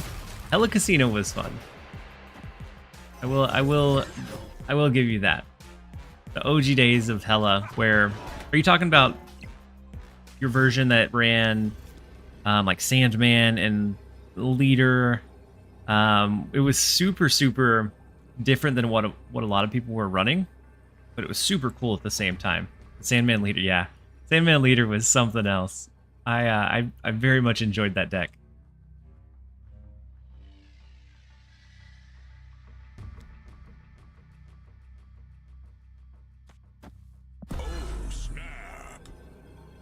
We're gonna snap our bobs in different directions. Snap theirs out of the left and see if we can compete for all 3.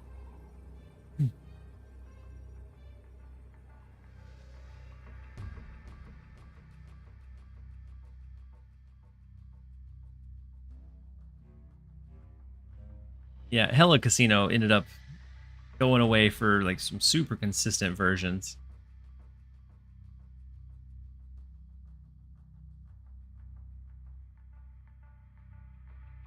I'm glad that it changed when they brought Hellcow back down from activate discarding 2. Glad that kind of put a handle on Hela, or at least for a little bit. For a while it was all over the place.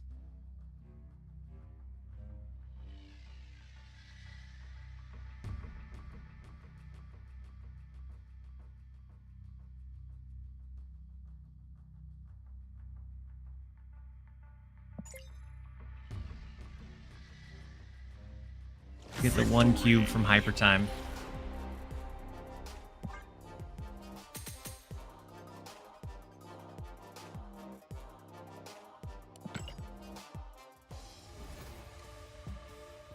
And with that, it's time for a quick... We're going to have a quick set of ads. I'm going to run downstairs and throw one of the last factor meals I have in the microwave. Because I am incredibly hungry. So I'm going to do that. I'm going to run 3 minutes so that we can push them off for a little bit longer. And then we'll be back here in just a minute, you guys.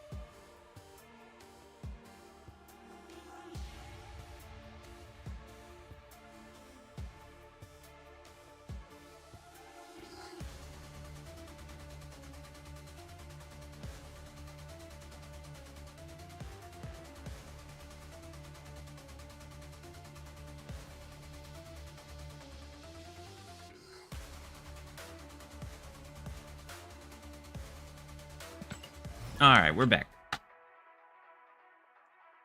I don't have the Factor sponsorship anymore, but I have a handful of Factor meals left.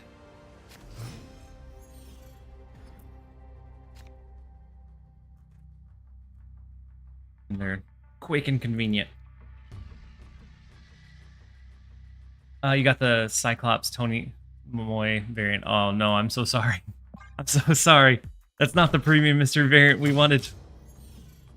Maybe they'll change Cyclops at some point where he's playable. Yeah, the variant's fine. It's just the card is, yeah, not a good one.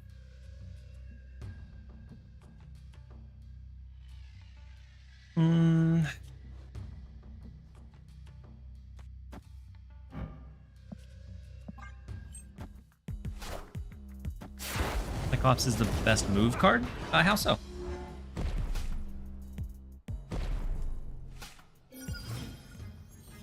I'm not sub, but never saw ads. Pickle, yeah, they're regional. It just depends on availability. So, like, I know some of the viewers say that they haven't seen an ad in, like, months. Good on them.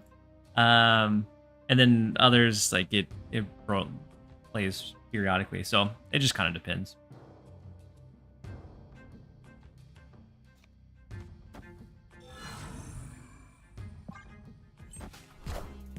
In the client, sort cards for move category. Does it really, Calibrex? Seems like a super,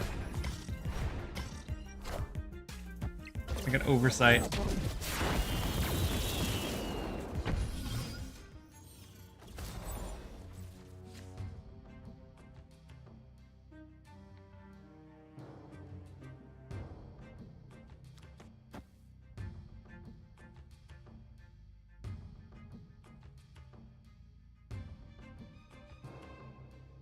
Echo's a move card too?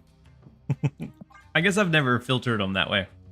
But this text says something like, let's move X-Men. And so then it's just like basically a broad text search.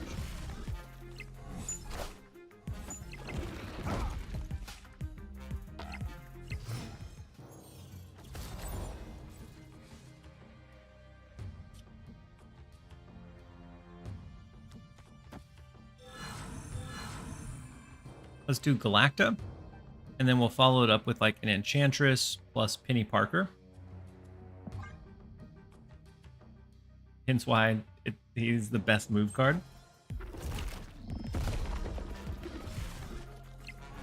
Double Gore. Ooh, that messes us up a bit.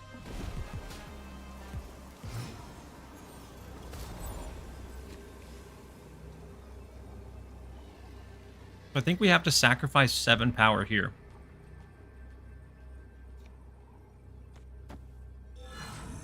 With a snap. Shift Hydra Bob into this lane so it comes down to a point differential. Man. Super good Sandman form. Then Echo because she says remove. Oh wait.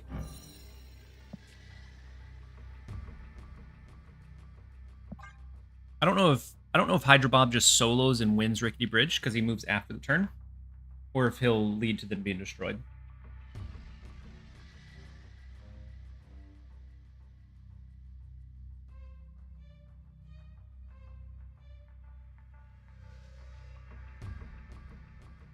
Cards after locations, yeah.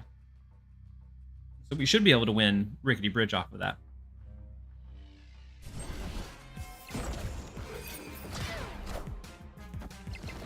Enchantress.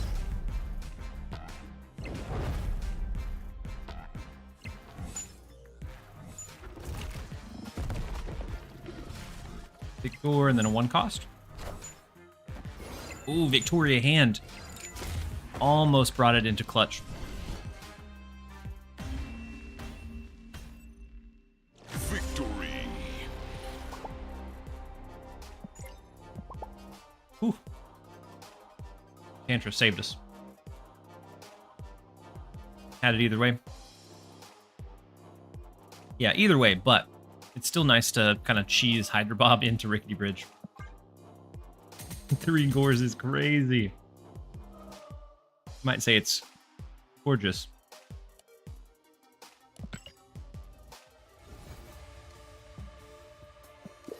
But I do agree, it's kind of crazy.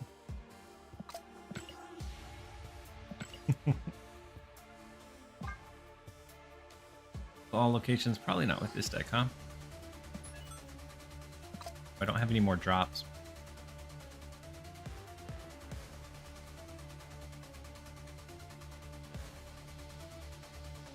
Three times for 625.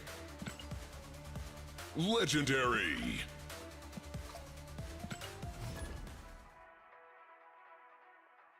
Captain's a TLSG at it again. We're always up to something, Captain.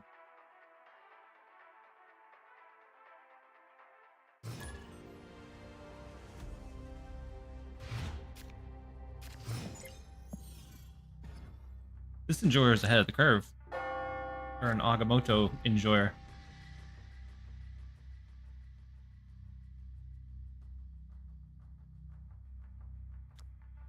I don't think we need the double snow guard. One is plenty.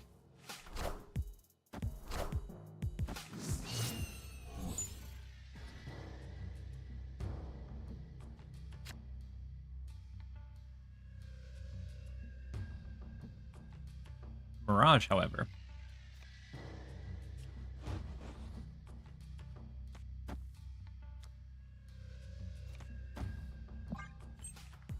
Have you played Rivals? I played Rivals quite a bit. Last season I peaked at... So shooters on the PC are not my... I've never played a shooter on PC. So, with a grain of salt, I peaked at Gold 1 last season.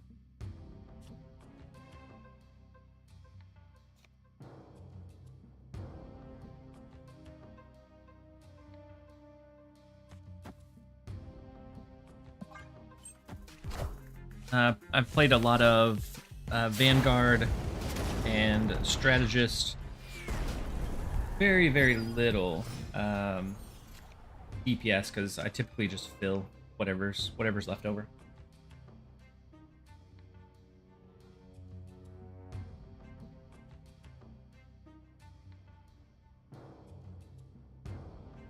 Peaked at Urgot Season 3 in LOL. Your rank.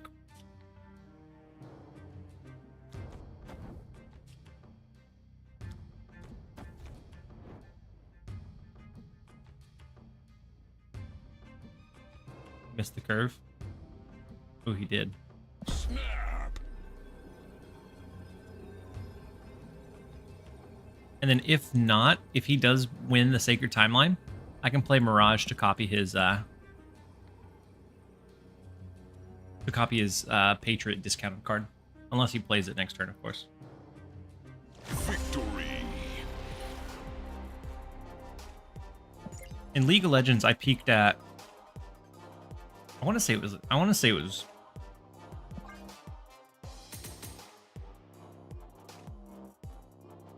maybe Plat 5.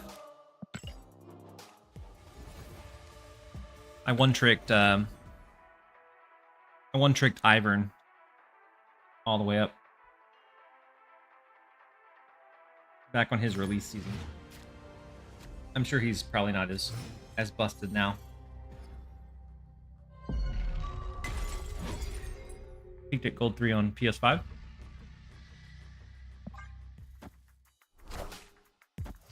Calibrex set Ivern, you would. Yep, I enjoyed his playstyle a lot.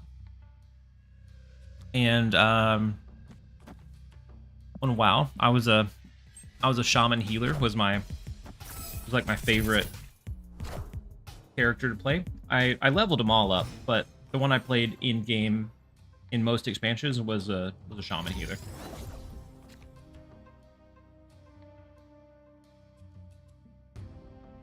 The real question here is, were you fully maxed? in OSRS. Not fully maxed. However, I did before it became RS3. I had 99 Slayer. It was probably my biggest achievement.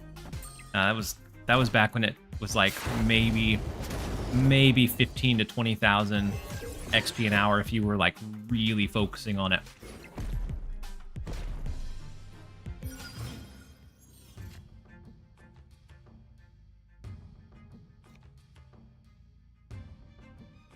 And then I did dabble in OSRS later on, but I definitely didn't hit full maxed.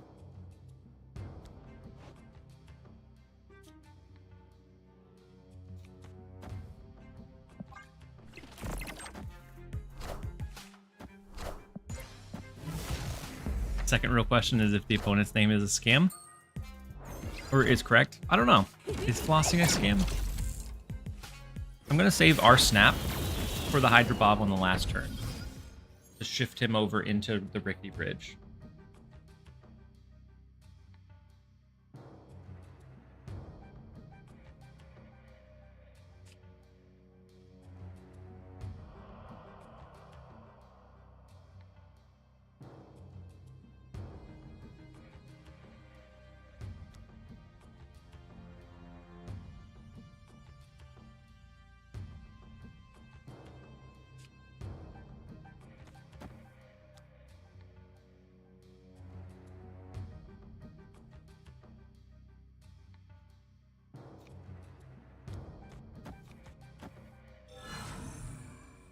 I'll go ahead and go for this.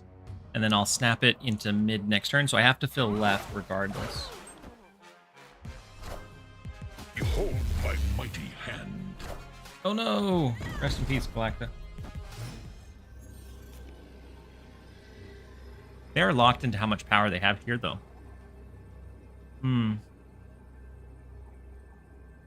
They could also have Mr. Fantastic. Alright.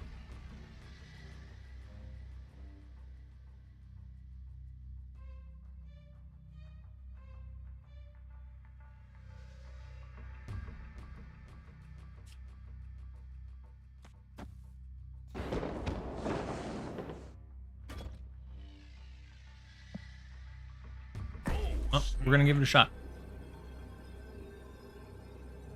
We're gonna shift our Hydra Bob back into Rickety Bridge. We'll use Rocket and Patriot to win here. If they have any means to reach over into Rickety Bridge with the Onslaught, then we're in trouble.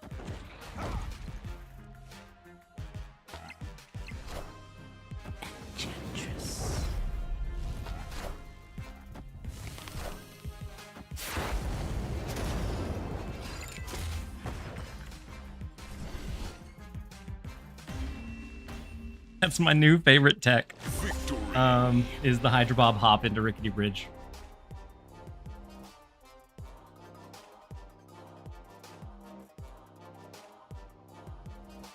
I didn't realize that until a couple of games ago, but so much.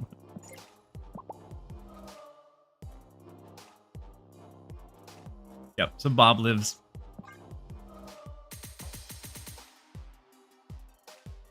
What is better for you, watching your stream via Twitch or YouTube? Twitch. From a, so mainly, I don't know about the ad revenue, but from like a sponsor perspective, they look at the Twitch numbers, and people were worried that Bob would be bad at 1-4. Yeah, no, he's fine. Bob is absolutely fine.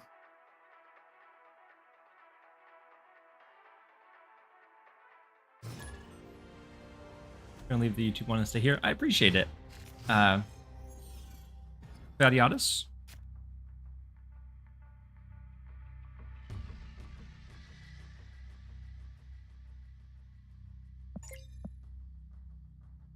I think we lost 8 to blue earlier. I want to say they were running, was it junk? Breaking news.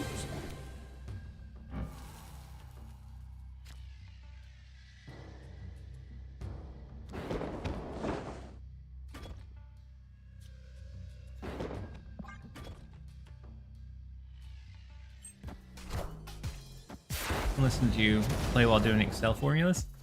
Ah, well, hopefully the formulas go well. I used to be a data analyst, and so I did a lot of Excel work.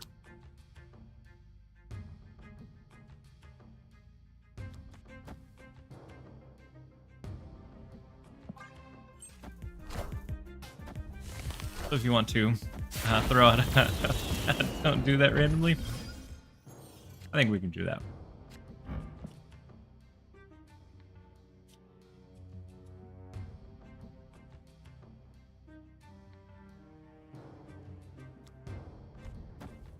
I think it's Galacta into Jane Foster that goes up to 12. We copy it with Frigga.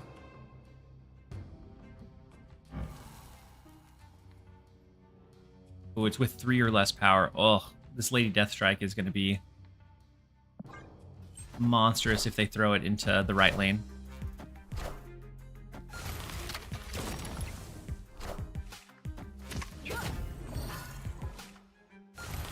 Oh, Calibrex. Yeah, I did control shift down or control shift left, right. Very, very frequently.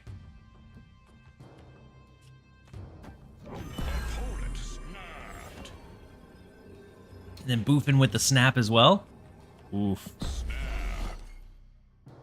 And then King Tarot said, "Hey, I thought you stopped since I haven't seen any videos for a while." No, I haven't stopped.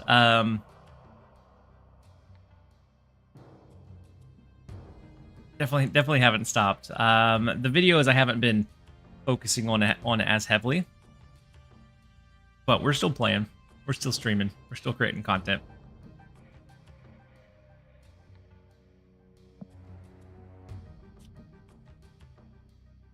Do we make Hydra Bob go here and jump over? I think they're going to have a Killmonger.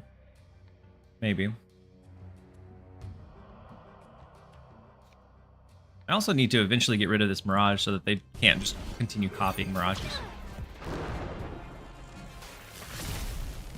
Thank you so much, King. I'm so glad that you're enjoying it. It has to be Killmonger, yeah? The throne.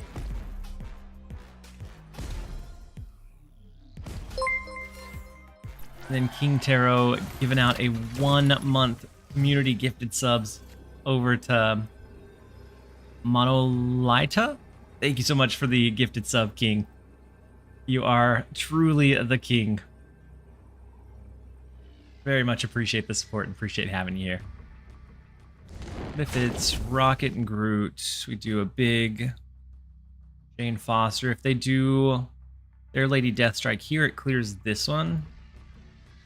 I guess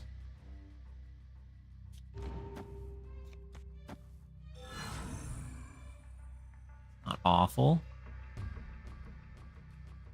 Because we clear 2 versus only our 1. And so we win Mojo World just off of that alone. And we have some pretty big power in the left lane that they'll have to deal with.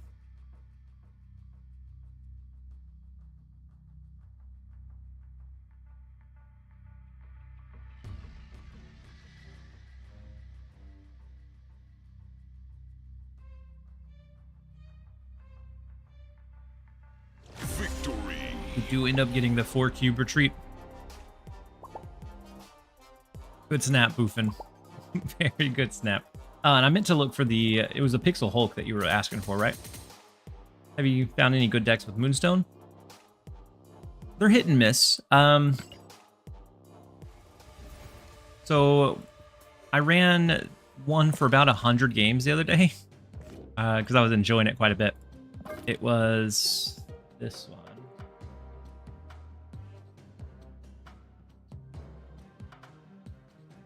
This is the one that I ran for about 100 games. I had about a 57% win rate over a pretty big sample size.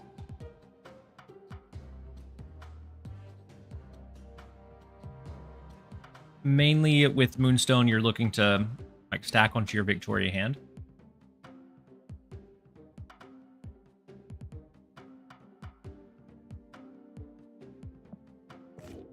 And then this one also had good stats, but I did horribly. I did horribly with this one.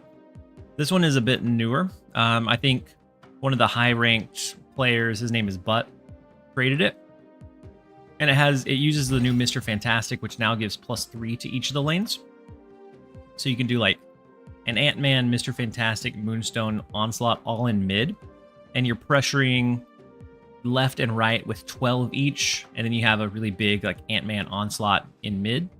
And then as you like have the rest filled up with some of your other cards, it can be pretty big. But I didn't have a lot of success with it. I went a little bit under 50%. But I've seen stats overall that look pretty promising. Anything Derek cooks up is good. I agree. I agree. He just has an amazing mind for it. And being able to like outplay and play around those things.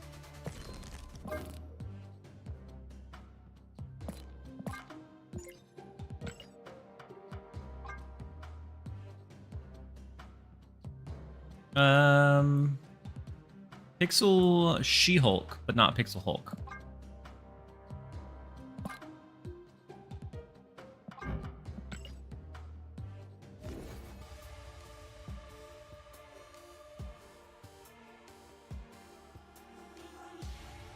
There we go. We're back.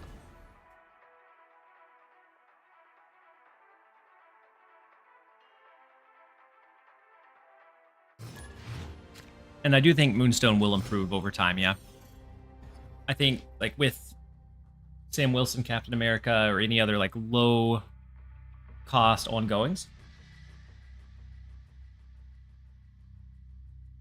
I think she, like, her ability is strong enough that she is always going to be a potential threat of becoming meta-relevant.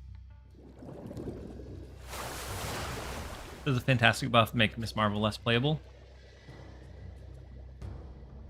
I'd say probably. She's more expensive. And she usually just doesn't hold her own, especially with Moonstone being able to double up on Mr. Fantastic and not Miss Marvel. I'd say it makes her less desirable for sure.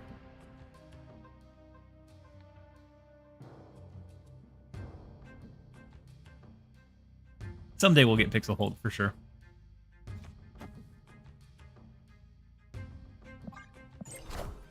Ooh, rank 94 Robert. Avatar with Black Swan to scare opponents. Yeah, we're scaring them away. We're staring into their soul. Ooh, big gore.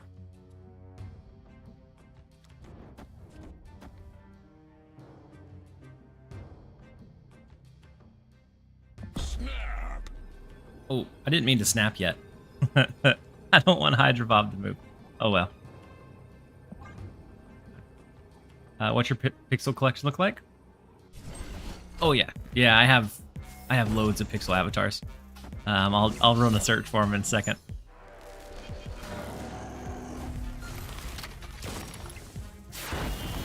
Galactus seems like a natural in this deck. I wonder why we didn't use her before. I think because we had. I don't know. Sentry Void. We have to look out for Annihilus, but we have Rocket that's very movable. I kind of want to throw the Hawk to see what this card is.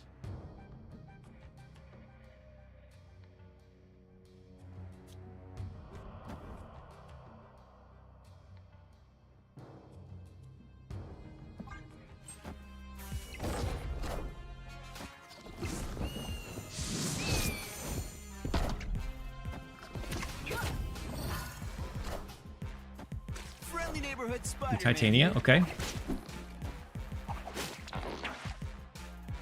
Spider-Man is okay. Oh, wait. Did they Spider-Man Viper us? Oh, they did. Rude. What a nasty play.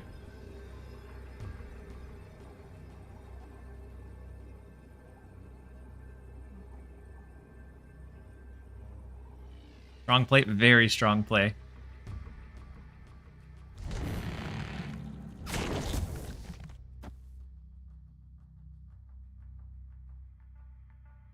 Good thing you have good thing you have a Gore.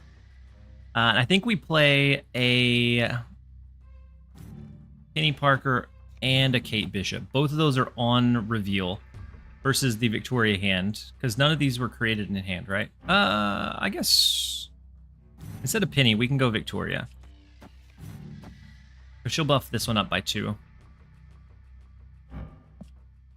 She buffs this one as well.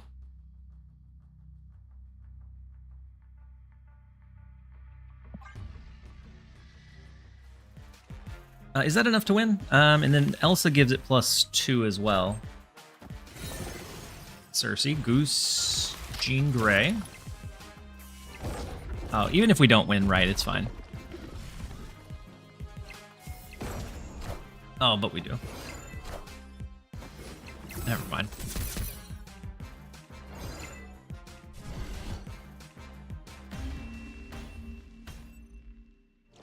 Where's the wins at? Yeah. Yeah, it was a good, such a good play with the cheap Spider-Man. But Cersei didn't pull it home for him.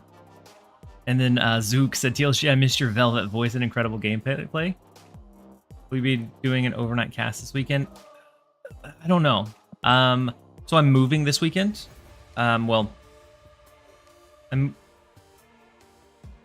We had 2 houses that we were renting because we found one faster than we thought we would. And so we mostly moved, but this is the last month that we have the lease at the other place. And so we're moving all of our big stuff now. And so I'm doing that on Sunday. My daughter has a birthday party to go to on Saturday. And so I'm not sure if I'll do an overnight. I do think I'll probably stream a little bit on Saturday, just depending on how I feel when I wake up in the morning. But it's definitely a possibility. Good luck, lift with your eggs. I was actually over there earlier today, right before I started stream, and it was a 2-story, and the stairwell is super tight, and so me and one of our friends was carrying down all the big, bulky, heavy stuff. And so most of it's downstairs already. So the rest gets kind of easy.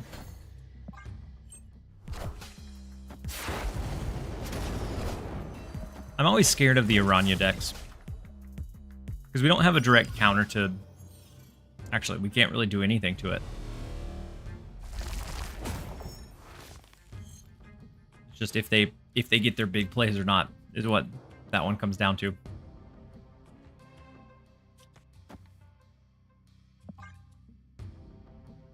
Mind if I copy this deck to get to infinite? Not at all, Nightshade. Absolutely, copy away.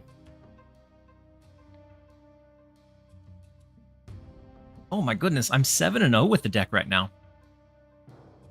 So we can take a loss. If we lose this one against the move deck, we can handle a loss. I didn't realize I was doing that well so far.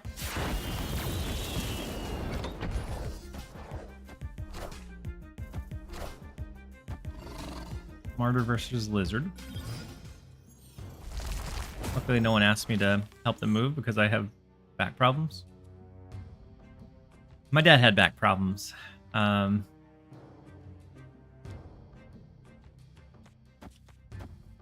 so instead of him moving, if anyone asked, it was it was me that ended up doing the moving instead. And then I'm some guy. It's kind of tricky because it really depends on what your series 3 pools have been, or what your series 4 or 5, like what your collection looks like. So it's pretty kind of tricky to gauge like a deck advice. I can give it a shot.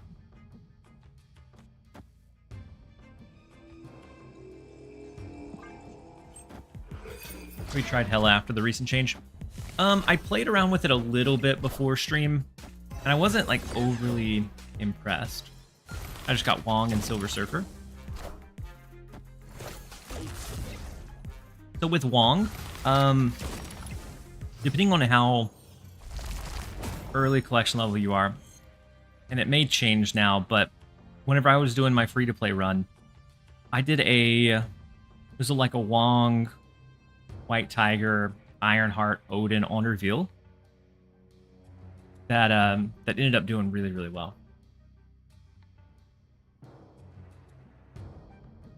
I forgot how much hell it irritated me, and now it's back.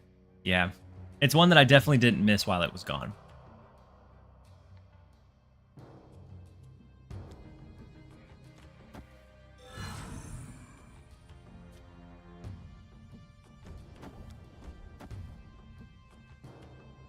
I think we're just going to stack here in case they go Heimdall for some reason.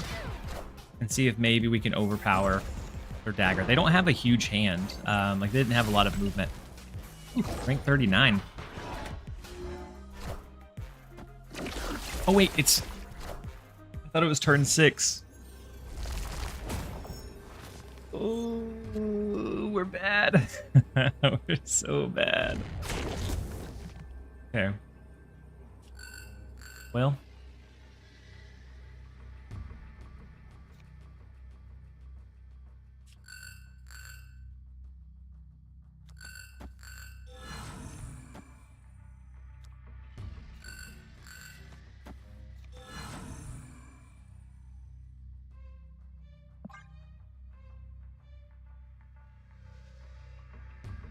I was doing something with Wong, Silver Surfer. Oh, you have Sebastian Shaw?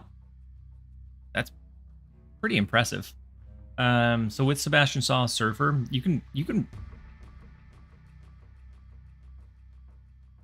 with Sebastian Shaw and Surfer, you may kind of go away from the Wong Odin stuff and more into well, until you get Brood. I don't know that Silver Surfer does as much as we would want it to. I do that all the time when I get energy ramp. Yeah, the Castle Blackstone energy threw me off.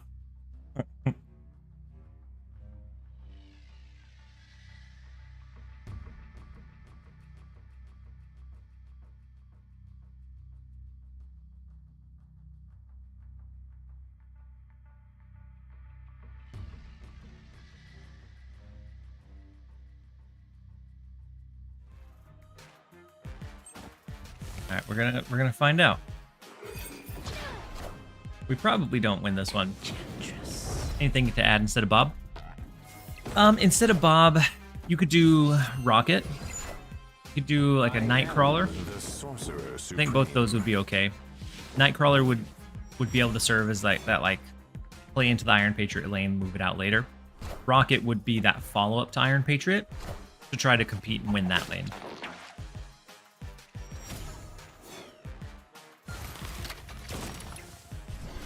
Oh, wait, we tied left. Victory. We've done it. Oh, man. Take it.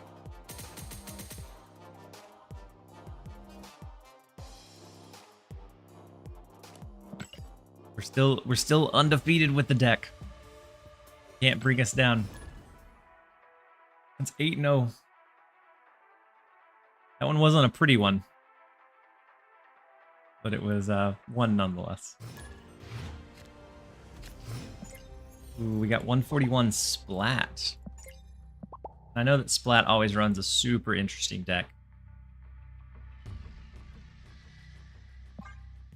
No turn 1 play. We do have Victoria hand though. Mirage can also end up being pretty good.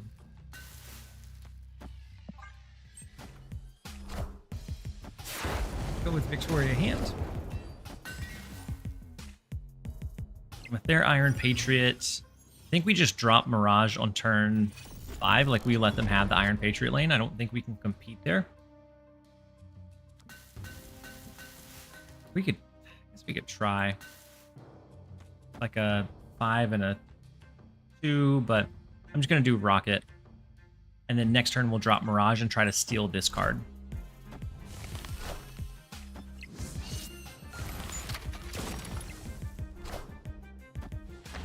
And then Dexter is best. Welcome in. Hopefully you're having a good one.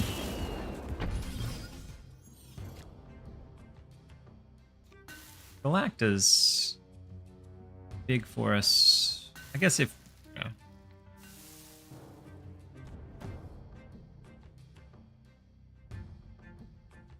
I'm going to go ahead and play Galacta. I know that I want to drop Mirage, but if they don't drop it this turn, I don't think they'll drop it on turn 5.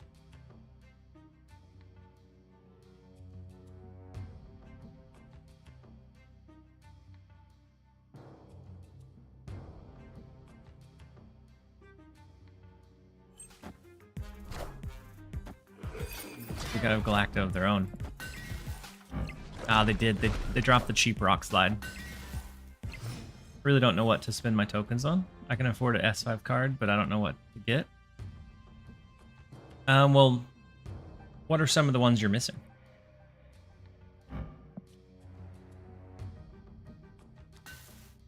I think we'll still throw Mirage, but it's not going to be as big as we would like.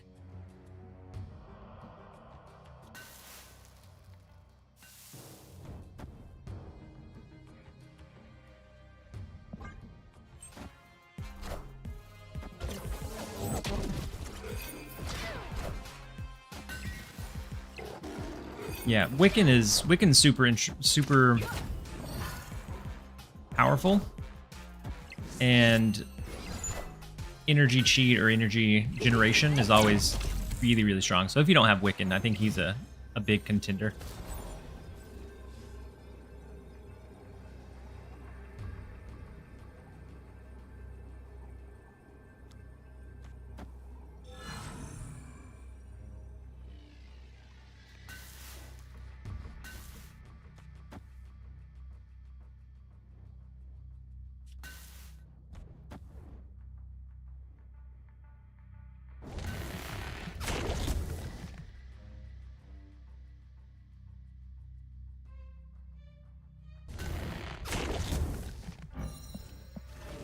I think we're gonna go for the right.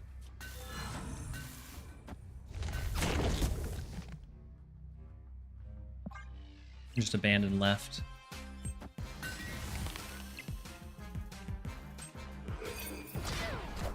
And we're wanting US Agent over to the right because they have 2 4 costs in Galacta and Wiccan, so we get the most impact from it.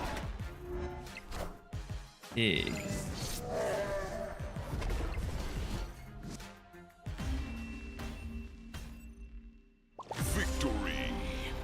Oh, true. He is coming out in the spotlights in a month or so. And so in that case, you may not use your tokens on him.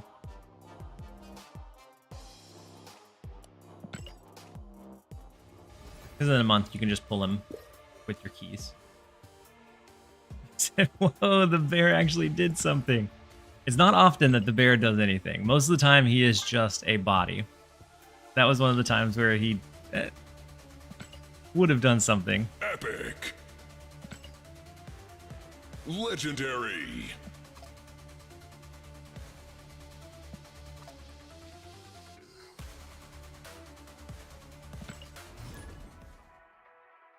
Yeah, Eliath is another good one. Are there any other like pieces that you typically see with Wiccan that you're missing? Because I know a lot of times with Wiccan, I see like Galacta. Sometimes it's like a Zabu deck. Sometimes it's Gwynpool. Have you played Penny much with this deck? I mean, we have her in it, but I think she definitely feels like the weakest piece of the deck.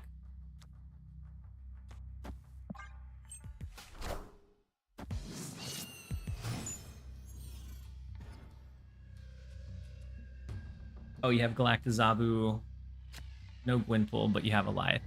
I think Gwynpool doesn't always make the cut, so it's probably okay.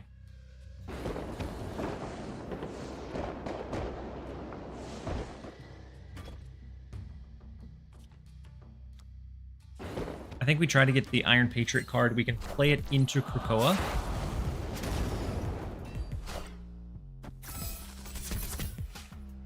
And generate another one. It's only 6 power though. Ooh, and we're gonna use Hawk. We're gonna turn off the shuffle location. But if they got Acid Arrow, I really don't want Snowguard Hawk over here.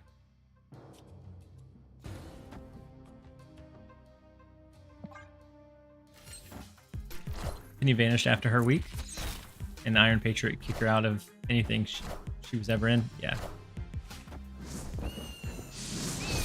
Yep, Iron Patriot just does so much more consistently than Penny. But Penny's in the deck because of the Elsa Bloodstone. We can use it to get a bigger merge card, merge it in, and play another one. If that's the path or the line we go with.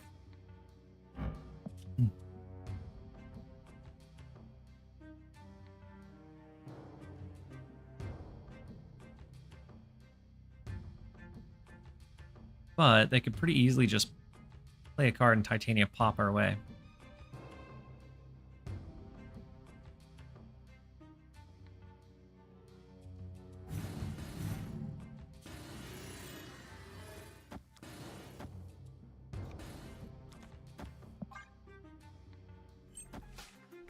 Any specific recommendations for replacing Rocket and Groot?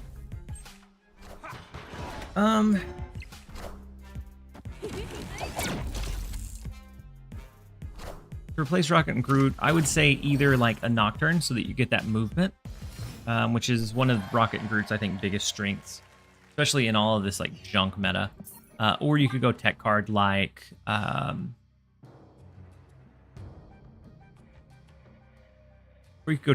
Red Guardian. Imagine Snap made a mode where all cards could be used and everyone can build decks with cards they want. Escaped. Wasn't Bob 1-4 when he came out? He was. But we didn't really have the hang of how to best use him and his best use cases. And there were a few other one costs that have since been nerfed that kind of shined more than him. And so it was almost never worth it to spend a key or spend 6,000 on a one cost card that was very, very just okay. He wasn't bad, but he was just okay. And then they buffed him the same week. And then slowly but surely he started finding himself in just the widest variety of decks you could imagine. Victoria, Frigga. You go from there.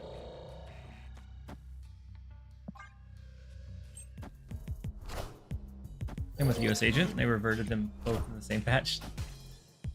It's true. Very true.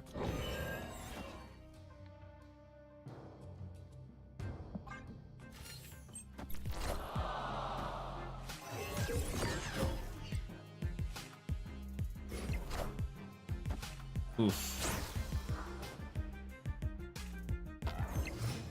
The rogue was good. I don't like it, but the rogue was good.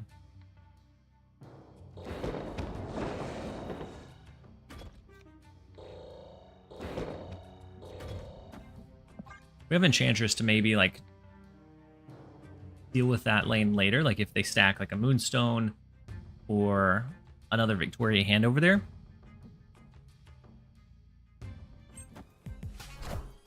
I missed out on so many Spotlight caches because I was starting at the time I saw Nico and Galactus. And I had 2 keys and said, nah, them cards are trash. No, you'll be able to get them back. But I think it's part of that system of it definitely kind of feels bad often. All right, so with Frigga, they do have a backup rogue.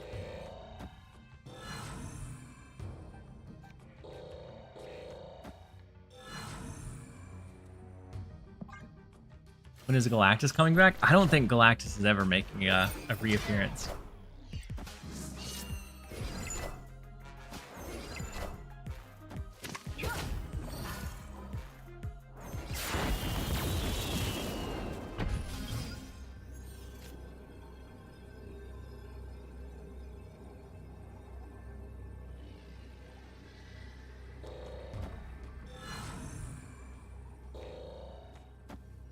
Do we think they compete for the left, or if they just try and steal these two? So Galactus was super, super strong for a while when he was launched. And it was strong enough to the point that it was winning. There were some snap tournaments that were happening at that time. They were winning snap tournaments, and it was one of those that you couldn't it was unfun to play against. And the snap devs have kind of made it clear with several of their nerfs that they don't want a deck that completely shuts the other side out, and Galactus kind of does that. And so that Doc Ock used to pull 4 cards into a lane. He used to be my favorite card in the game. Now he only pulls 1. Mill used to be great in Mill. There were a couple others that they nerfed down. A Storm control style deck. They nerfed that to 4 cost. The Professor X stuff, because they were too oppressive, that it was unfun to play against frequently. And so I don't think they're ever going to make Galactus where he's. I think he'll be playable. I just don't think they'll ever make him where he's super strong again. Nah, Doc pulled 3 cards plus Shang. Yeah, that's very true. 3 cards plus the Shang-Chi. Ooh, the old Spider-Man. Yeah, that's a good one too. Old Spider-Man used to lock the opponent out of playing in that lane for the following turn.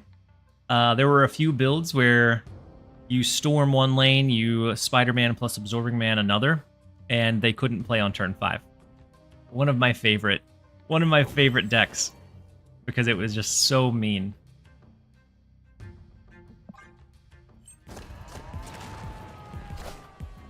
Ooh, did they get Acid Arrow? No, Victoria Hand. Okay, so they're locked in here.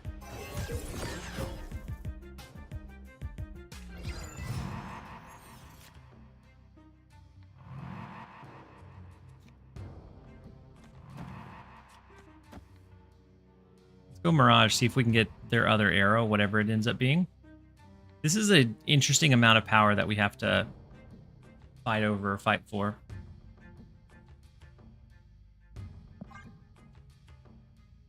Mirage eats here.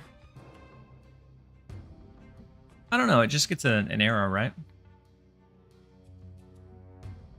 Oh no, if they don't play the Raft card. I think they're going to play the Raft card in Kiln, but if not, absolutely eats.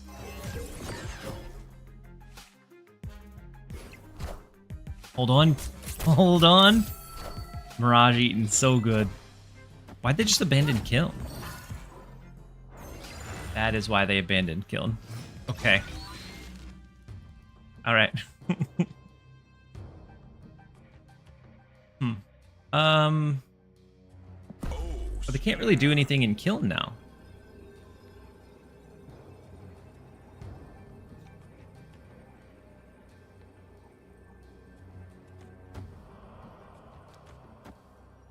And we only need, what, 7 or so?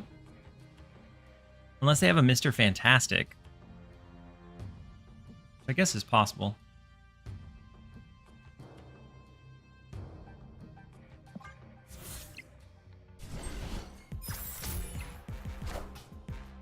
If you had Mirage on 3, you could have gotten it as soon as they filled. Ooh. Oh wait, they have Hawk. That makes sense. Makes more sense.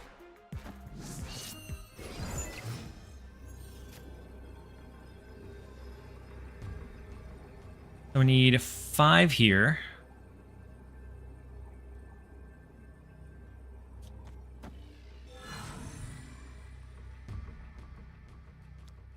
Be 4, 5, 6. Any Parker?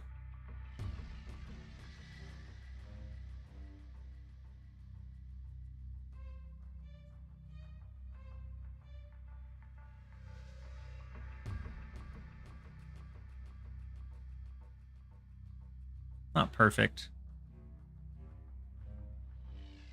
but not awful. Oh. keep getting rogued. And then bear. So oh no, we're just gonna tie the left lane. Because of the Victoria steal. And we don't win the point differential.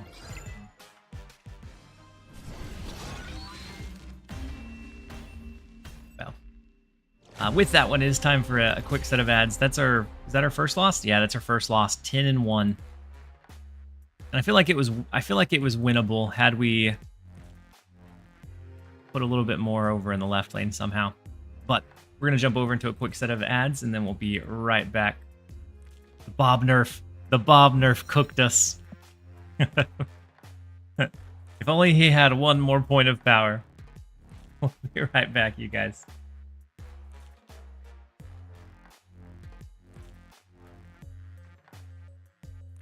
Gonna doze off to your stream, if you don't mind. Absolutely, Devoot.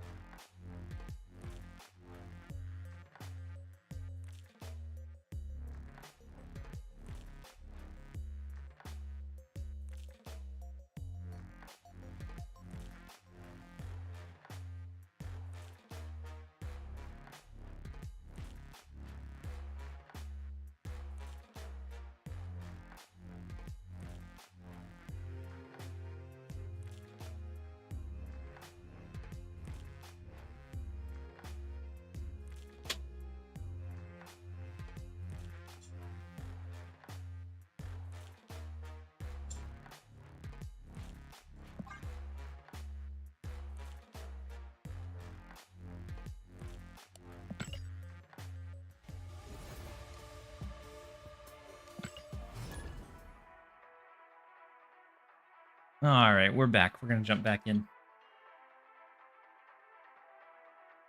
See if we can go another 10-1.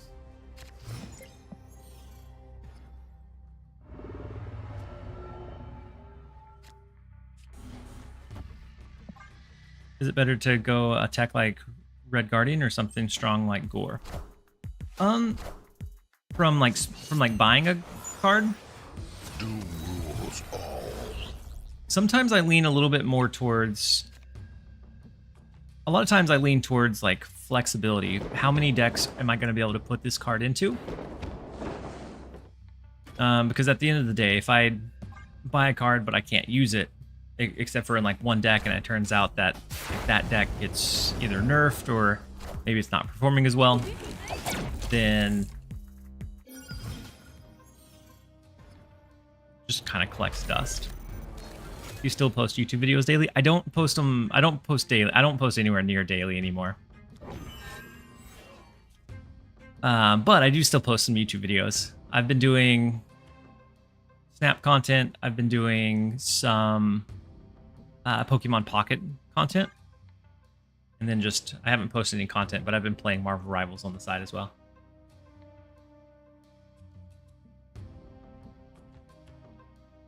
Will this deck be good in Conquest? I think so. It has answers to a lot of big issues. Oh my goodness. That is beautiful. Wait, maybe not. I thought they were a move deck. Why do they have Aranya? Well, they lost their Gwynpool, Juggernaut, Sebastian Shaw.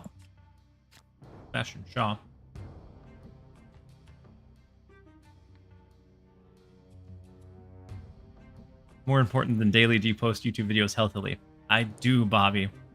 If I'm not particularly loving a meta or a spot in the game, I don't feel the pressure to like force myself to make a brew. Whereas before, regardless, rain or shine, I needed to post. Then Schwak said snap. What current cards would you put the legendary tag on? No cage? What, in this one? Or in this deck? No, I don't have cage in this deck.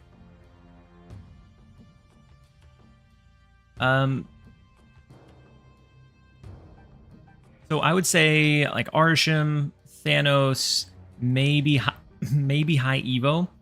Like those cards that really change the deck itself. I think is what in my not knowing what exactly legendary is going to be, what I imagine we would want, or I would imagine what would fit in that legendary category. We can do Sunspot, skip to create a 2-cost She-Hulk. That way we float some, we get some Sunspot energy. And the next turn we're going to do what? She-Hulk Bob.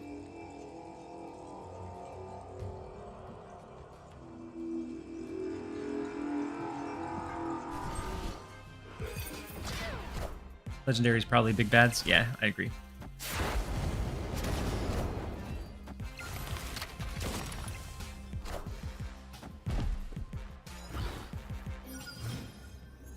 Oh wait, I played 2 cards that turn. I'm silly. All right. So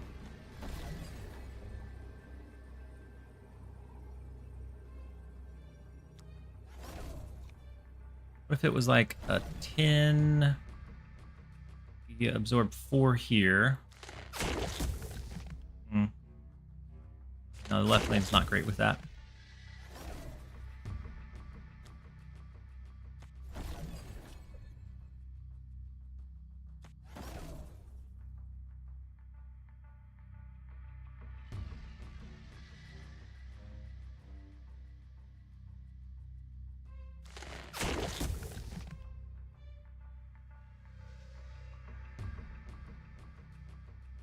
I'm not sure that we win this one. Galactus She-Hulk.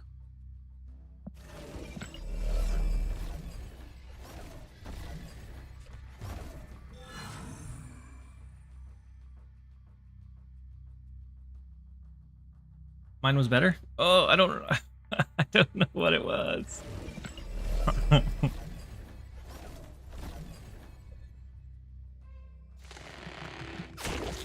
Was it this? Oh, and I went Hydra Bob so that if they didn't play here, we keep the difference. I saw Arsham yesterday, decided against pinning him as of the nerf. Yeah, I think that's probably... Ooh, big brood.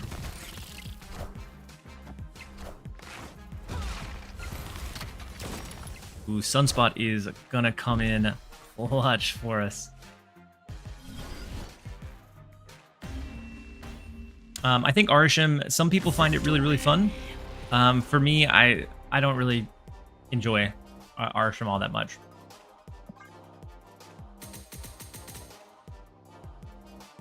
Grab the 4. Grab the 4 where we can.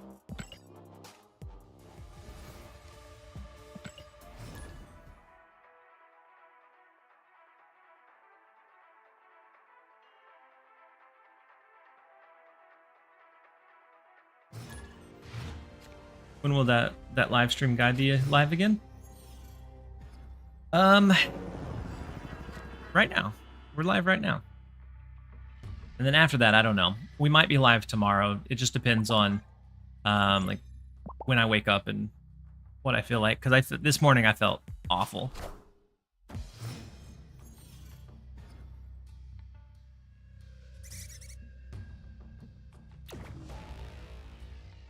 Yeah, Arsham's good. I don't enjoy playing it, I guess. I only watch you on YouTube, but do you ever play other games on stream? Sometimes I do some like sponsored segments where I play a few other games, like some other mobile games. I think the most recent one I did was Watchers of the Realm. It was kind of like a tower defense style of game.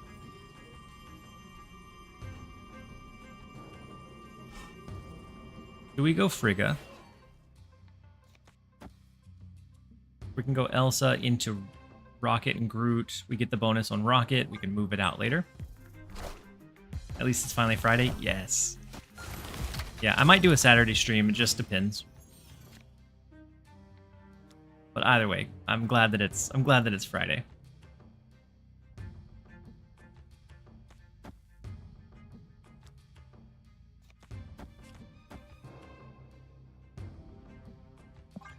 I'm gonna go Penny and US Agent instead. Opponent snapped.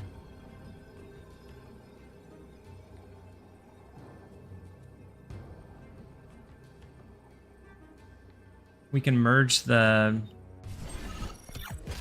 Penny in the right lane. Oof, Negasonic. Okay. Rude. Maybe we. So maybe we don't do that. Hmm.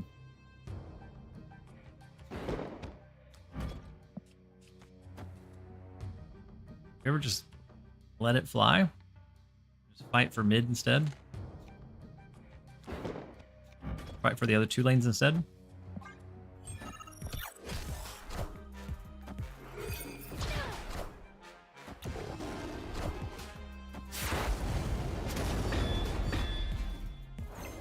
Mockingbird's not bad. Not a bad pull. All systems go.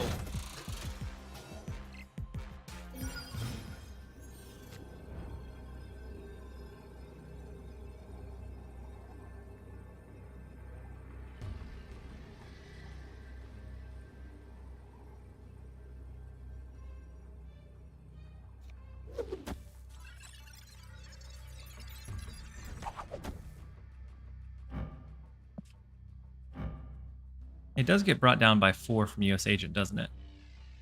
Or by 3. Still the highest we have. And they could just go really big in Central Park, which could be an issue. That way, even if we flip it...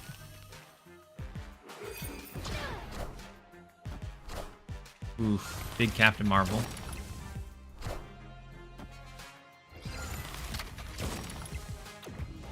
Yeah. Their Captain Marvel will be able to float over to the left. Big. Higher, further, faster, baby.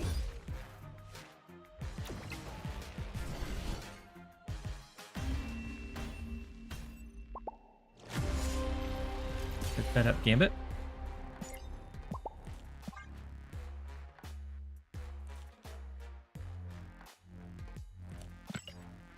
That's all right. Captain Marvel moving, and even if not, they could have just played something big over there. I think it was doomed.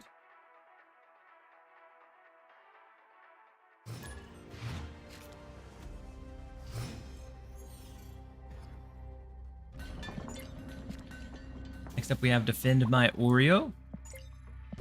Let's see.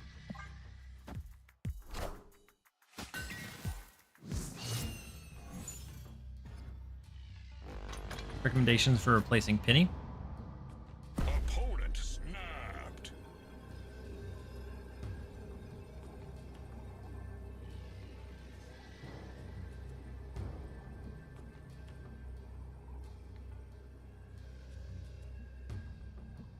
You could do what, like Valentina. You could do Kate Bishop. Kate Bishop might actually be a bit better.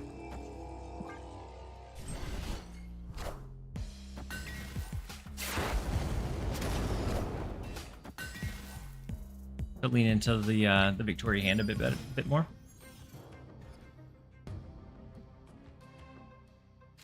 Is the SC worth it this week? The Spotlight caches? I would say the Spotlight caches this week. Not necessarily. Black Swan is good if you have like Hitmonkey and you're looking to do that deck particularly.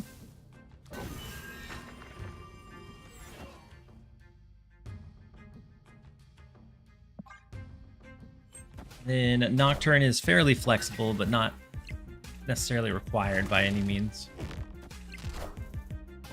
And then Moonstone, I think, has a lot of potential. I think it's one that we'll see around for a while. I think it's one that could get stronger as it ages. I think it could age well.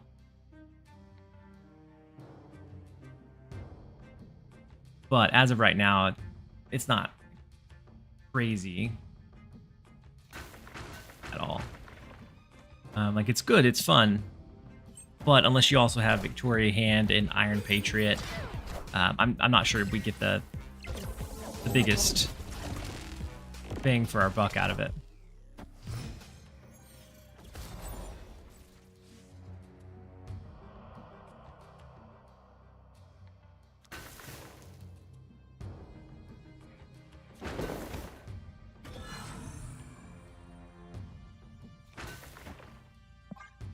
All right, let's go ahead and play Iron Patriot, Rocket, and Groot. The Rocket and Groot's going to slide over into Astrodem, but that's okay.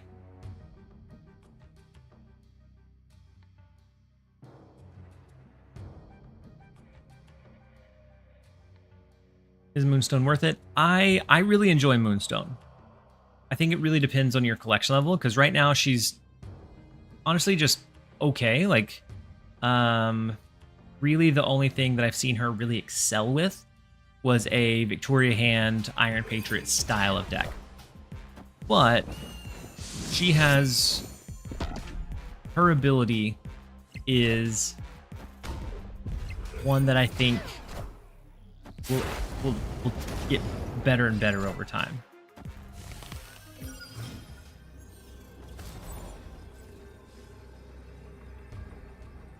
And so I think there's a very good chance that at some point she finds herself in, you know, the top meta spot for some kind of build or some kind of deck. Escaped.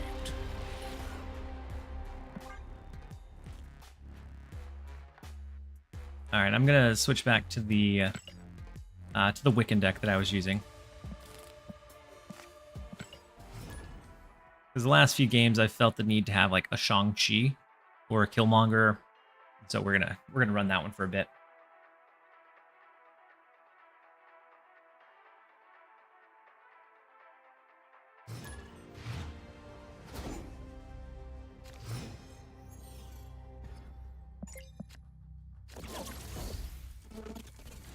All right, we need to find a 2-cost card and we're set. 50-50.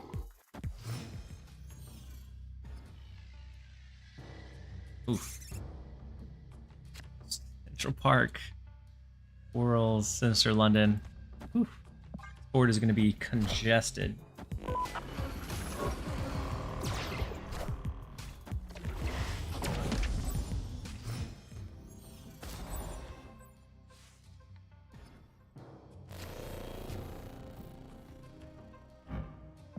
Gore's a pretty good pull from Valentina. Can do double Gladiator. Double Rocket and Groot might be okay. With them running Psylocke, I'm thinking it may be a negative deck. Zabu, Psylocke, maybe. Or no, it's more likely to be like a Wiccan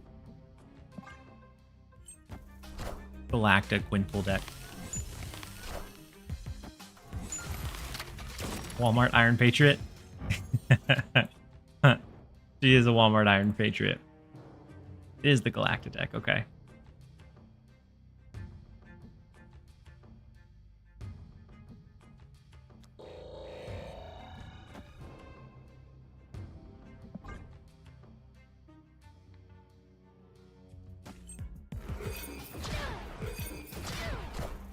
Mid lane gets massive with those double Galactas.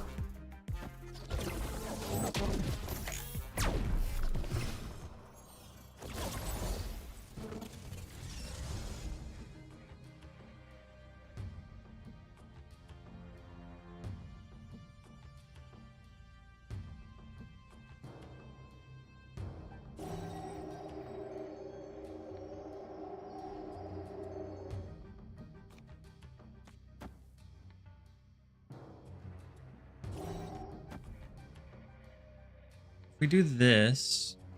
Next turn we can Eliath in Sinister London. We have Prio.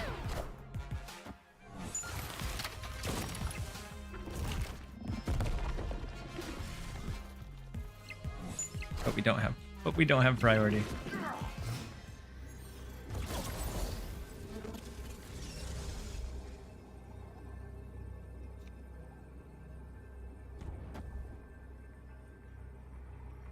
Move 4 out for an extra 5. That's not going to win there. I see Hela made a Hela comeback. Yeah, Hela's it's in a decent spot. I think it's still very counterable. If you knew how to counter and play against Hela before, I think you still are able to perform very well against it now.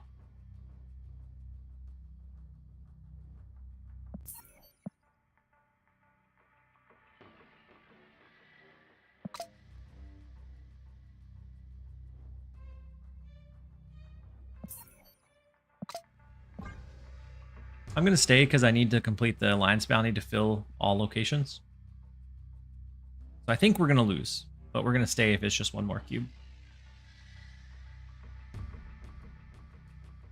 Saving for the Fire Hair because I want Nico and Nova. Essen is also tempting me because he looks really good, but I'd only be able to spend 2 keys in the budget properly. Essen looks like he's going to be really, really strong. Like, I'm excited for him. He presents a really cool, unique deck building challenge that I really like.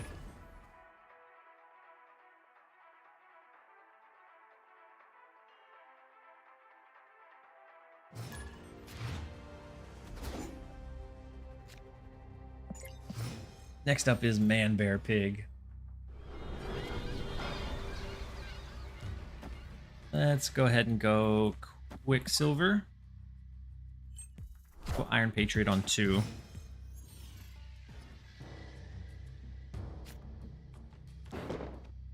can go Iron Patriot and then Rocket as a follow-up, as long as we have priority.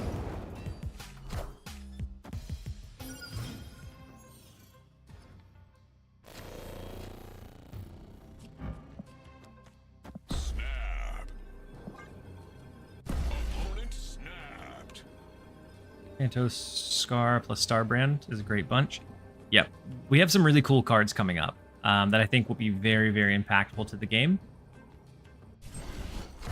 I'm just waiting until we get to those.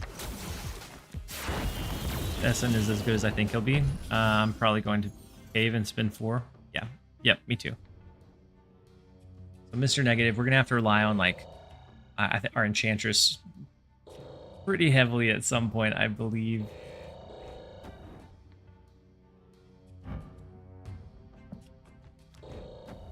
So Kate Bishop, Valentina. See if we can get maybe like an Acid Arrow.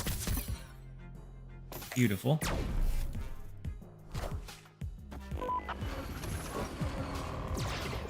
Wow.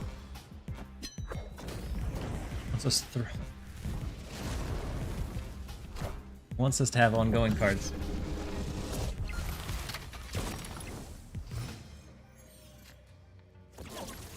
Beautiful Wiccan.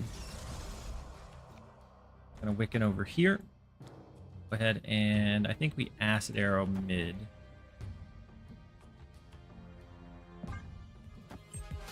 Ah. Them playing the one over there, I kind of wish we would have Acid Arrowed right.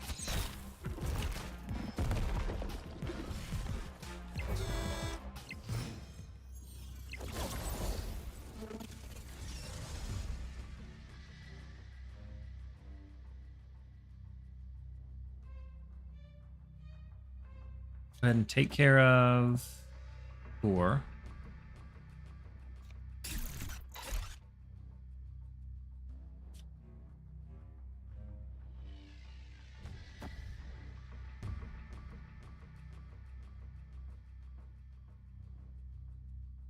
Then we have Enchantress for to go big. Enchantress better point-wise? Yeah, we have one more turn, so I was wanting to save it for like Iron Man or whatever else they ended up going with. That mid lane is big. Power must be controlled. They have no cards in hand now, so it's just whatever they top deck. Knowledge is power.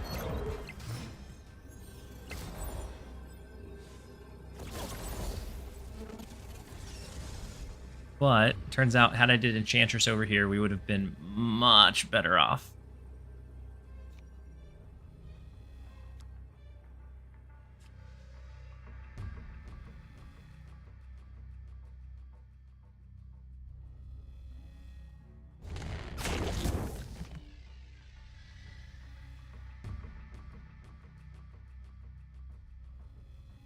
Almost as if they knew you had Alive and wanted pry out. Yeah. Yeah, that was a big drop for it being turn 6 of 7. They may have also forgot there was a turn 7. I've done that before.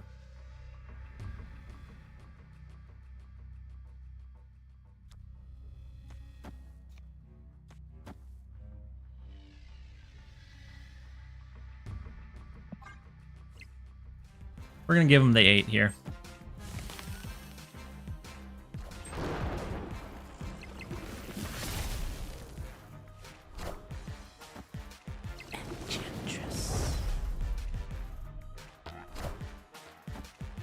Knowledge is power.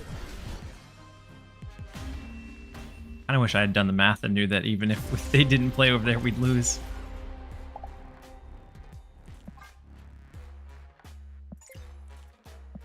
We're gonna give them a mute.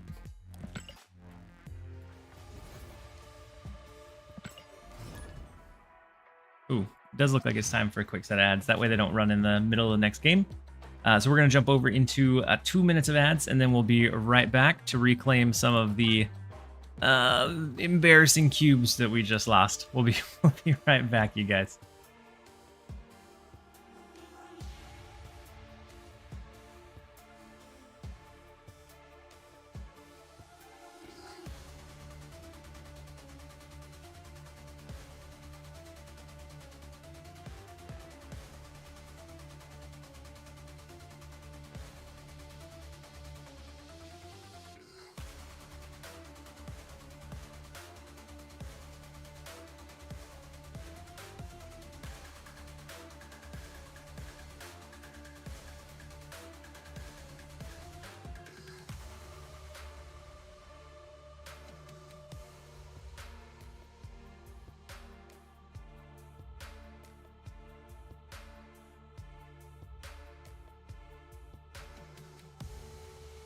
Said opponent is just sus.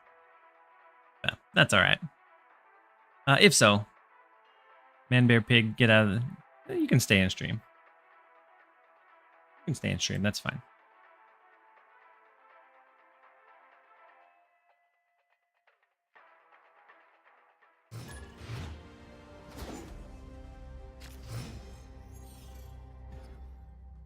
It would be nice if Gwynful showed up in the spotlight, but looking at historically, I feel like it'll be a while before she does. I think it's usually like, I want to say like 4 months before, from the end of their season before they pop up or something kind of crazy like that.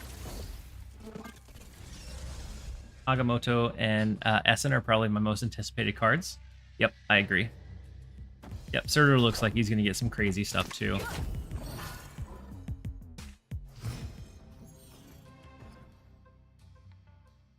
Ooh, that's true. You could potentially do like even 8 power cards. So like a Gladiator could be an Essen card because it gives it +2. Ooh, Ko, I didn't even think, I was looking forward to it. But I hadn't even thought about it from that angle.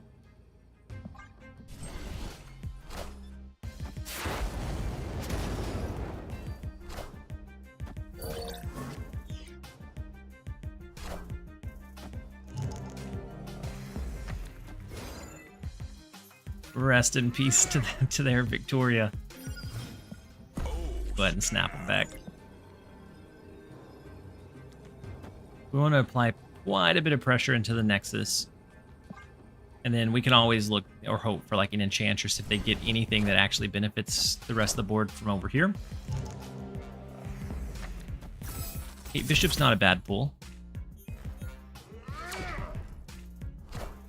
Potentially even have Essence Surfer. I could run Goliath again. Oof. Hope not. So Frigga to copy the Gladiator is fine. So Rocket and Groot, Acid Arrow. We have Shang-Chi to wipe out their Gladiator left if we want to do that instead of Goliath next turn. Especially if they play the second one, because I think they copied it with Frigga. Did.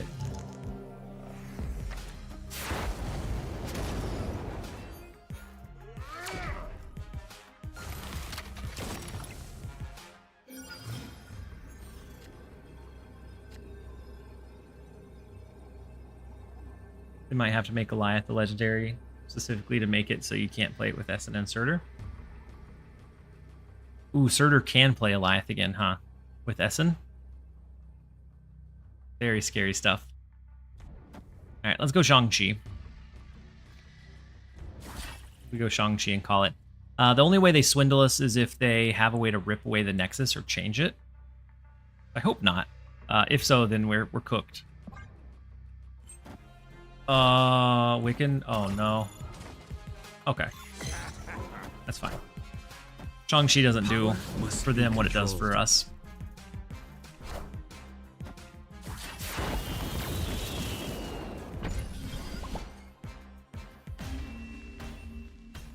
Just like that, we got our 8 back.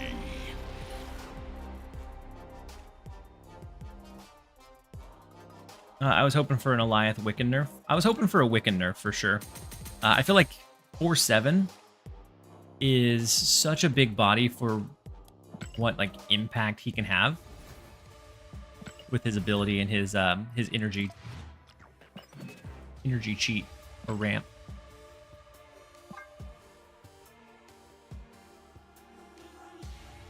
A lot of discard. Also, 2 legendary destroys is kind of cool.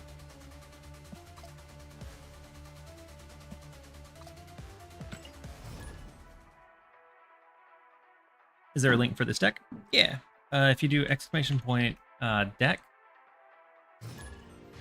that should be for this one. Or you can do decks and look at, you'll be able to look at the last several that I played, so you can tell like the stats on a deck.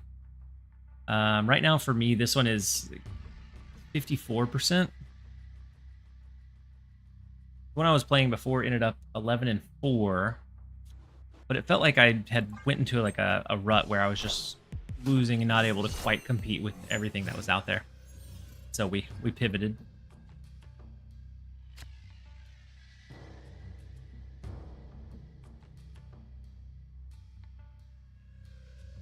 Calibrex with the majorly slow drops. Let's go Iron Patriot. We can follow it up with Rocket and Groot, with Gladiator. Do we try to mess with Elephant's Iron Patriot? Yeah, definitely. Let's go Gladiator, see what we pull.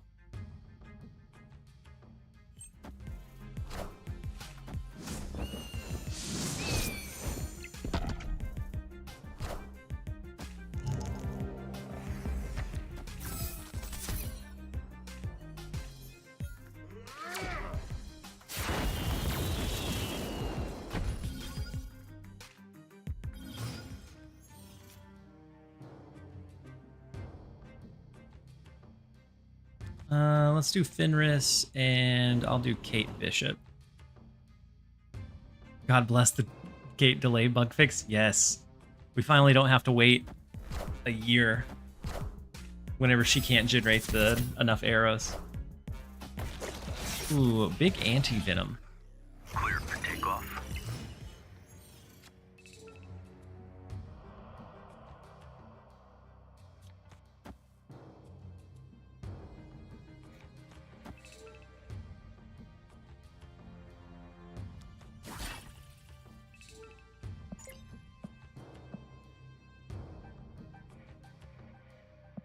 Let's do this. We can always move the Rocket and Groot out if we decided we wanted to do Goliath next turn.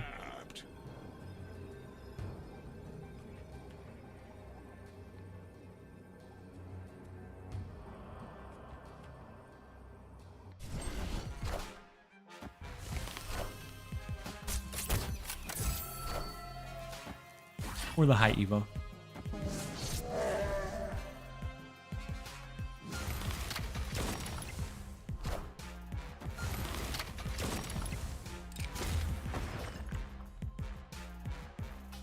If we get Killmonger, it might be worth considering Killmonger so that we can win Castle Zemo. Even though it hurts our Fenris.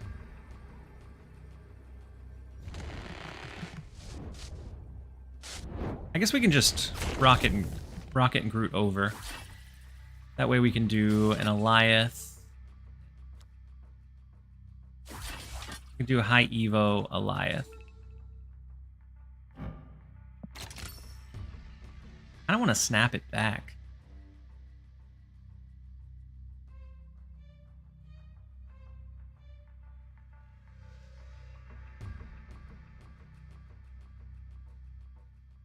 When was the last time Snap did credit codes? It's been a bit.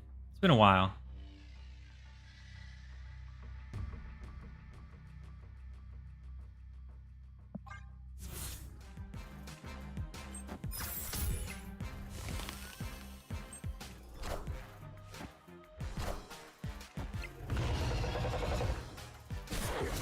I was afraid if I snapped, they'd leave. Is why I didn't. Could have been a very big gore. Could have been a very big Mystique, but it wasn't. Victory.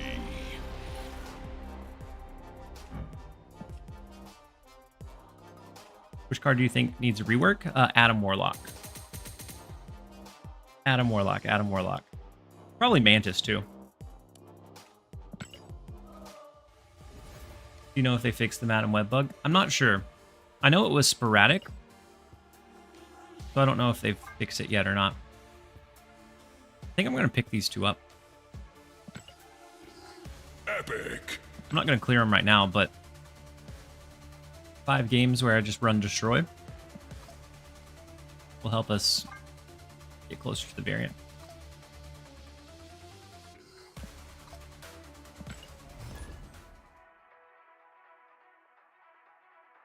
I got an awesome variant for Adam, so I want to rework so bad. Me too. I liked Adam Warlock better as a cheaper card with no body than where he's at now.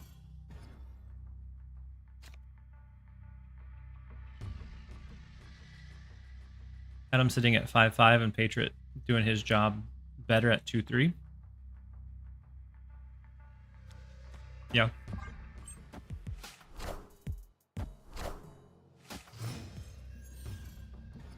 The only difference is Adam pulling directly from your deck. Like draw mechanics can get out of hand very, very quickly. So like Chavez before, where she was essentially just a deck thinner.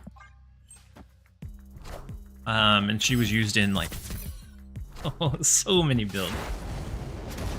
So that you had better chance of drawing into your other pieces. Yeah, 5-5 is crazy for his effect.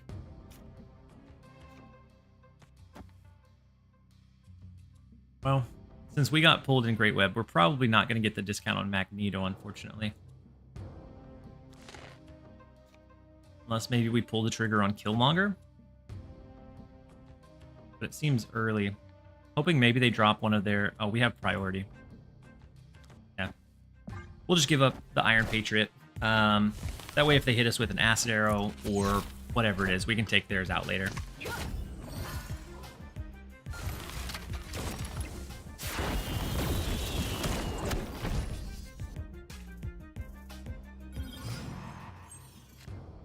Oh, we did win.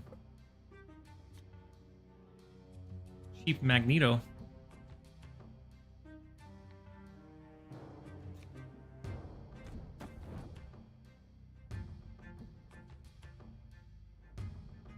Don't really want to do Valentina.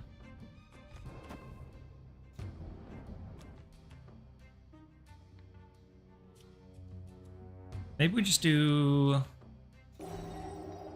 Should just do Gladiator. Next turn we'll do Magneto Killmonger. And just have to pay attention to the fact that we're giving them Alioth. Revert Chavez? Yeah. Yeah, Chavez discard was fun. Knowing that you'd have a better chance of getting your Apocalypse, of your Dracula, of those key pieces. Really, really fun. What did we destroy? Ooh, they're Wiccan. Did they get the energy from it? They did.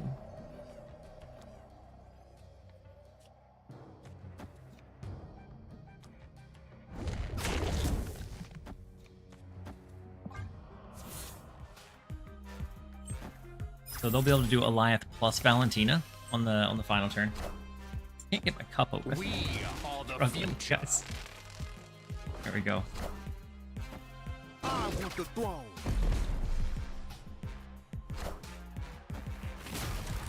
Oh, Take off. they will not get our Alioth. Take off. Okay.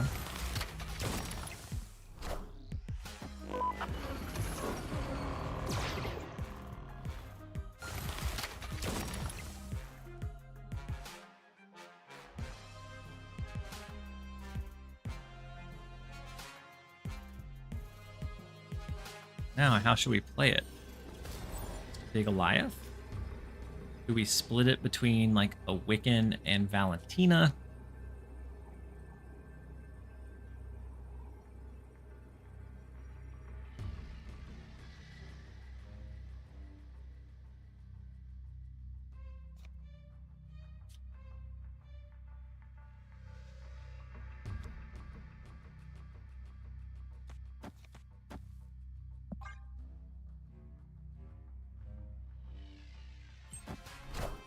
Boosty said I would like to express my disgust with your avatar choice right now. Fair. Very fair. Fully understand. Man. Do get us. Love your melted swan avatar. it was a channel point redemption.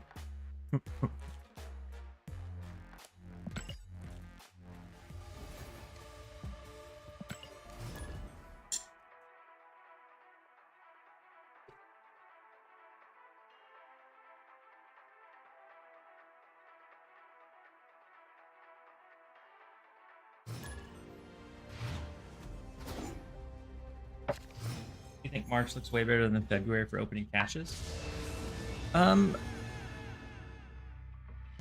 Kinda, Jack. At least at like first gut impression, kinda. Let's go Quicksilver. Ooh, big Deadpool. Zach, you're not the. Surprisingly, you're not the first person that has said that the avatar looks like Putin. If it was a redemption, I take it all back. Yeah, it was definitely a redemption. Live middle? Yeah. Yeah. I'm hoping they don't smell us coming.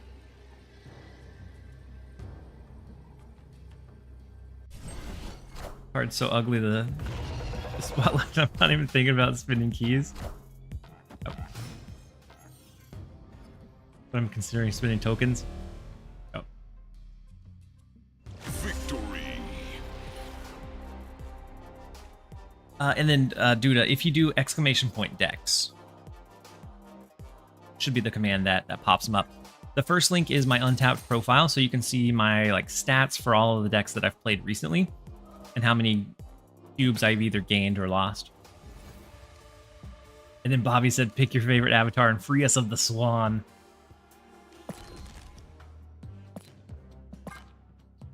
You know, I don't know when or where we got this one, but I like it. Wait, it must have been on the season pass, yeah? If it was season pass, then never mind. Like, it looks good. But it wouldn't be uncommon.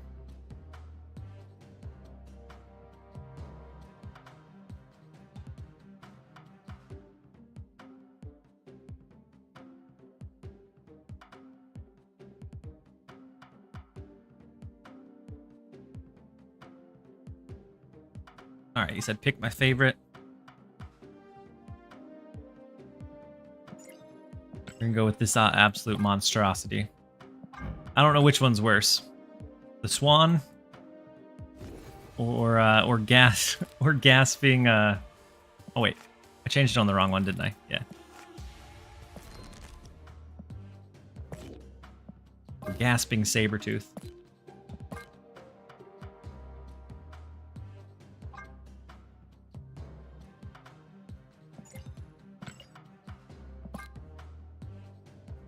Oh wait, we'll keep the Sabretooth card back.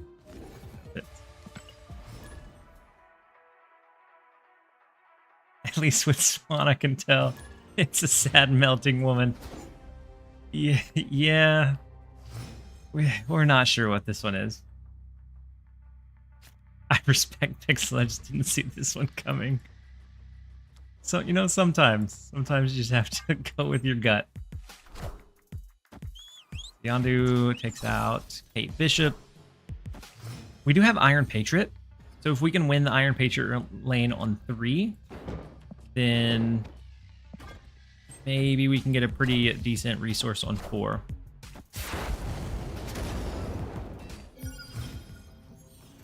Ooh, we could actually slap a... We can actually slap a Legion. As long as we win this lane, we can hit him with a Legion in the big house. I assumed it would be the Infinite Wong Classic. I also have an Infinite Iron Man Classic that I... Oh, no. Well, we're not going to win TVA, so we don't get the discount on Legion, unfortunately.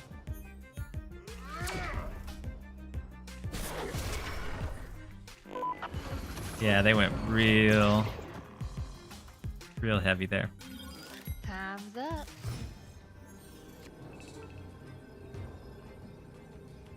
Best we would be able to do is like an Orca, but all they have to do is play anything in the big house. Coast.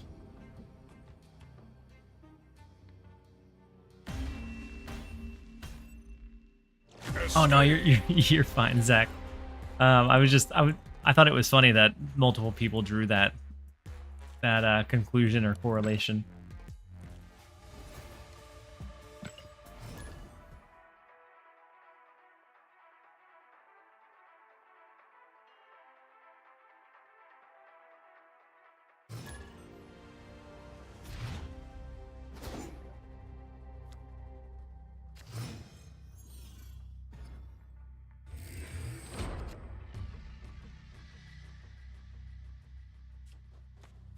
All right, let's go Vault. Or with Quicksilver, we'll go into the Vault. We have Iron Patriot as a follow-up. We can go Rocket and Groot as well. But Rocket and Groot's going to pull into Astro M. We can always shift it over later. We get a good Iron Patriot card. Might be worth a snap.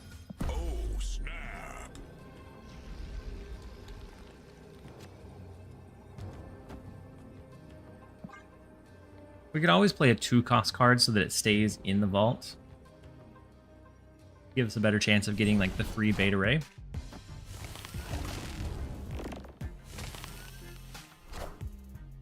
Enchantress. Ooh, they hit us with our own Enchantress. I found something that kicks you out of the game. Right-clicking on the card in the discard graveyard.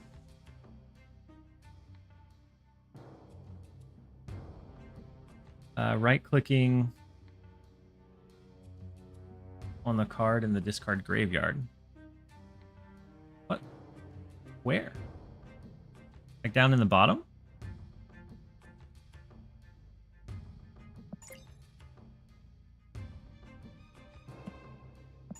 Or like from like this mute.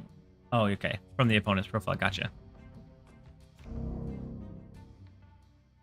All right, let's go Wiccan. It's going to pull over into Astrodem, but that's fine.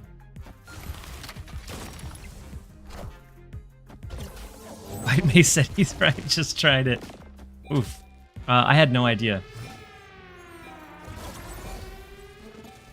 I had no idea that that was a thing.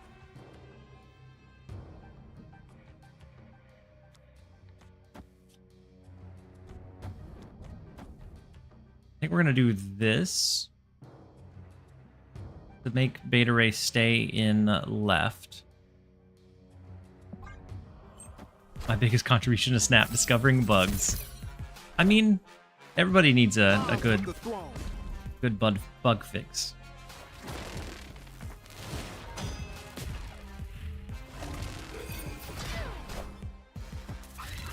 That is such a big vault lane.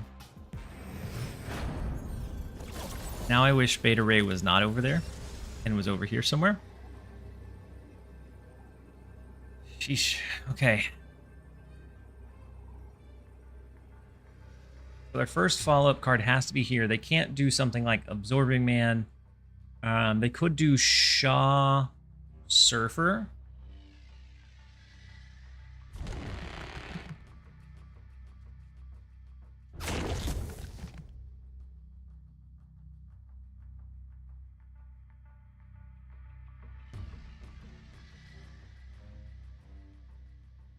I don't think we can hit it with a Shang-Chi. I don't think it's going to be within range.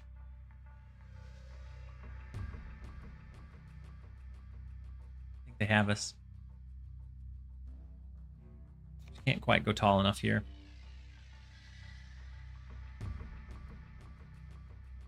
For Shaw has more power because of Galacta.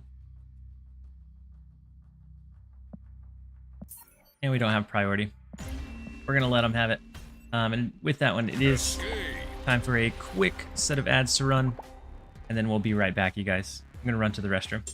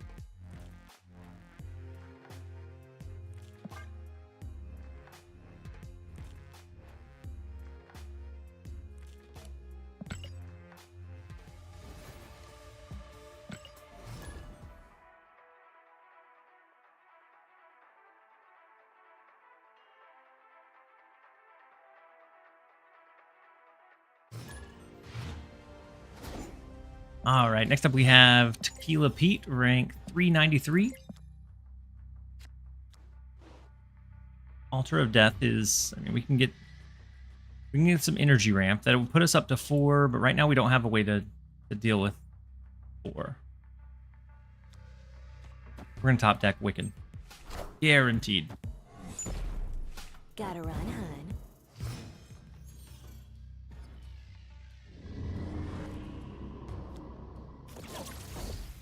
We did.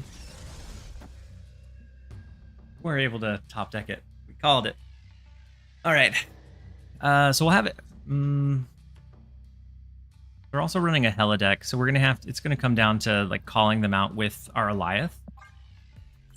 Ooh, check the bug. That's true. You said right click on it? Oh, no kidding?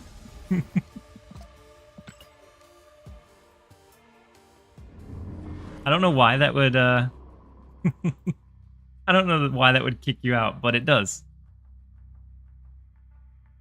Sure enough.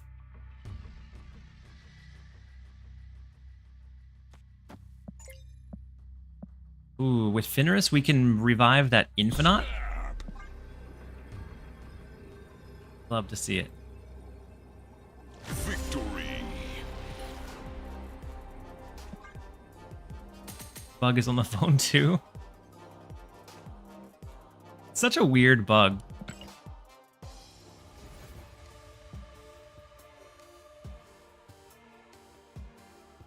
I've been enjoying the non-Quicksilver stuff. I have, but this one, since we're running some heavier like tech options, I've been enjoying this one for today. But in general, up until today, I was running like the non-Quicksilver stuff, just so that you have a little bit more flexibility. This just in.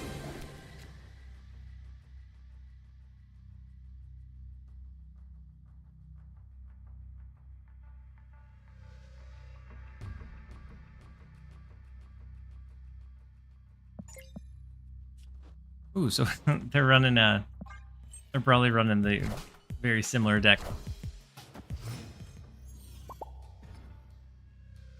We're about 32 games in, about 54. Let's see our current session.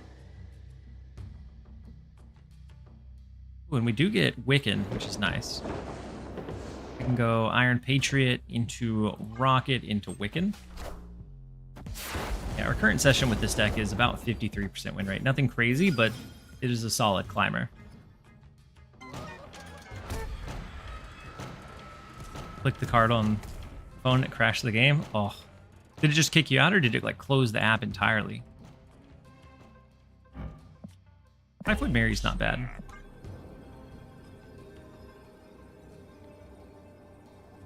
We don't have priority, so our Rocket and Groot is going to be kind of mediocre.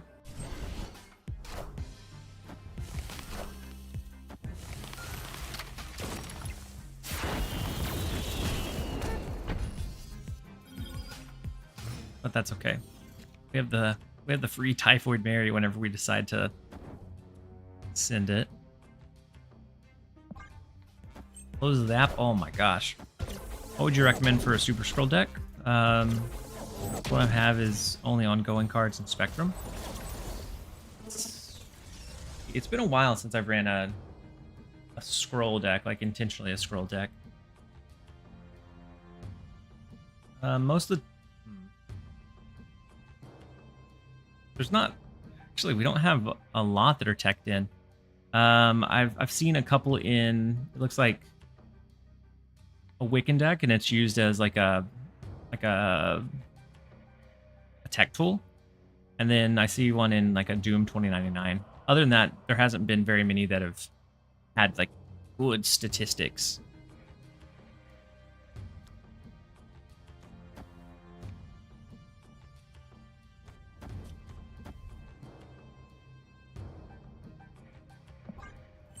All right.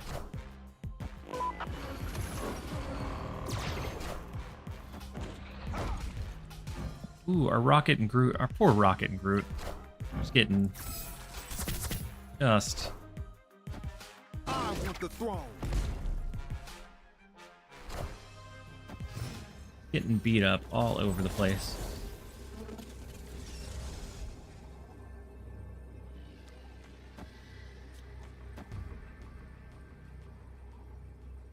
I don't know if we can afford to go that heavy. I feel like we just have to do like maybe an Enchantress, Grapple Arrow.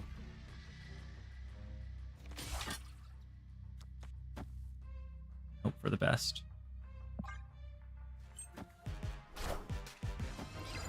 Ah. Well, we're stuck. We're stuck with the Acid Arrow.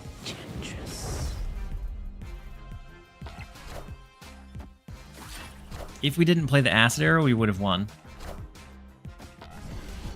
The Acid Arrow stabs us in the back.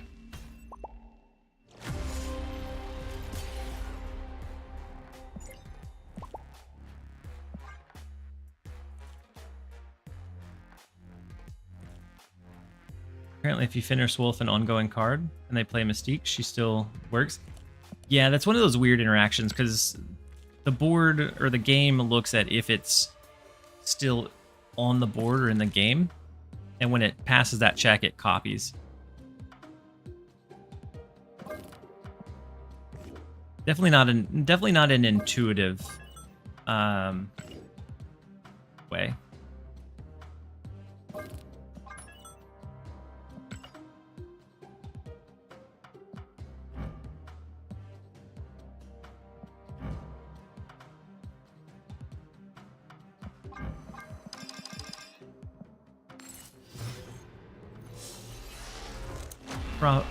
Frothy Buzzard. Was that you? Or was that... Or are you just saying GG's? Either way, it was a very good game. It was close. We just weren't quite able to do it. Oh, that was you? It was a very good game.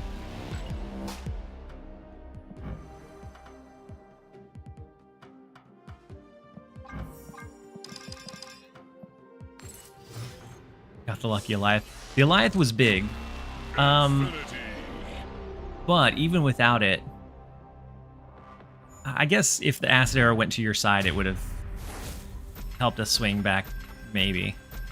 But either way, it was a very close match. It was one of those that it could have went either way. I don't know that I've got a gold or a crackle since the split diff has gone.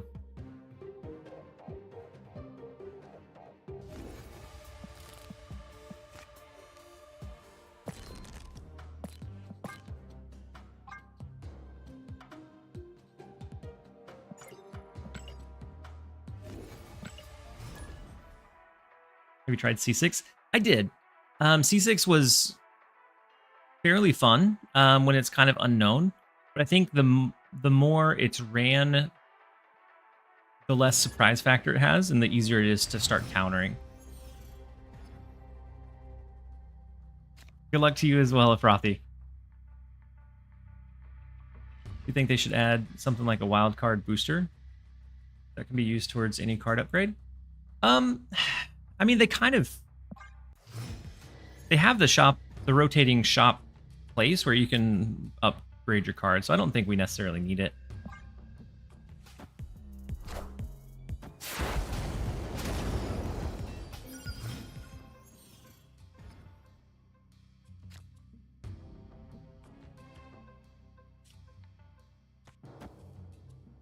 I doubt we win this left lane, but there's always a chance with Cassandra being able to hit 6.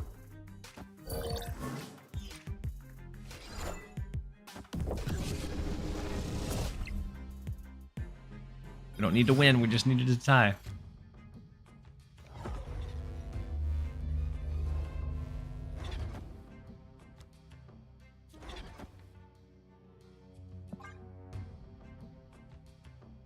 Let's go Mr. Negative. We have Jane Foster, so Mystique, Gore, we can rip those right out of the deck. Both of which are pretty big, especially if they get inverted, or when they get inverted. Gold foil Patriot already? Somebody's spent some gold. Oh, the Iron Patriot? Oh, yeah.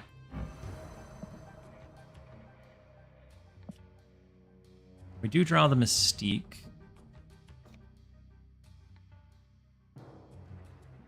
Still gonna drop Jane Foster. Make sure we can target which one we want or what we want. We'll be able to do Gore, Mystique, Arnhem Zola.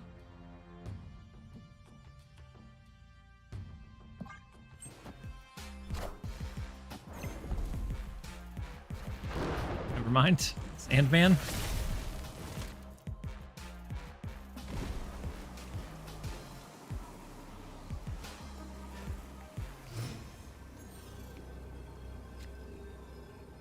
Not do that anymore.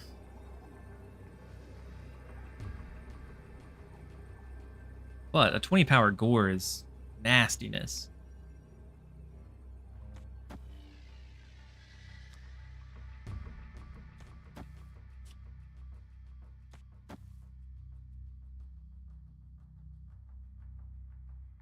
I never plan to upgrade cards I have God Splits for. I wish you could convert boosters for cards you already have.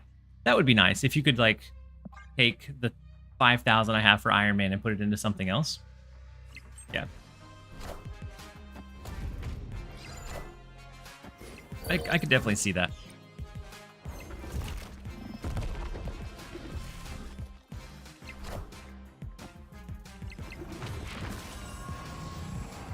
Massive gore, massive mystique.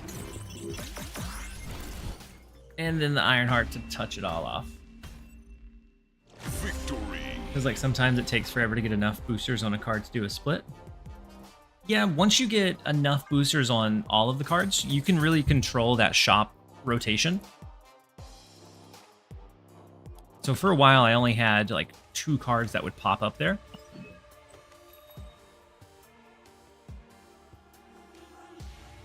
Now I have a handful. But like once you get enough on him that you could split it, but you don't, he won't pop up here anymore. So you can control what cards show up in this kind of carousel. And so then every 8 hours you could get those free boosters to upgrade. It's just if you and how you work that system.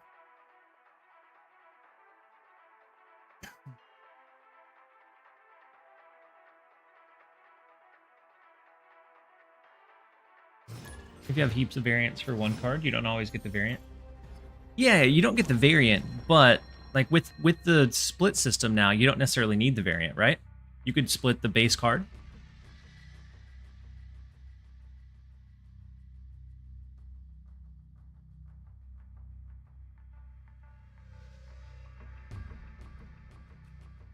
I wonder if Mobius Sandman would be good in the Iron Hand meta. They might. Especially with Quinjet starting to sneak its way in.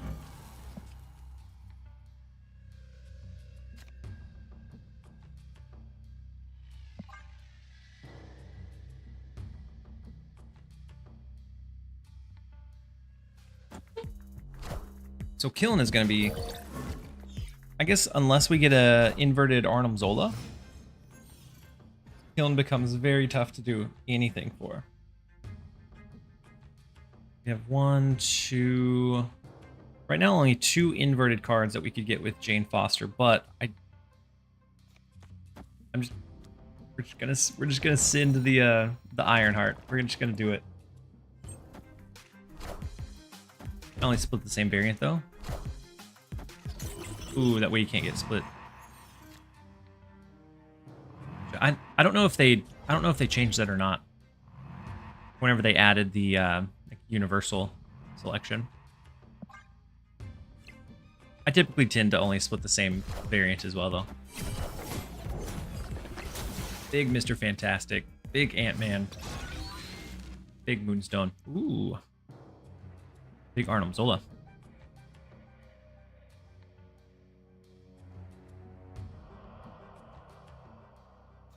We could use Jane, and that pulls out 1, 2, 3, 4, 5. Make sure we have the Cassandra Nova.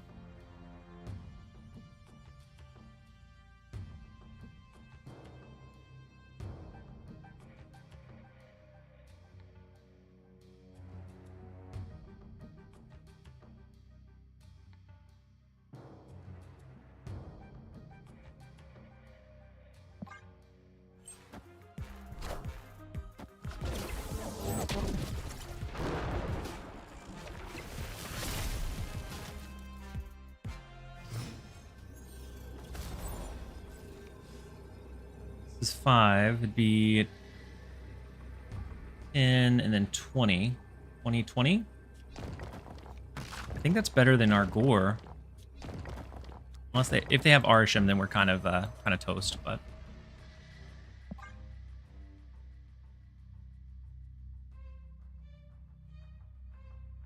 Ooh, if they let you Gia turn 6, Nova can go crazy. Very true, Freyberg. 2, 2, so it can't be an Eliath. Iron Patriot, wait. No, we don't win left because of the Mr. Fantastic. But they now have 6, so it could be a 9-power Cassandra. It's huge. Whew. Tight margin here. We actually won even without the Cassandra Nova.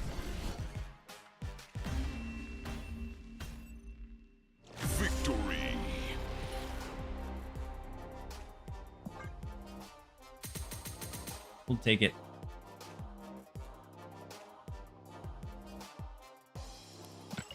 But it is just about time for me to go pick up my my son from school, and so we're gonna go ahead and set up a raid.